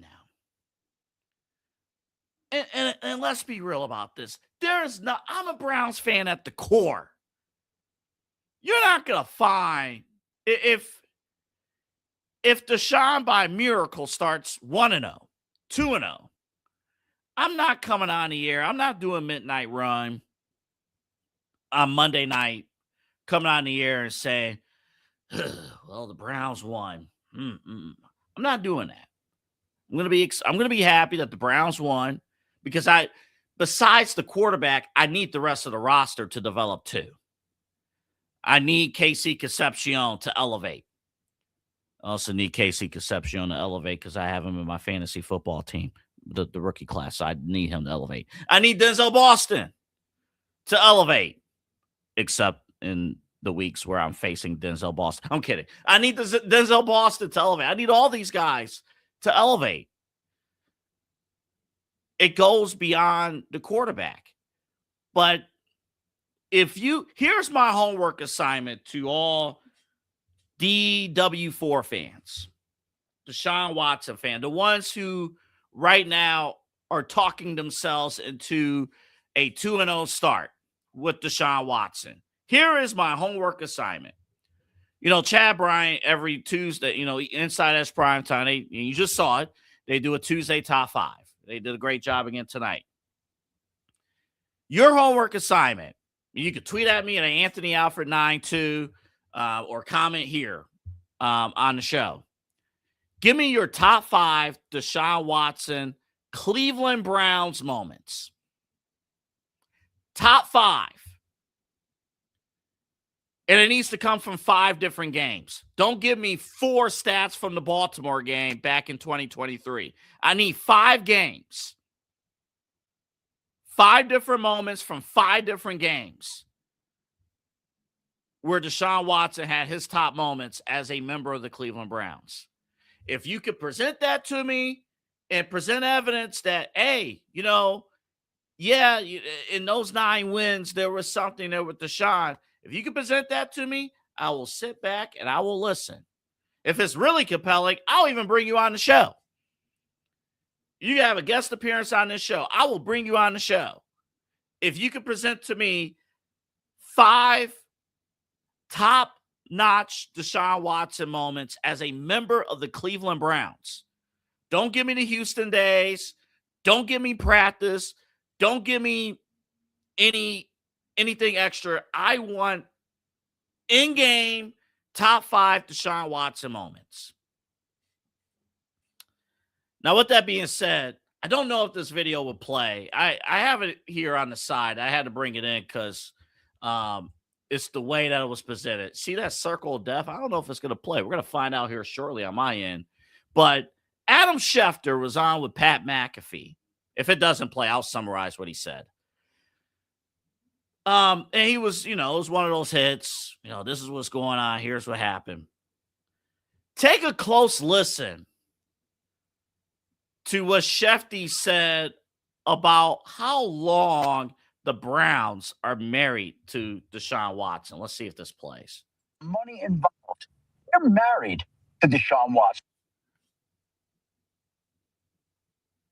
We'll let the circle keep going here. Deshaun Watson doesn't want this to play. You see this? You see this? This is a conspiracy. This is a conspiracy against. For better or worse, they don't have a choice. Oh, no, we're going to let this next part play. We're going to let it play. For better or worse, they don't have. In my mind, has cemented the fact that he's going to be there now, and I would guess next year. That's all I needed to hear right there. You cut it off right there. Did you hear that last part? Through the pausing and stuff? Eli, did you hear that last part? Al's going to play when I have it off the screen. Whatever. You hear that last part?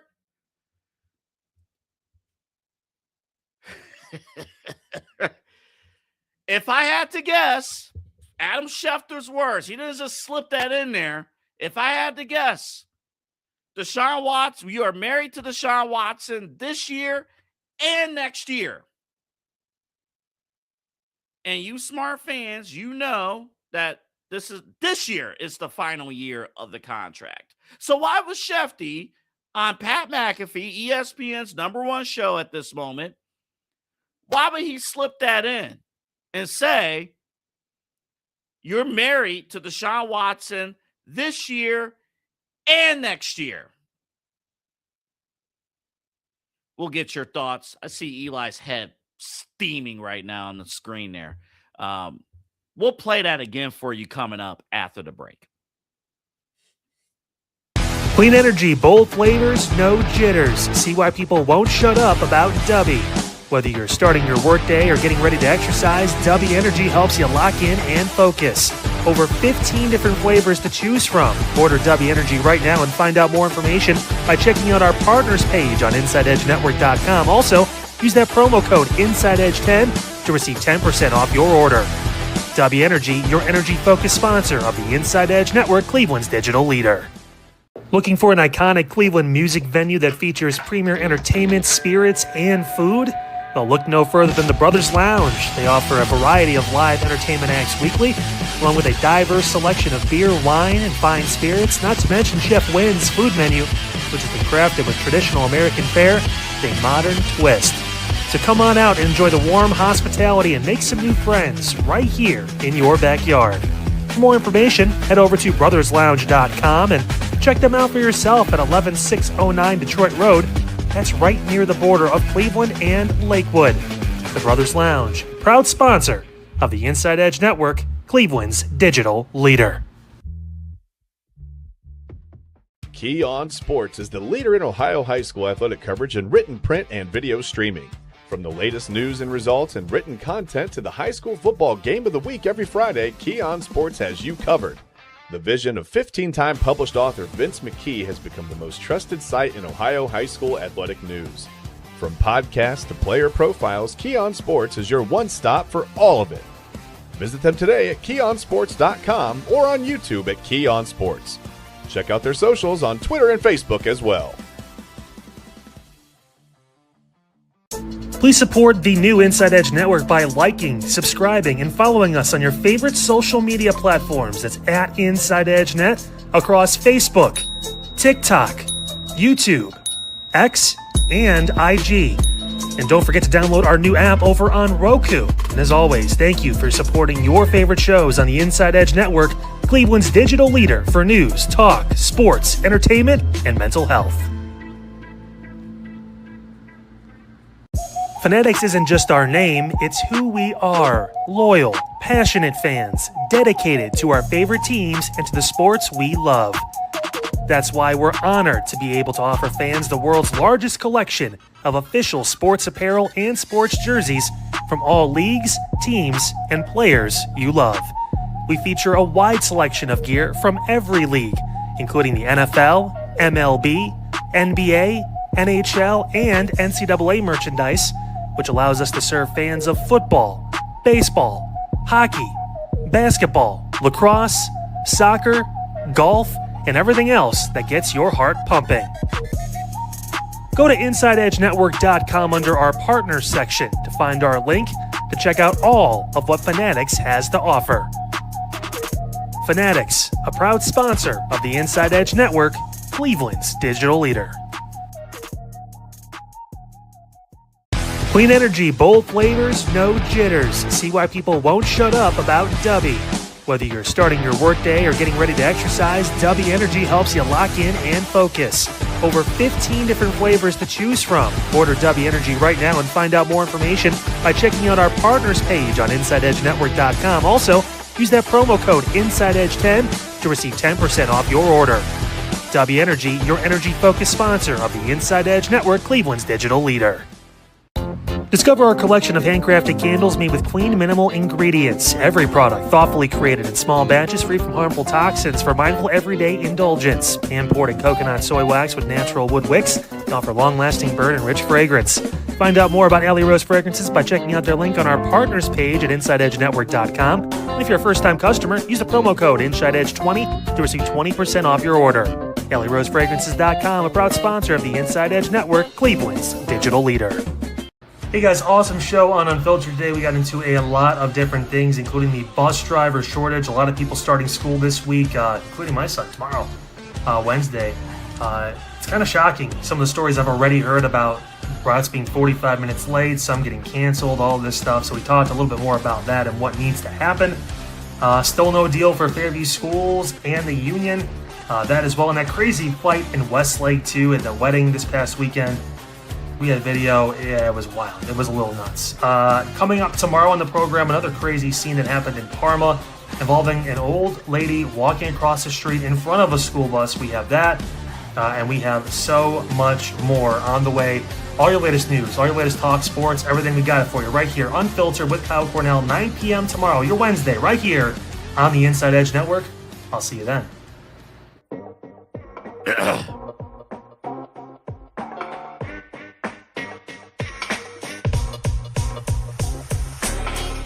This is Midnight Run on the Inside Edge Network. Here's your host, Anthony Alford.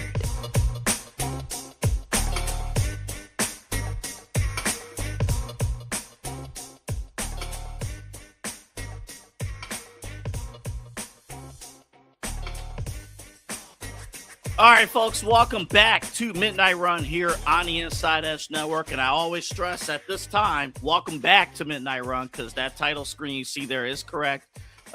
We now start at 11:30, Monday through Friday, right here on the Inside Edge Network. I'm going to ask Eli Moon to come on the screen because... Yeah, I'm here. Don't worry, I'm here. What's up, bud? What's up? So... we kind of buffered our way through a clip.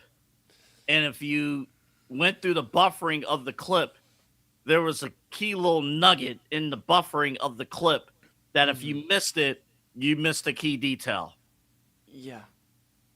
Let's recap. Deshaun Watson, how long is his contract? It's up this year, at the end of this year. It is up at the end of this year. There are, voidable, salary cap stuff in future years, but June 1st, 2027, the Browns more than likely could cut Deshaun Watson. Is that correct? That would be absolutely correct, AA. Okay. And we have heard from various sources that this could be a 2-week audition for Deshaun Watson, and if things don't work out, Shador could start week 3 in home opener. Yeah. Can you confirm that? Or at least the rumors of it? You sure can. Rumors, I've been hearing them. Same rumors. Hear them all over. Okay. All right. Let's take a listen. Adam Schefter was on with Pat McAfee. Listen closely. Listen from the very beginning of the clip. If you miss it, you're going to miss a key element of this cut. Here we go. The money in my mind has cemented the fact that he's going to be there now, and I would guess next year. If they had released him today, they would have had to eat $41 million against the cap this year and taken a dead hit next year of $86.21 million, one of the largest dead hits in the history of the NFL. You see, I'm literally steaming. Okay. Play it one more time, courtesy of Pat McAfee and ESPN. The money in my mind has cemented the fact that he's going to be there now, and I would guess next year. If they had released him today, they would have had to eat $41 million against the cap this year and taken a dead hit next year of $86.21 million, one of the largest dead hits in the history of the NFL. You see the plan here. You see the plan. The plan ain't for the Browns to wrap this up by the end of this year. The plan is to bring him back.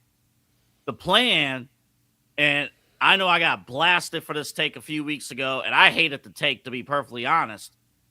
But I said a few weeks ago on the main event, there is a very low benchmark for Deshaun Watson. The over-under for the Browns in Vegas is 5.5. If they hit 6 wins with Deshaun, he's coming back in 2027. Double A. This can't happen. And first off, I will not allow my blood pressure to spike through the roof at midnight. I won't allow it. I just got done laughing at a potato, Chad Bryan. I will not go from that to this. I will not. I cannot. Double A, you saw the steam literally coming from my brain the first time we came back. That was actual steam. Just so I wasn't cooking in the background. I don't really cook. I got food to the side. It may have been heated up. The steam is from my head because this can't be real. Like, we are living an upside down world. I've never seen Stranger Things, but it feels like this would be in that type of vibe. So you're mean to tell me, all respect to Adam Schefter and everything he's done, you mean to tell me that the Cleveland Browns are going to invest in a then, 32-year-old Deshaun Watson that year? With still, doesn't go away, 2 torn Achilles, a bad shoulder, and he can't read the field now. What's another year going to do? Let me breathe. Because when I think about this, I get insanely frustrated. And I think I speak on behalf of a lot of Browns fans when I say this will be the breaking point. You want to see the breaking point. People talk all the time about the breaking point. 2007 when Derek Anderson almost got to the playoffs, stole our hearts. Or 2013 under so-and-so was terrible. And Hugh Jackson and ass out at the lake, not great. That might be the breaking point. Freddie Kitchens, all losing Baker. This right here would be the breaking point for a lot of Browns fans. Because not only are you telling the Browns fans, screw you, essentially, again, we don't care about your opinion, but to say, and I understand it's just a theory you have, and I know you've been pretty spot on thus far, but if the Browns were to go, wow, Watson, you did a great job, you got 6 wins, I don't know how you bring him back. Especially when there's an out. There's an out in June. There's an out to get out of this contract. There's an out to getting to the fresh slate. If the Browns want to play stupid games, you win stupid prizes. Thank you, Double A. That's what they're doing. Do they want to see how far they can push the fan base till they break? Are they just trying to see how less that stadium can get filled week by week? I was there Saturday, Double A. 25 to 30% of the stadium at most was there. I understand the rain and everything. That's never stopped Browns fans before from being out there, especially for a nicer type of weather game, considering we field negative degree weather in December. There was nobody damn near in that stadium. People could have moved down to a different seat and nobody probably would have batted an eye. That's how empty it was. Nobody would have cared. And on top of everything else, the Browns' home schedule, if you just look at the dates, not even opponents, if you just look at the dates, the home dates are extremely backloaded. We're talking, let's see, week 3 is the home opener. They don't have another home game until mid-October. And then they have a stretch from mid-November through mid-December where they have 4 straight home games.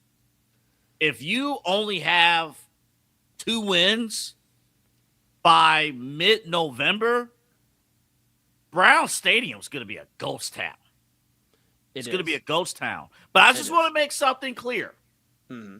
Adam Schefter, who's plugged in Somebody's leaking something. He is as plugged in as anybody. Said again.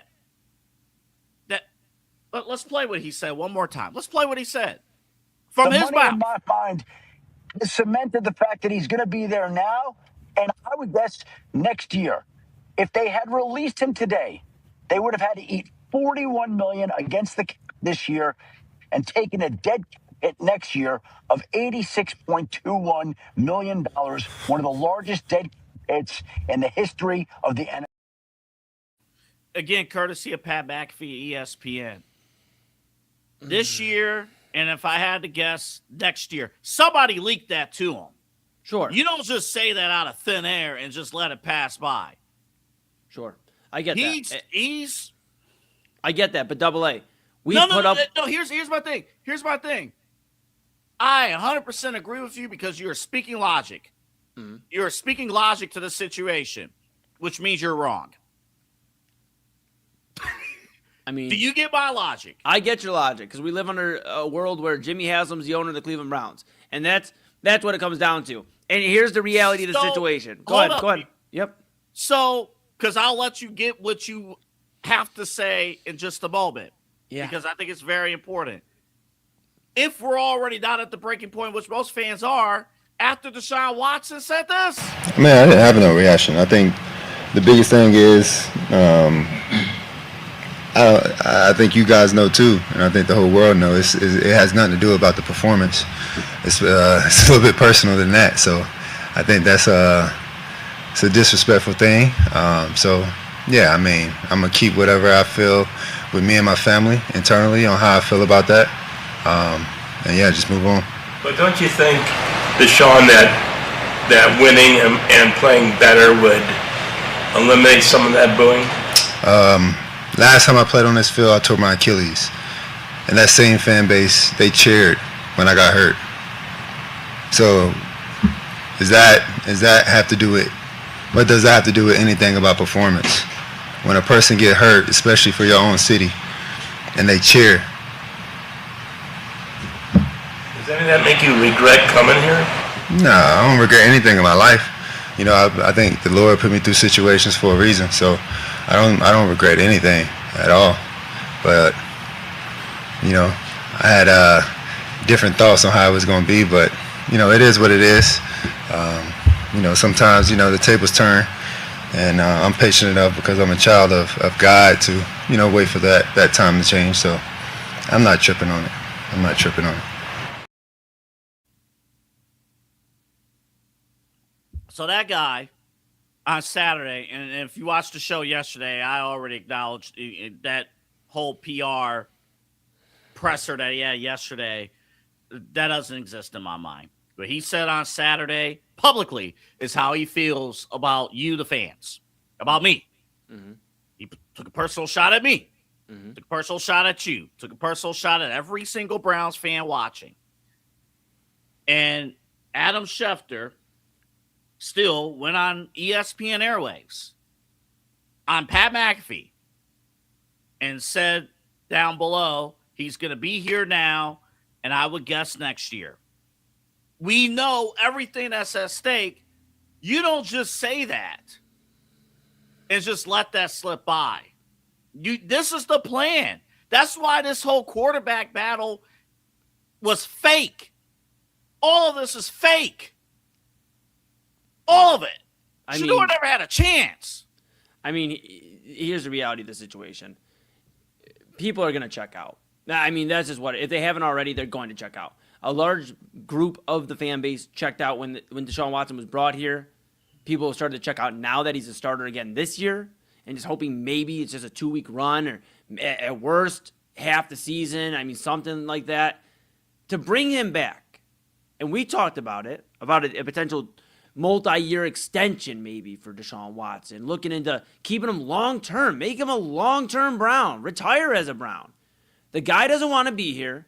He doesn't play well enough to remain here past this year, let alone be on the roster this year.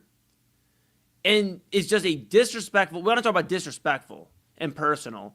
That's what the Browns front office is doing right now with the Cleveland Browns fan base. We have sat here and watched. We talked about 42 quarterbacks, 42. Derek Anderson's on that list. Cole McCoy's on that list. Brandon Whedon's on that list. Jake Delhomme's on that list. Seneca Wallace.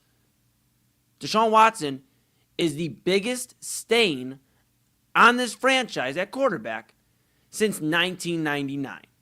It is worse. He is worse than Johnny Manziel and Billy Vegas. He is worse than Brian Hoyer. He is worse than anything I could think of. Jeff Garcia, Tim Couch. There are levels to this. And if the Browns want to mess around and they want to think that the fan base, I understand, AA, it's just your theory. I'm not saying you agree with that. I'm not saying this is what you want to happen. But I just want to make perfectly clear, if I haven't already, I hate all of this. I know. I hate absolutely all of this. Correct. But it is my job also to forecast what's going to happen. 90% of what I forecasted, I've hated it, but 90% of what I've forecasted has happened. Well, then guess what? Get ready for blacked out games next year. If not this year, if he starts longer than 2-3 games, middle of the season, get ready for the Browns to they're going to have a serious discussion if they're going to even air Browns games on the air. There are situations where games get blacked out. Ask the Chargers how that goes. And if you think team fan bases don't just check out on a franchise, ask the Athletics ownership how that's going. To think that the Browns fans were so freaking dumb that we'll sit here and just go, well, we'll get over it. We'll get over it. And it's going to work out, and it's going to work out. So what happens when it doesn't? What happens when it doesn't? And it is, even if this theory, I understand, you're just delivering what you forecast. Let me interject real quick. The problem of what happens if it doesn't work, they're still going to sign them. Because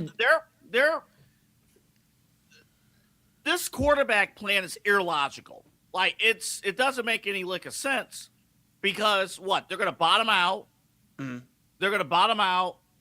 And they're going to probably still sign him and still draft a quarterback in the 2027 draft. Make that kid sit. So imagine, oh man. That's foolish, though, because the definition of insanity is doing the same shit over and over again. That's what they do, Eli. I get it, but but the whole discussion we're having, real quick, the whole discussion we're having, though, is that fans are tired of it. So the Browns can continue to do what they want to do, and fans have every right to do what they want to do. And I'm telling you, this is 1,000% right. I know, and I know you agree. But what I'm telling to everybody out there is everybody out here listening has every right to stop going to Browns games, to sell all their memorabilia, their merchandise, whatever, and check out themselves. If the Browns want to actively check out on a quarterback room and just keep doing the same thing over and over again, then what more can Cleveland fans take? It's not like they're the only team in town. This isn't like where you have one team and, okay, we only can root for the baseball team or the basketball team. It isn't like that. This isn't Oklahoma City where you have one team to root for. Mm-hmm. The Guardians, I know they're having a struggling year compared to most in the last decade. They still are in contention for a wild card spot. The Cavs, I know they frustrate us. They are Eastern Conference Finals participants because they didn't really win a game. I get it. But they are there.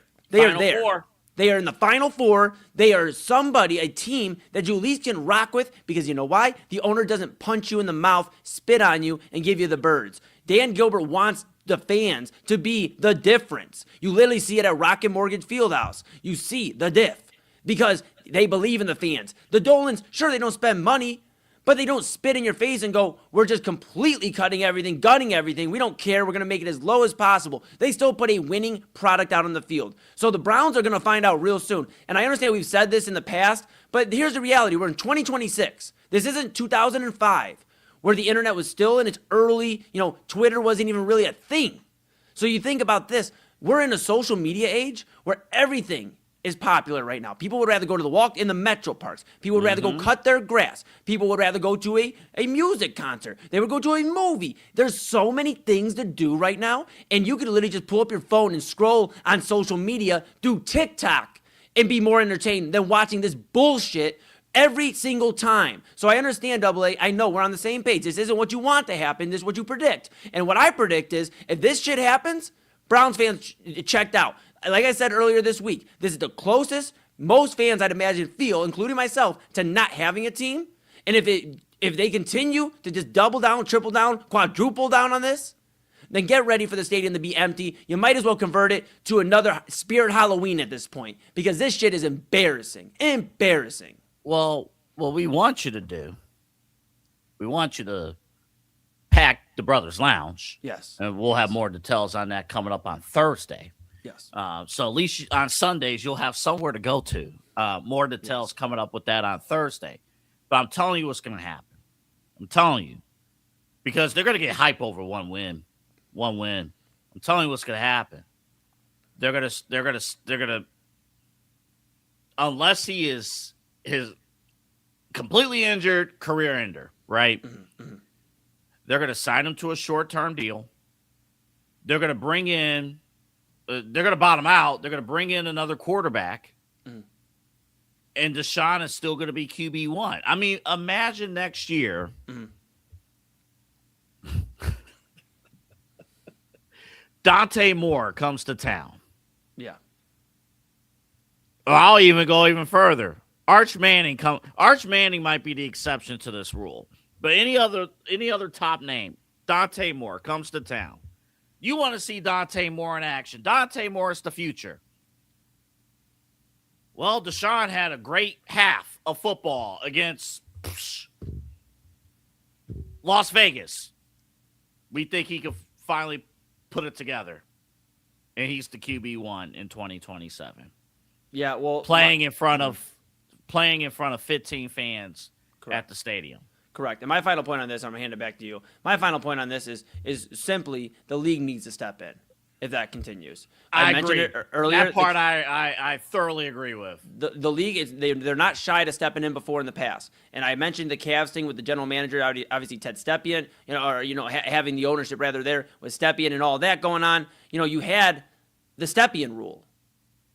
Because Ted Stepien just continued to move off of draft picks that weren't even born. He was trading 10, 15 years into the future. The league stepped in. There's a Stepien rule now where you can there's limitations on draft picks and what you can trade and what you really can give up.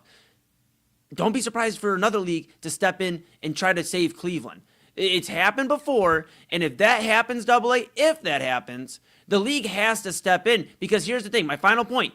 This isn't just Cleveland being like, oh, the Cleveland Browns fans are frustrated. Clearly, we are. Mm-hmm. But it's not just us. When you have we've obviously talked about, we're Cleveland's digital leader. We're going to talk and deliver to the people. But when you have national outlets, you have Dan Orlovsky on ESPN saying, I want to go to Browns games. They should not go to these games anymore. When they are speaking on national media levels, and every radio host across America is in absolute disbelief that this happened, that Deshaun Watson was named the starting quarterback of the team yesterday. When that is being the overall biggest news story in sports yesterday. That's a problem. It's a big eye-opener that the league might need to step in and talk about Jimmy Haslam and talk to him and figure out what organization, what operation he truly is trying to run. We all know what operation he's trying to run. He's trying to run the shittiest job in sports. We've seen it.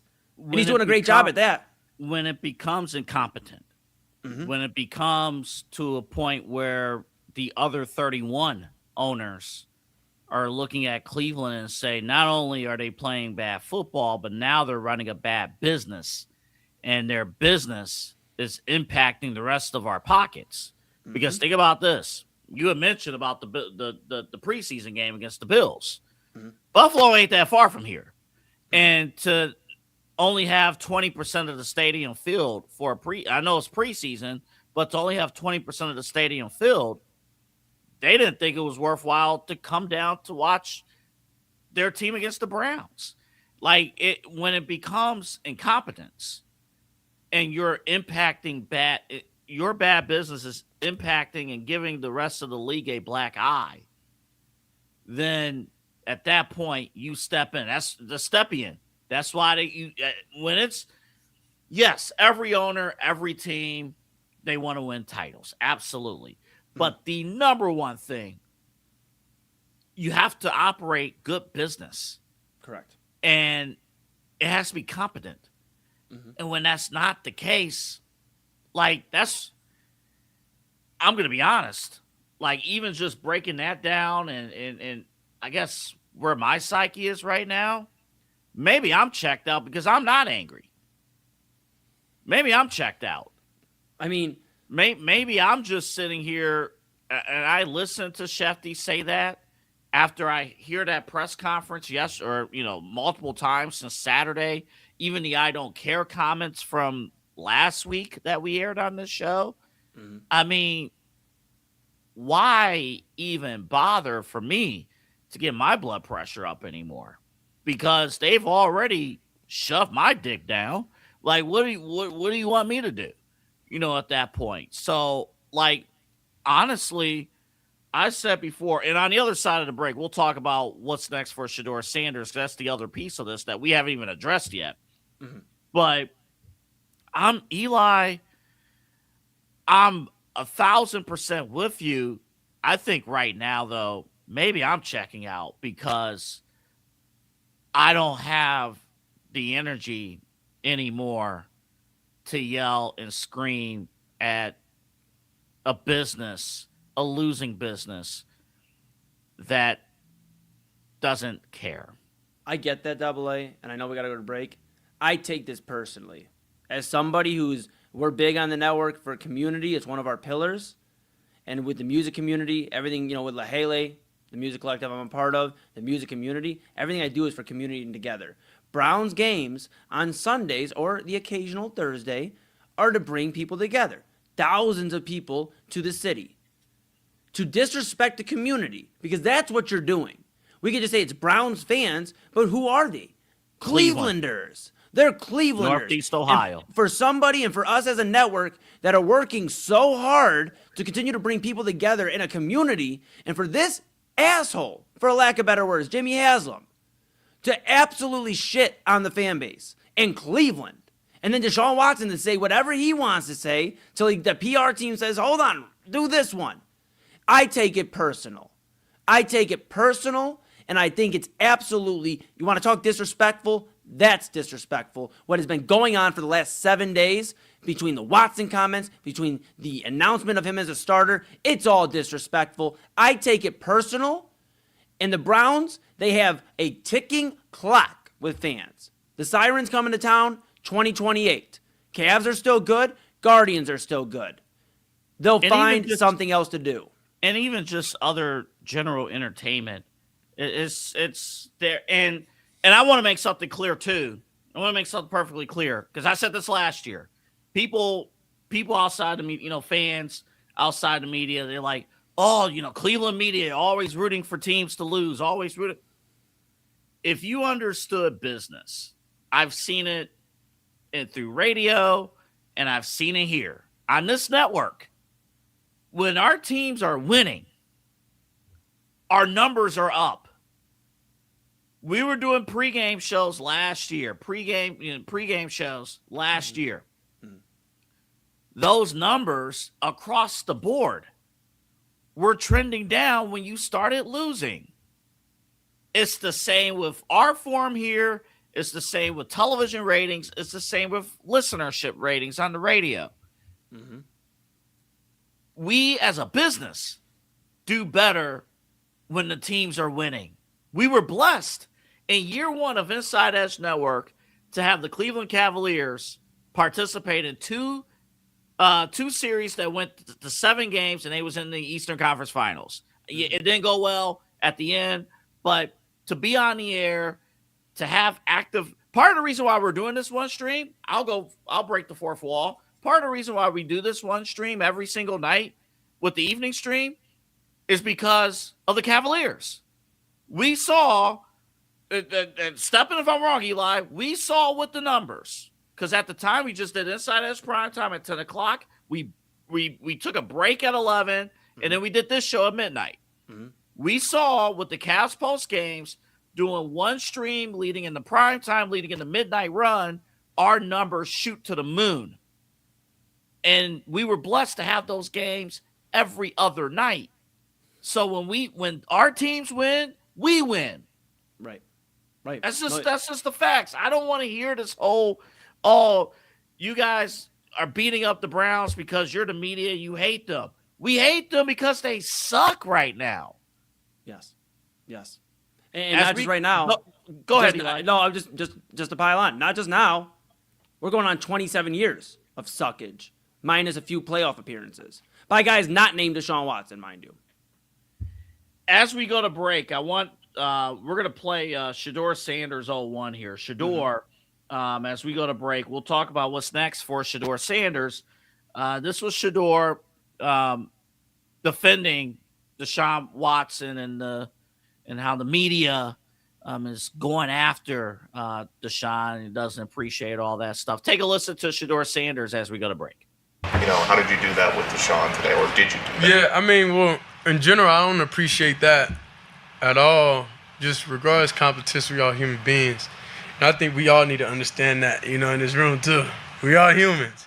So it's like, I don't really do things to humans I wouldn't really want done to me, and I don't really like making people feel uncomfortable in different spaces. And that's why even sometimes, like, daily things I do, like, I try to make sure everybody comfortable, because a lot of things, just even how I am as a person, sometimes can make people uncomfortable, So, I mean, I'm obviously aware of that, and just for all the fans and everything, like, we appreciate y'all and showing up and everything. And however y'all feel about the situation, about with Deshaun and about everything, like, still, I think it's more about a bigger purpose of just respect, It's just a respect thing that I feel like should be there, because we all out there trying to do our best and trying to serve the franchise the best way possible. We going out there to win games. We doing everything we can do. So, I don't really appreciate that. I guess I'll Dine, drink, and dance at the premier spot in town. It's time to check out all of what our friends over at the Brothers Lounge have to offer. Everything from weekly live entertainment, a wide variety of different beers, wines, and spirits, and an expertly crafted American fare menu with a twist courtesy of Chef Wynn that'll make your mouth water. So, what are you waiting for? Head over to the Brothers Lounge at 11609 Detroit Road or check out their website, brotherslounge.com, to learn more about what you've been missing out on. Brothers Lounge, proud sponsor of the Inside Edge Network, Cleveland's digital leader. Whether searching for a baseball autograph by your favorite World Series slugger, a signed football by an iconic Hall of Famer, or the jersey of a world-famous soccer star, you've come to the right place. Here at sportsmemorabilia.com, the web's leading source for authentic sports memorabilia, you'll find more than 500,000 authentic products from nearly every professional sports league, team, and players. Not only will you find your next prized sports possession with ease, thanks to superb customer service and tremendous site experience, you'll have satisfaction and peace of mind that every product listed comes complete with a certificate of authenticity and is fully backed by the sportsmemorabilia.com lifetime authenticity guarantee. Check out sportsmemorabilia.com by heading over to the partners page on our website, InsideEdgeNetwork.com. Sportsmemorabilia.com, a proud sponsor of the Inside Edge Network, Cleveland's digital leader.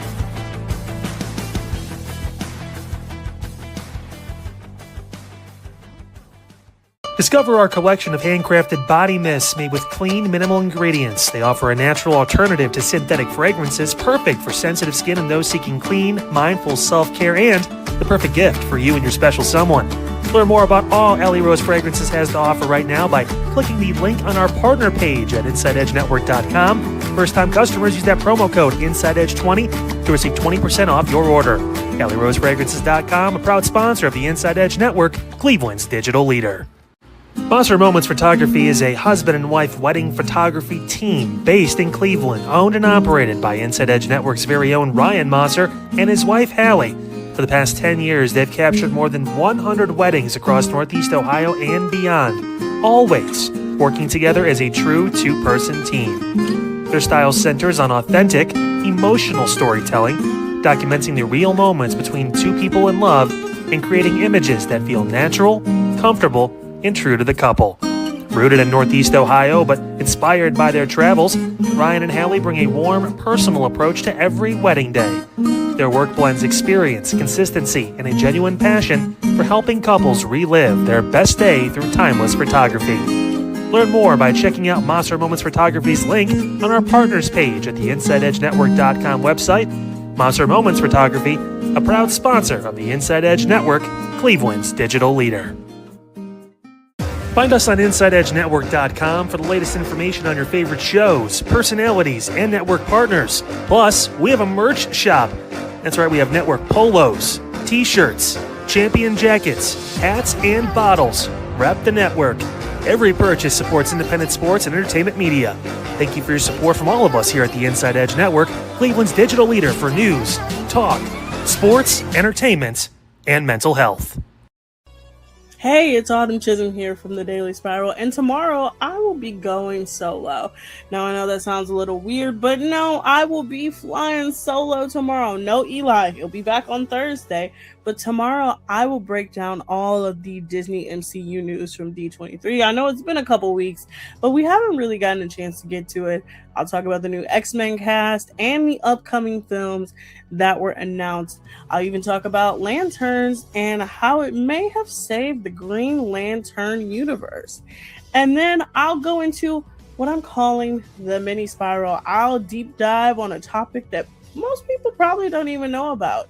But tune in tomorrow night at 8 p.m. here on the Inside Edge Network and follow for more at Daily Spiral Pod on Instagram and TikTok. And of course, follow the Inside Edge Network on wherever you get your podcasts, Twitch, Instagram, Twitter, YouTube, and even the Roku app.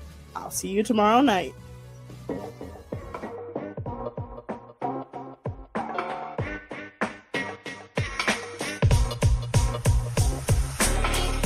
This is Midnight Run on the Inside Edge Network. Here's your host, Anthony Alford.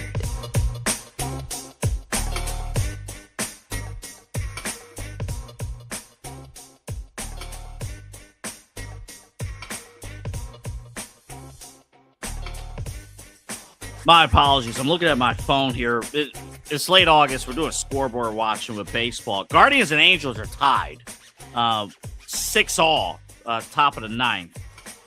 Guardians have won 5 straight, looking to make it 6 straight.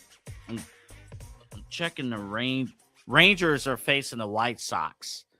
So it's, give it, you wish you could give both teams L's, but that's not how it works. The Chicago White Sox won earlier today, 11-7. Now, I mentioned the Texas Rangers because right now the Guardians currently are half game ahead of Texas for the final wild card spot. Meanwhile, they are 3 back currently of the Chicago White Sox. But again, we had an off-air conversation, Eli and I, about got to let things play out. You take advantage of a softer schedule. Take advantage of it. Get your W's where you need to go. Okay, so the Schefter thing really took off. So there's a few topics we're moving to. We got more to do tonight, but there's a few topics we're going to move to tomorrow. The Cavaliers, they were voted. They were ranked 6th in votes to win the Eastern Conference. No one from ESPN, their summer prediction forecast, voted for the Cavaliers to win the NBA Finals. We're going to talk about that tomorrow. My question coming up tomorrow, if you think the Cavaliers are the 6th best team in the Eastern Conference, tell me how that's not good enough, right? So we'll talk about that coming up tomorrow, and get your ideas in for our Inside Edge Adult Sports League.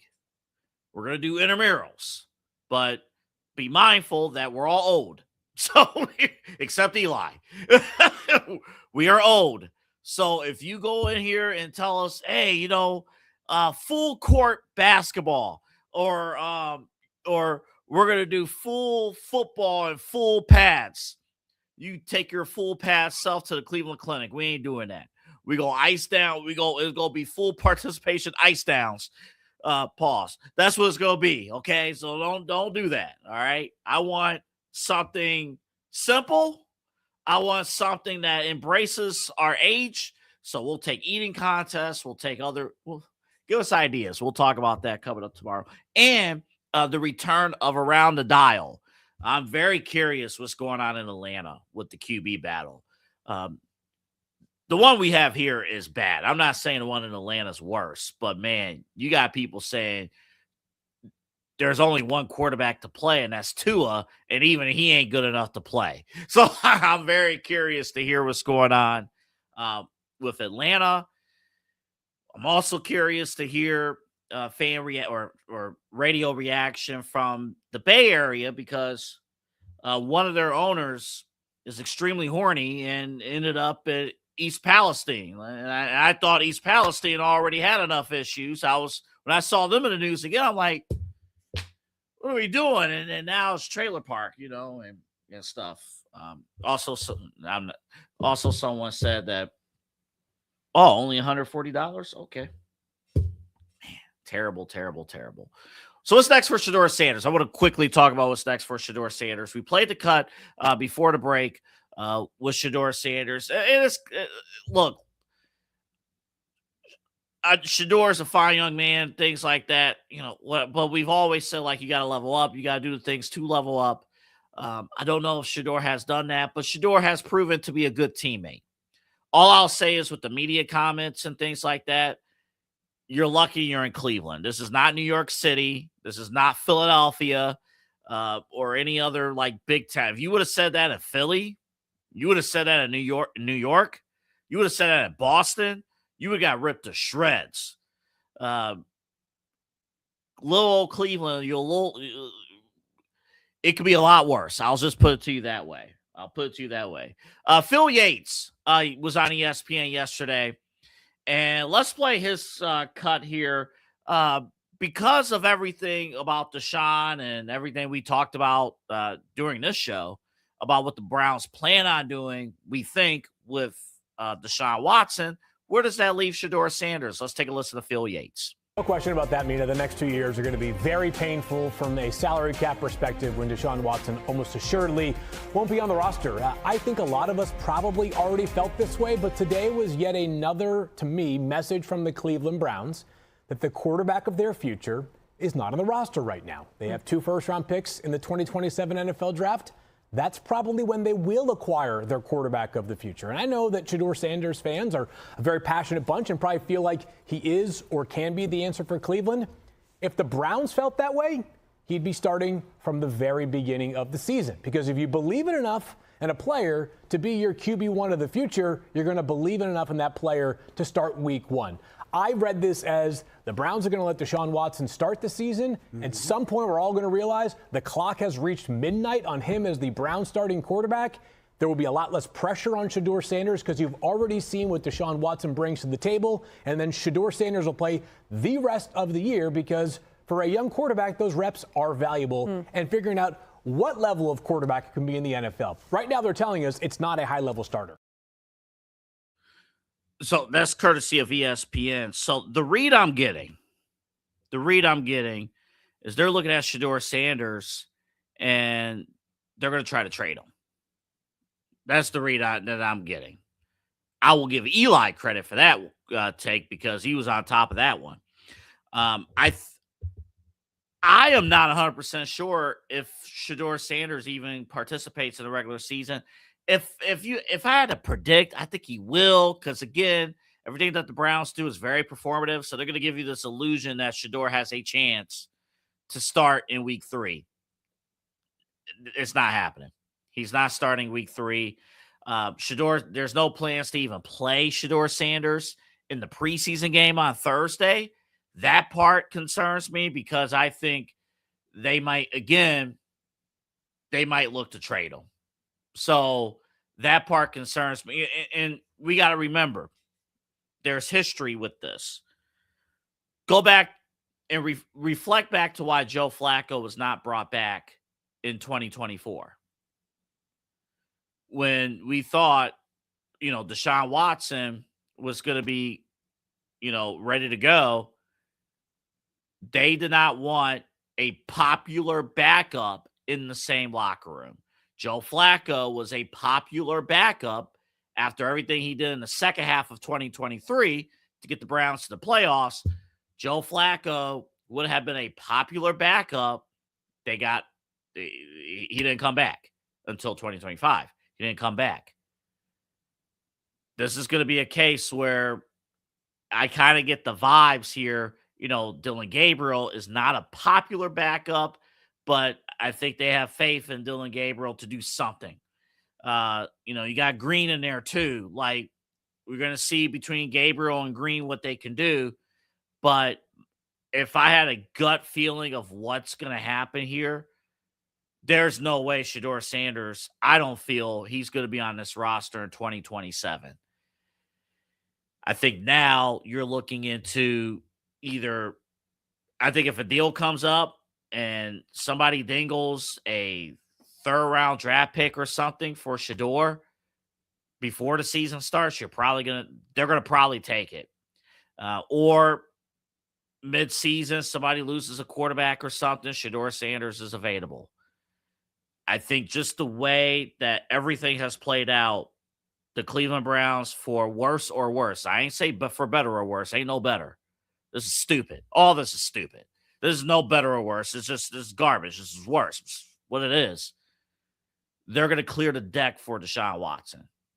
And Shedeur Sanders will be traded.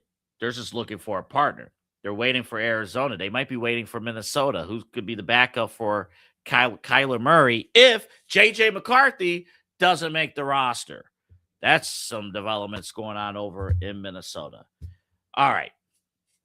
Dolly Parton passed away earlier today. When we come back, we're going to play a clip from The Tonight Show.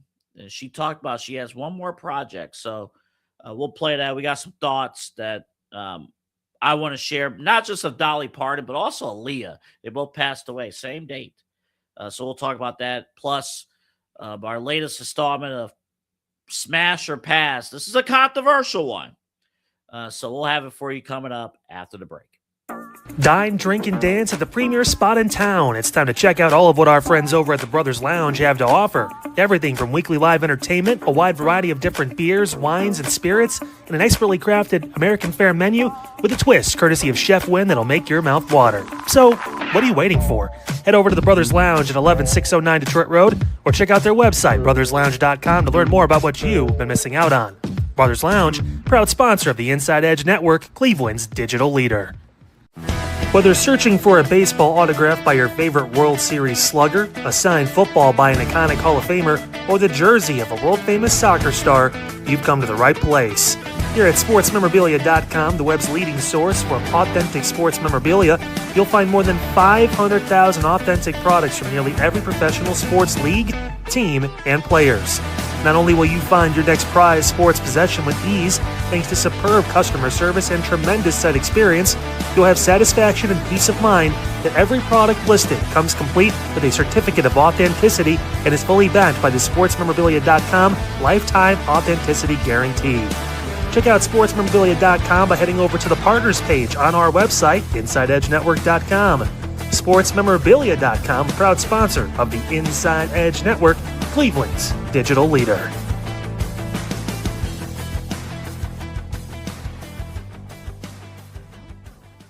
Discover our collection of handcrafted body mists made with clean, minimal ingredients. They offer a natural alternative to synthetic fragrances, perfect for sensitive skin and those seeking clean, mindful self-care, and the perfect gift for you and your special someone.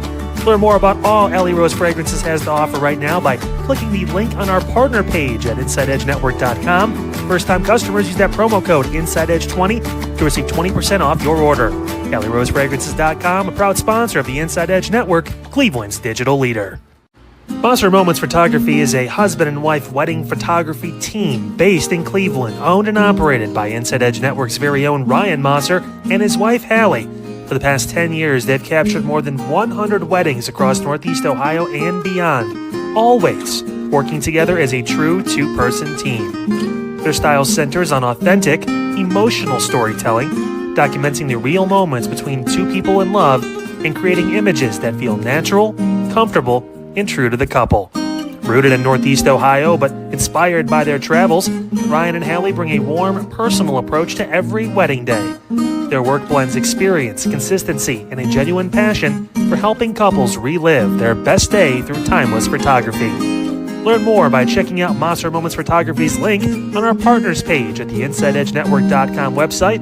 Mosser Moments Photography, a proud sponsor of the Inside Edge Network, Cleveland's digital leader. Find us on InsideEdgeNetwork.com for the latest information on your favorite shows, personalities, and network partners. Plus, we have a merch shop. That's right, we have network polos, t-shirts, champion jackets, hats, and bottles. Rep the network. Every purchase supports independent sports and entertainment media. Thank you for your support from all of us here at the Inside Edge Network, Cleveland's digital leader for news, talk, sports, entertainment, and mental health.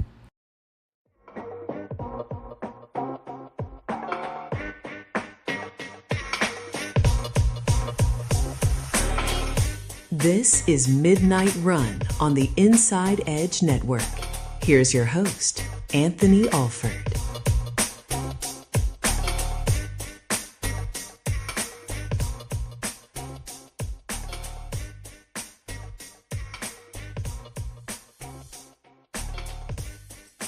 Well, I'll tell you a place where you'll always be in a good mood, in a great mood, and that's the Brothers Lounge. It's on the west side of Cleveland. Incredible location.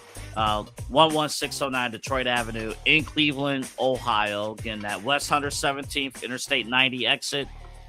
Just travel up north. You'll hit Detroit. You'll see the Brothers Lounge. You see the marquee on the commercials, and the place is fantastic. The business, unlike the Cleveland Browns, they respect your business. they respect your, and they give you the hospitality. They treat you like kings and queens in there at the Brothers Lounge, from phenomenal music shows, open mic night, comedy shows, line dancing, and a ton of other shows. Trivia night, they got you covered. And, of course, the drinks are fantastic. Incredible drink menu. And the extensive menu from Chef Wynn, which I will be diving into next time I'm at Brothers. I'm going to Brothers this weekend, so I will be diving in to that menu. There's a lot of things I still need to try, but check it out. The Brothers Lounge. You see the location right there. 11609 Detroit Avenue in Cleveland, right in that Cleveland-Lakewood border on the west side. Again, West 117th in Detroit, that corner. Earlier today, we received the news that the legend, one of the GOATs of this game, of the music business, Dolly Parton, passed away at the age of 80. We have learned that she had faced a very, very short bout with cancer. And even though she was sick, her loved ones thought, could pull through, but cancer. But man, one of the unique talents, I thought everybody on this network has done a great job breaking down, or not just breaking down, but reflecting back on Dolly Parton, and one of the few people that no one had a bad word to say. If you've seen my promos throughout the night, I have mentioned that I did not know that she has a namesake in a children's hospital in her hometown. Did not know that. I worked on a report for my day job for a particular radio station for the Dolly Parton Children's Hospital, and seeing how she got involved in her hometown, Nashville, the community there, with the children, and I've been hearing so many stories with the Imagination Station, and just her impact with music, her impact just with people. She's one of the few people, anytime she steps into a room, the room brightens up. Anytime. Oh, and she's good at music too. So like, you had all of that. And when you have a song that defines corporate America, 9 to 5, I mean, you're doing things right. We're not done hearing from Dolly, however. She made it one of her many appearances on The Tonight Show with Jimmy Fallon. This particular appearance was from a few years back, and she had this message to Jimmy, again, courtesy of NBC and The Tonight Show. This one says, and I have a feeling this is real, but I don't know, because you're very cool. You have a secret song locked away in Dollywood that will be released in 2045. That's the truth. No, seriously. When we we do a lot of things at Dollywood, and one year we thought about that. They asked me if I would write a song that nobody would ever hear. I'll be dead and gone. Well, I might not be, because I'll be 99. You know me. Yeah, you can do I it. might still be hopping Yeah, around you'll be there. there. I think Anyway, I wrote a song, and I put it in the box to be open, and I even put, like, at that time, there was CD player and the ways and saying what we were doing with our music at that time, left all the instructions, and here's how you can play this. And No. I swear. And so I don't know what they'll do with it, but I have regretted that because it was a really good song.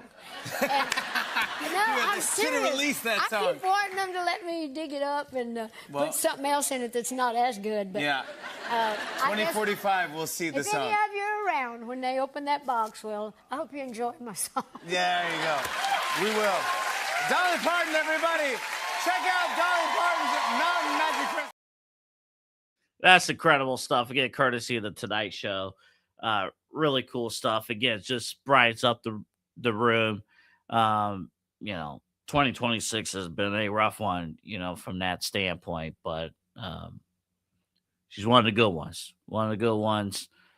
So she will be missed.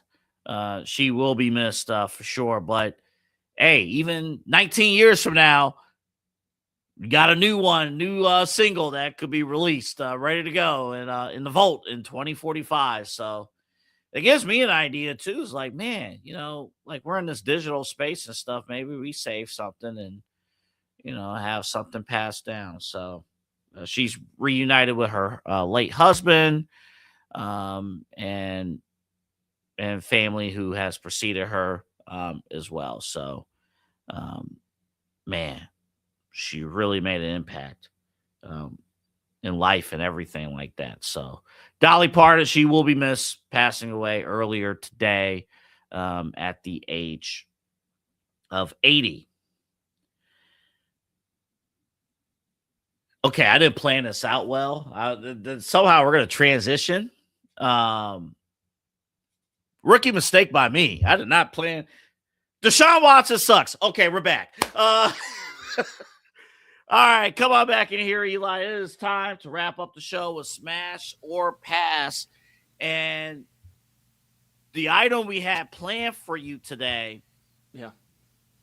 we have to push back to tomorrow because we actually have some breaking news in terms of the item that is going to be presented at KFC, not here in America, but KFC China. We don't have video. We only have a photo for you. Okay. But here it is. The Smash or Pass. This is a KFC / Oreo chicken sandwich. Damn. So you have a stamped Oreo bun and mashed potatoes, maybe a sprinkle of the Chad Bryant potatoes. Oh, okay. That's a pass then. No, okay. Yeah, that'll be a pass. Show mashed them, right. potatoes mixed with Oreo. Yeah. And that complements, you see at the bottom, KFC spicy chicken Oreo. Yeah, the KFC chicken flavored cream. Man, this is a tough one. Because, like, there's some things that usually you want to think of, right? Like, first off, excellent on the bun. Stamped Oreo bun, that's branding at its peak. Great job, Oreo. Way to make sure you left your mark. Everybody's going to know That's a that high-quality looking bun, too. It sure is. And it's got to be a chocolate bun, right? If it's an Oreo bun, I'd imagine Has to be. Okay, all right. So this chocolate, the main question, two questions. Can you mix chocolate with mashed potatoes? I've never tried that before. I have never tried that before. Yeah. Can you mix chocolate with mashed potatoes? Actually, three questions. Can you put mashed potatoes on a chicken sandwich? Number one. Number two, can you mix chocolate with mashed potatoes? And then number three, can chocolate mix with chicken? And number four, are we safe to eat lettuce nowadays? There's lettuce on that. I mean, are we safe to eat lettuce? Like, Oh yeah. I think their lettuce is fine. okay. Just asking. Damn, dude. Every bit of me wants to say smash. Every bit of me, because I'm curious. Like the Oreo bun, definitely gonna smash. Like the chicken, we know it's gonna be. It's just that like the sauce, like the substance. I don't know how to make it. Okay, I forgot to mention this. Bad job on me. Okay. We have elevated rules here on Smash or Pass. Yeah. Very rarely are we going to have something that we both deem as get this out of here, pass. But is it a full smash, or we'll use Eli's plate system, or is it a 3/4 smash or a half smash? And what I mean by that, we got to think about all the elements of this. It's not just whether or not you would eat this and it's good, but are you willing to pay the expected price for this type of item? And do you have belief that you would finish the entire meal or not? Yeah. That Dubs. part I don't have belief in. Dubs, I'm not going to lie to you, bro. I haven't been a sweet tooth guy all like that. I'll have the occasional ice cream and things like that. That's like our sweet tooth here in the Moon household. And that's really what we, every now and then maybe we get a hold of some other sweets. Papa Moon maybe makes a cheesecake every now and then or things like that. But we don't do a ton of sweets in here. I get to do my caffeinated beverages. I'm not going to lie to you, though. I've thought about this in the few seconds you've had this up on the screen. I want to say just 3/4, but damn it, I'm curious. Smash for me. Here's the thing. It's because I'm curious. I'm not necessarily agreeing or stamping my approval that chocolate mashed potatoes essentially would be good. But imagine that with like a glass of milk. Okay, for you maybe not. But like imagine that with a glass of milk. Thanks, buddy. I can do almond milk, okay? All right, fine. Imagine that with a glass of almond milk, AA, and you dip the KFC Oreo chicken sandwich in some milk. Because we know milk. See, I could do that for the cookies at the bottom. I'm sold on the cookies. Yeah. The cookies hold on. Smash. Hold on. Spicy chicken. Hold on. Spicy chicken. That's what scares me a Oreo? little bit. Yeah. Ooh, I don't know, man. I'm a little scared. If it's just a normal, like, home style or something, like. Ooh, I don't. Ooh, okay. I'm conflicted now. It's thin, though. It looks like a thinner Oreo. You see that, like, in the package. It looks a little thinner, so maybe it's not too much of a spice factor. Maybe it's just. No, I don't. See, here's the thing. Everything on this screen individually is an automatic smash. Here we go. Let's go home. Call it a day. Right? Right. Mashed potatoes is my favorite side dish, period. Right. Do you hear the alert, by the way? Yeah. The Guardians won in extra innings. Let's go. 8-6. Let's go. They won in extra innings. Yes. Individually, I'm cool with. But that's not the rules of the game. I know. I don't know if I can get past the chocolate mashed potatoes. But I think it's like, so, like when you add additives to things and like, you mix in certain things just to create a flavor, like maybe that's what it is. Like you don't just eat rice usually. You add like some adobo, a sazon, you add some other stuff to rice or, maybe you add some extra things, yellow rice, you have different rices. This is just like an alternate mashed potato if you look at it like that. But I think the thing though, chocolate is such a dominating flavor. Yeah, but you're doing it for the substance, I think. Like the texture of the mashed potatoes and the form they create to make that substance. It's almost like a Nutella in a way. Like just a thicker Nutella, maybe a few chunks in there. And it's going to be quality. I just think it's like a dessert mashed potato. It's like, we talk about like, you have what? Like sweet potato, and then you have normal potato. Like this is just like a sweeter potato. I'm trying to think of how we could make this. Well, while you're thinking, I'm just going to double down, and I'm going to say smash for sure on the sandwich. 100% smash. 100% smash. More out of curiosity, but I think it could be interesting. Spicy chicken Oreos, if it was home-style Oreos, I like a normal, just sweet, just delicious chicken from KFC, sure. I'm going to actually pass on the spicy chicken Oreos. Too spicy. I'm going to go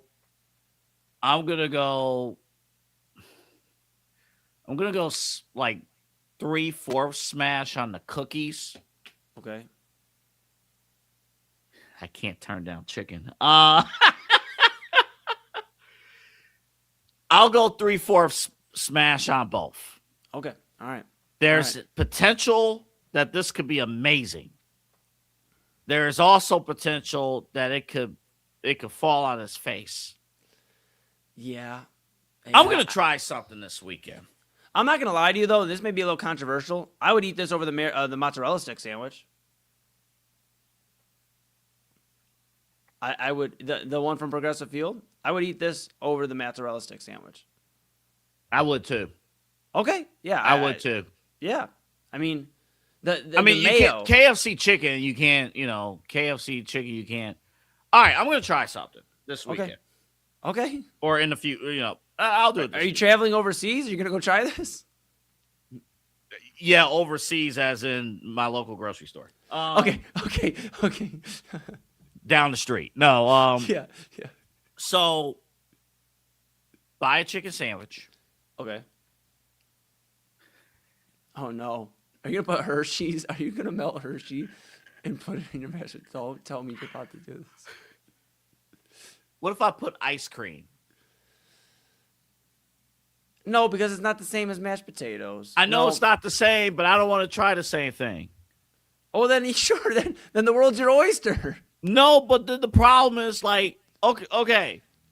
So what do you want me to do? Do you want me to get a chicken sandwich? Yes. Mashed potatoes. Yes. And some cookies. I want you to melt Hershey's chocolate in a pan. I want you to dump it into the potatoes, stir it around once it's all cooked, get it a nice consistency, maybe put a little more heat on it, get it as close as you can to that chocolate mashed potatoes. You don't even have to do the cookies. You will leave the cookies out of it. You can choose your bun. If you want a rye bun or wheat or, white bread, whatever. It has to be a strong, the bun kind of matters with this. Maybe a brioche bun, those thicker ones you put on maybe a brioche it has to bun. It has to be a thick bun. Yeah, I think that's what I would like though. That's that. And you know what? I might have a little bit of time this weekend. Maybe I come over there and we try it together. I would feel more confident if Papa Moon tried it. if he fired it up. Look, I would love for Papa Moon to try it, but no, he can't have sweets. I was gonna say, as Papa Moon's at home doctor who makes sure he's doing good, his diabetes would be very, very mad at him. Is there anything that we have presented that Papa Moon could eat? I mean, I'm sure he could have the brisket. Yeah, I was gonna say the brisket and some of the other stuff. He sure can have stuff. He just not to pull the curtain back. He talks about on Real Talk though. He's just got to be mindful of what he eats because being diabetic, something like this could really wreck. I mean, the bacon wrapped honey bun smoked would have I actually fun fact. I know we're about to get out of here, but I'll tell you this. So I came home and I was like, yeah. So we did the bacon wrapped honey buns. He goes, yes. Okay, whatever. And he didn't understand that we really tried it. And then I showed him the video and he goes, oh, you actually tried it? I was like, yeah. He's like, how was it? I was like, fantastic. He goes, did you bring any home? I said, nope, I did not. I said, we had one for each of us. I said, because at the reality, if I brought that home and allowed you to consume that, I'd feel terrible about myself. Oh, that would be terrible. I felt it through my veins, how much sugar and, that was. I'm still feeling it. I had a sugar rush. I had a serious sugar rush that day because we consumed it earlier today. Yeah. I had a sugar rush the entire day, and then we did our shows. I felt a certain way that day. Yeah. I was like, oh man, I don't know, man. I don't know. Oh man, that's tough.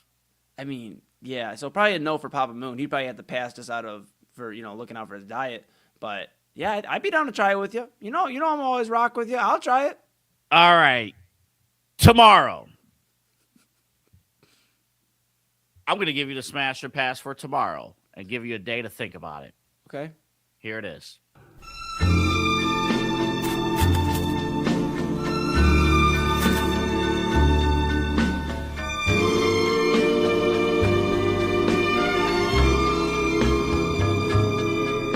Emotion. What are you doing? Oh, don't you know you'll be my ruin? You got me crying again.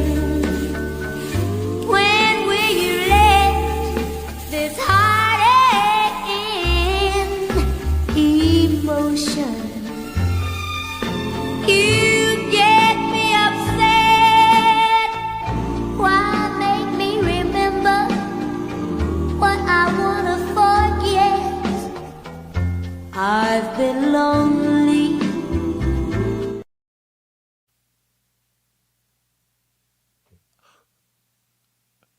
We'll see you tomorrow night. Bye-bye.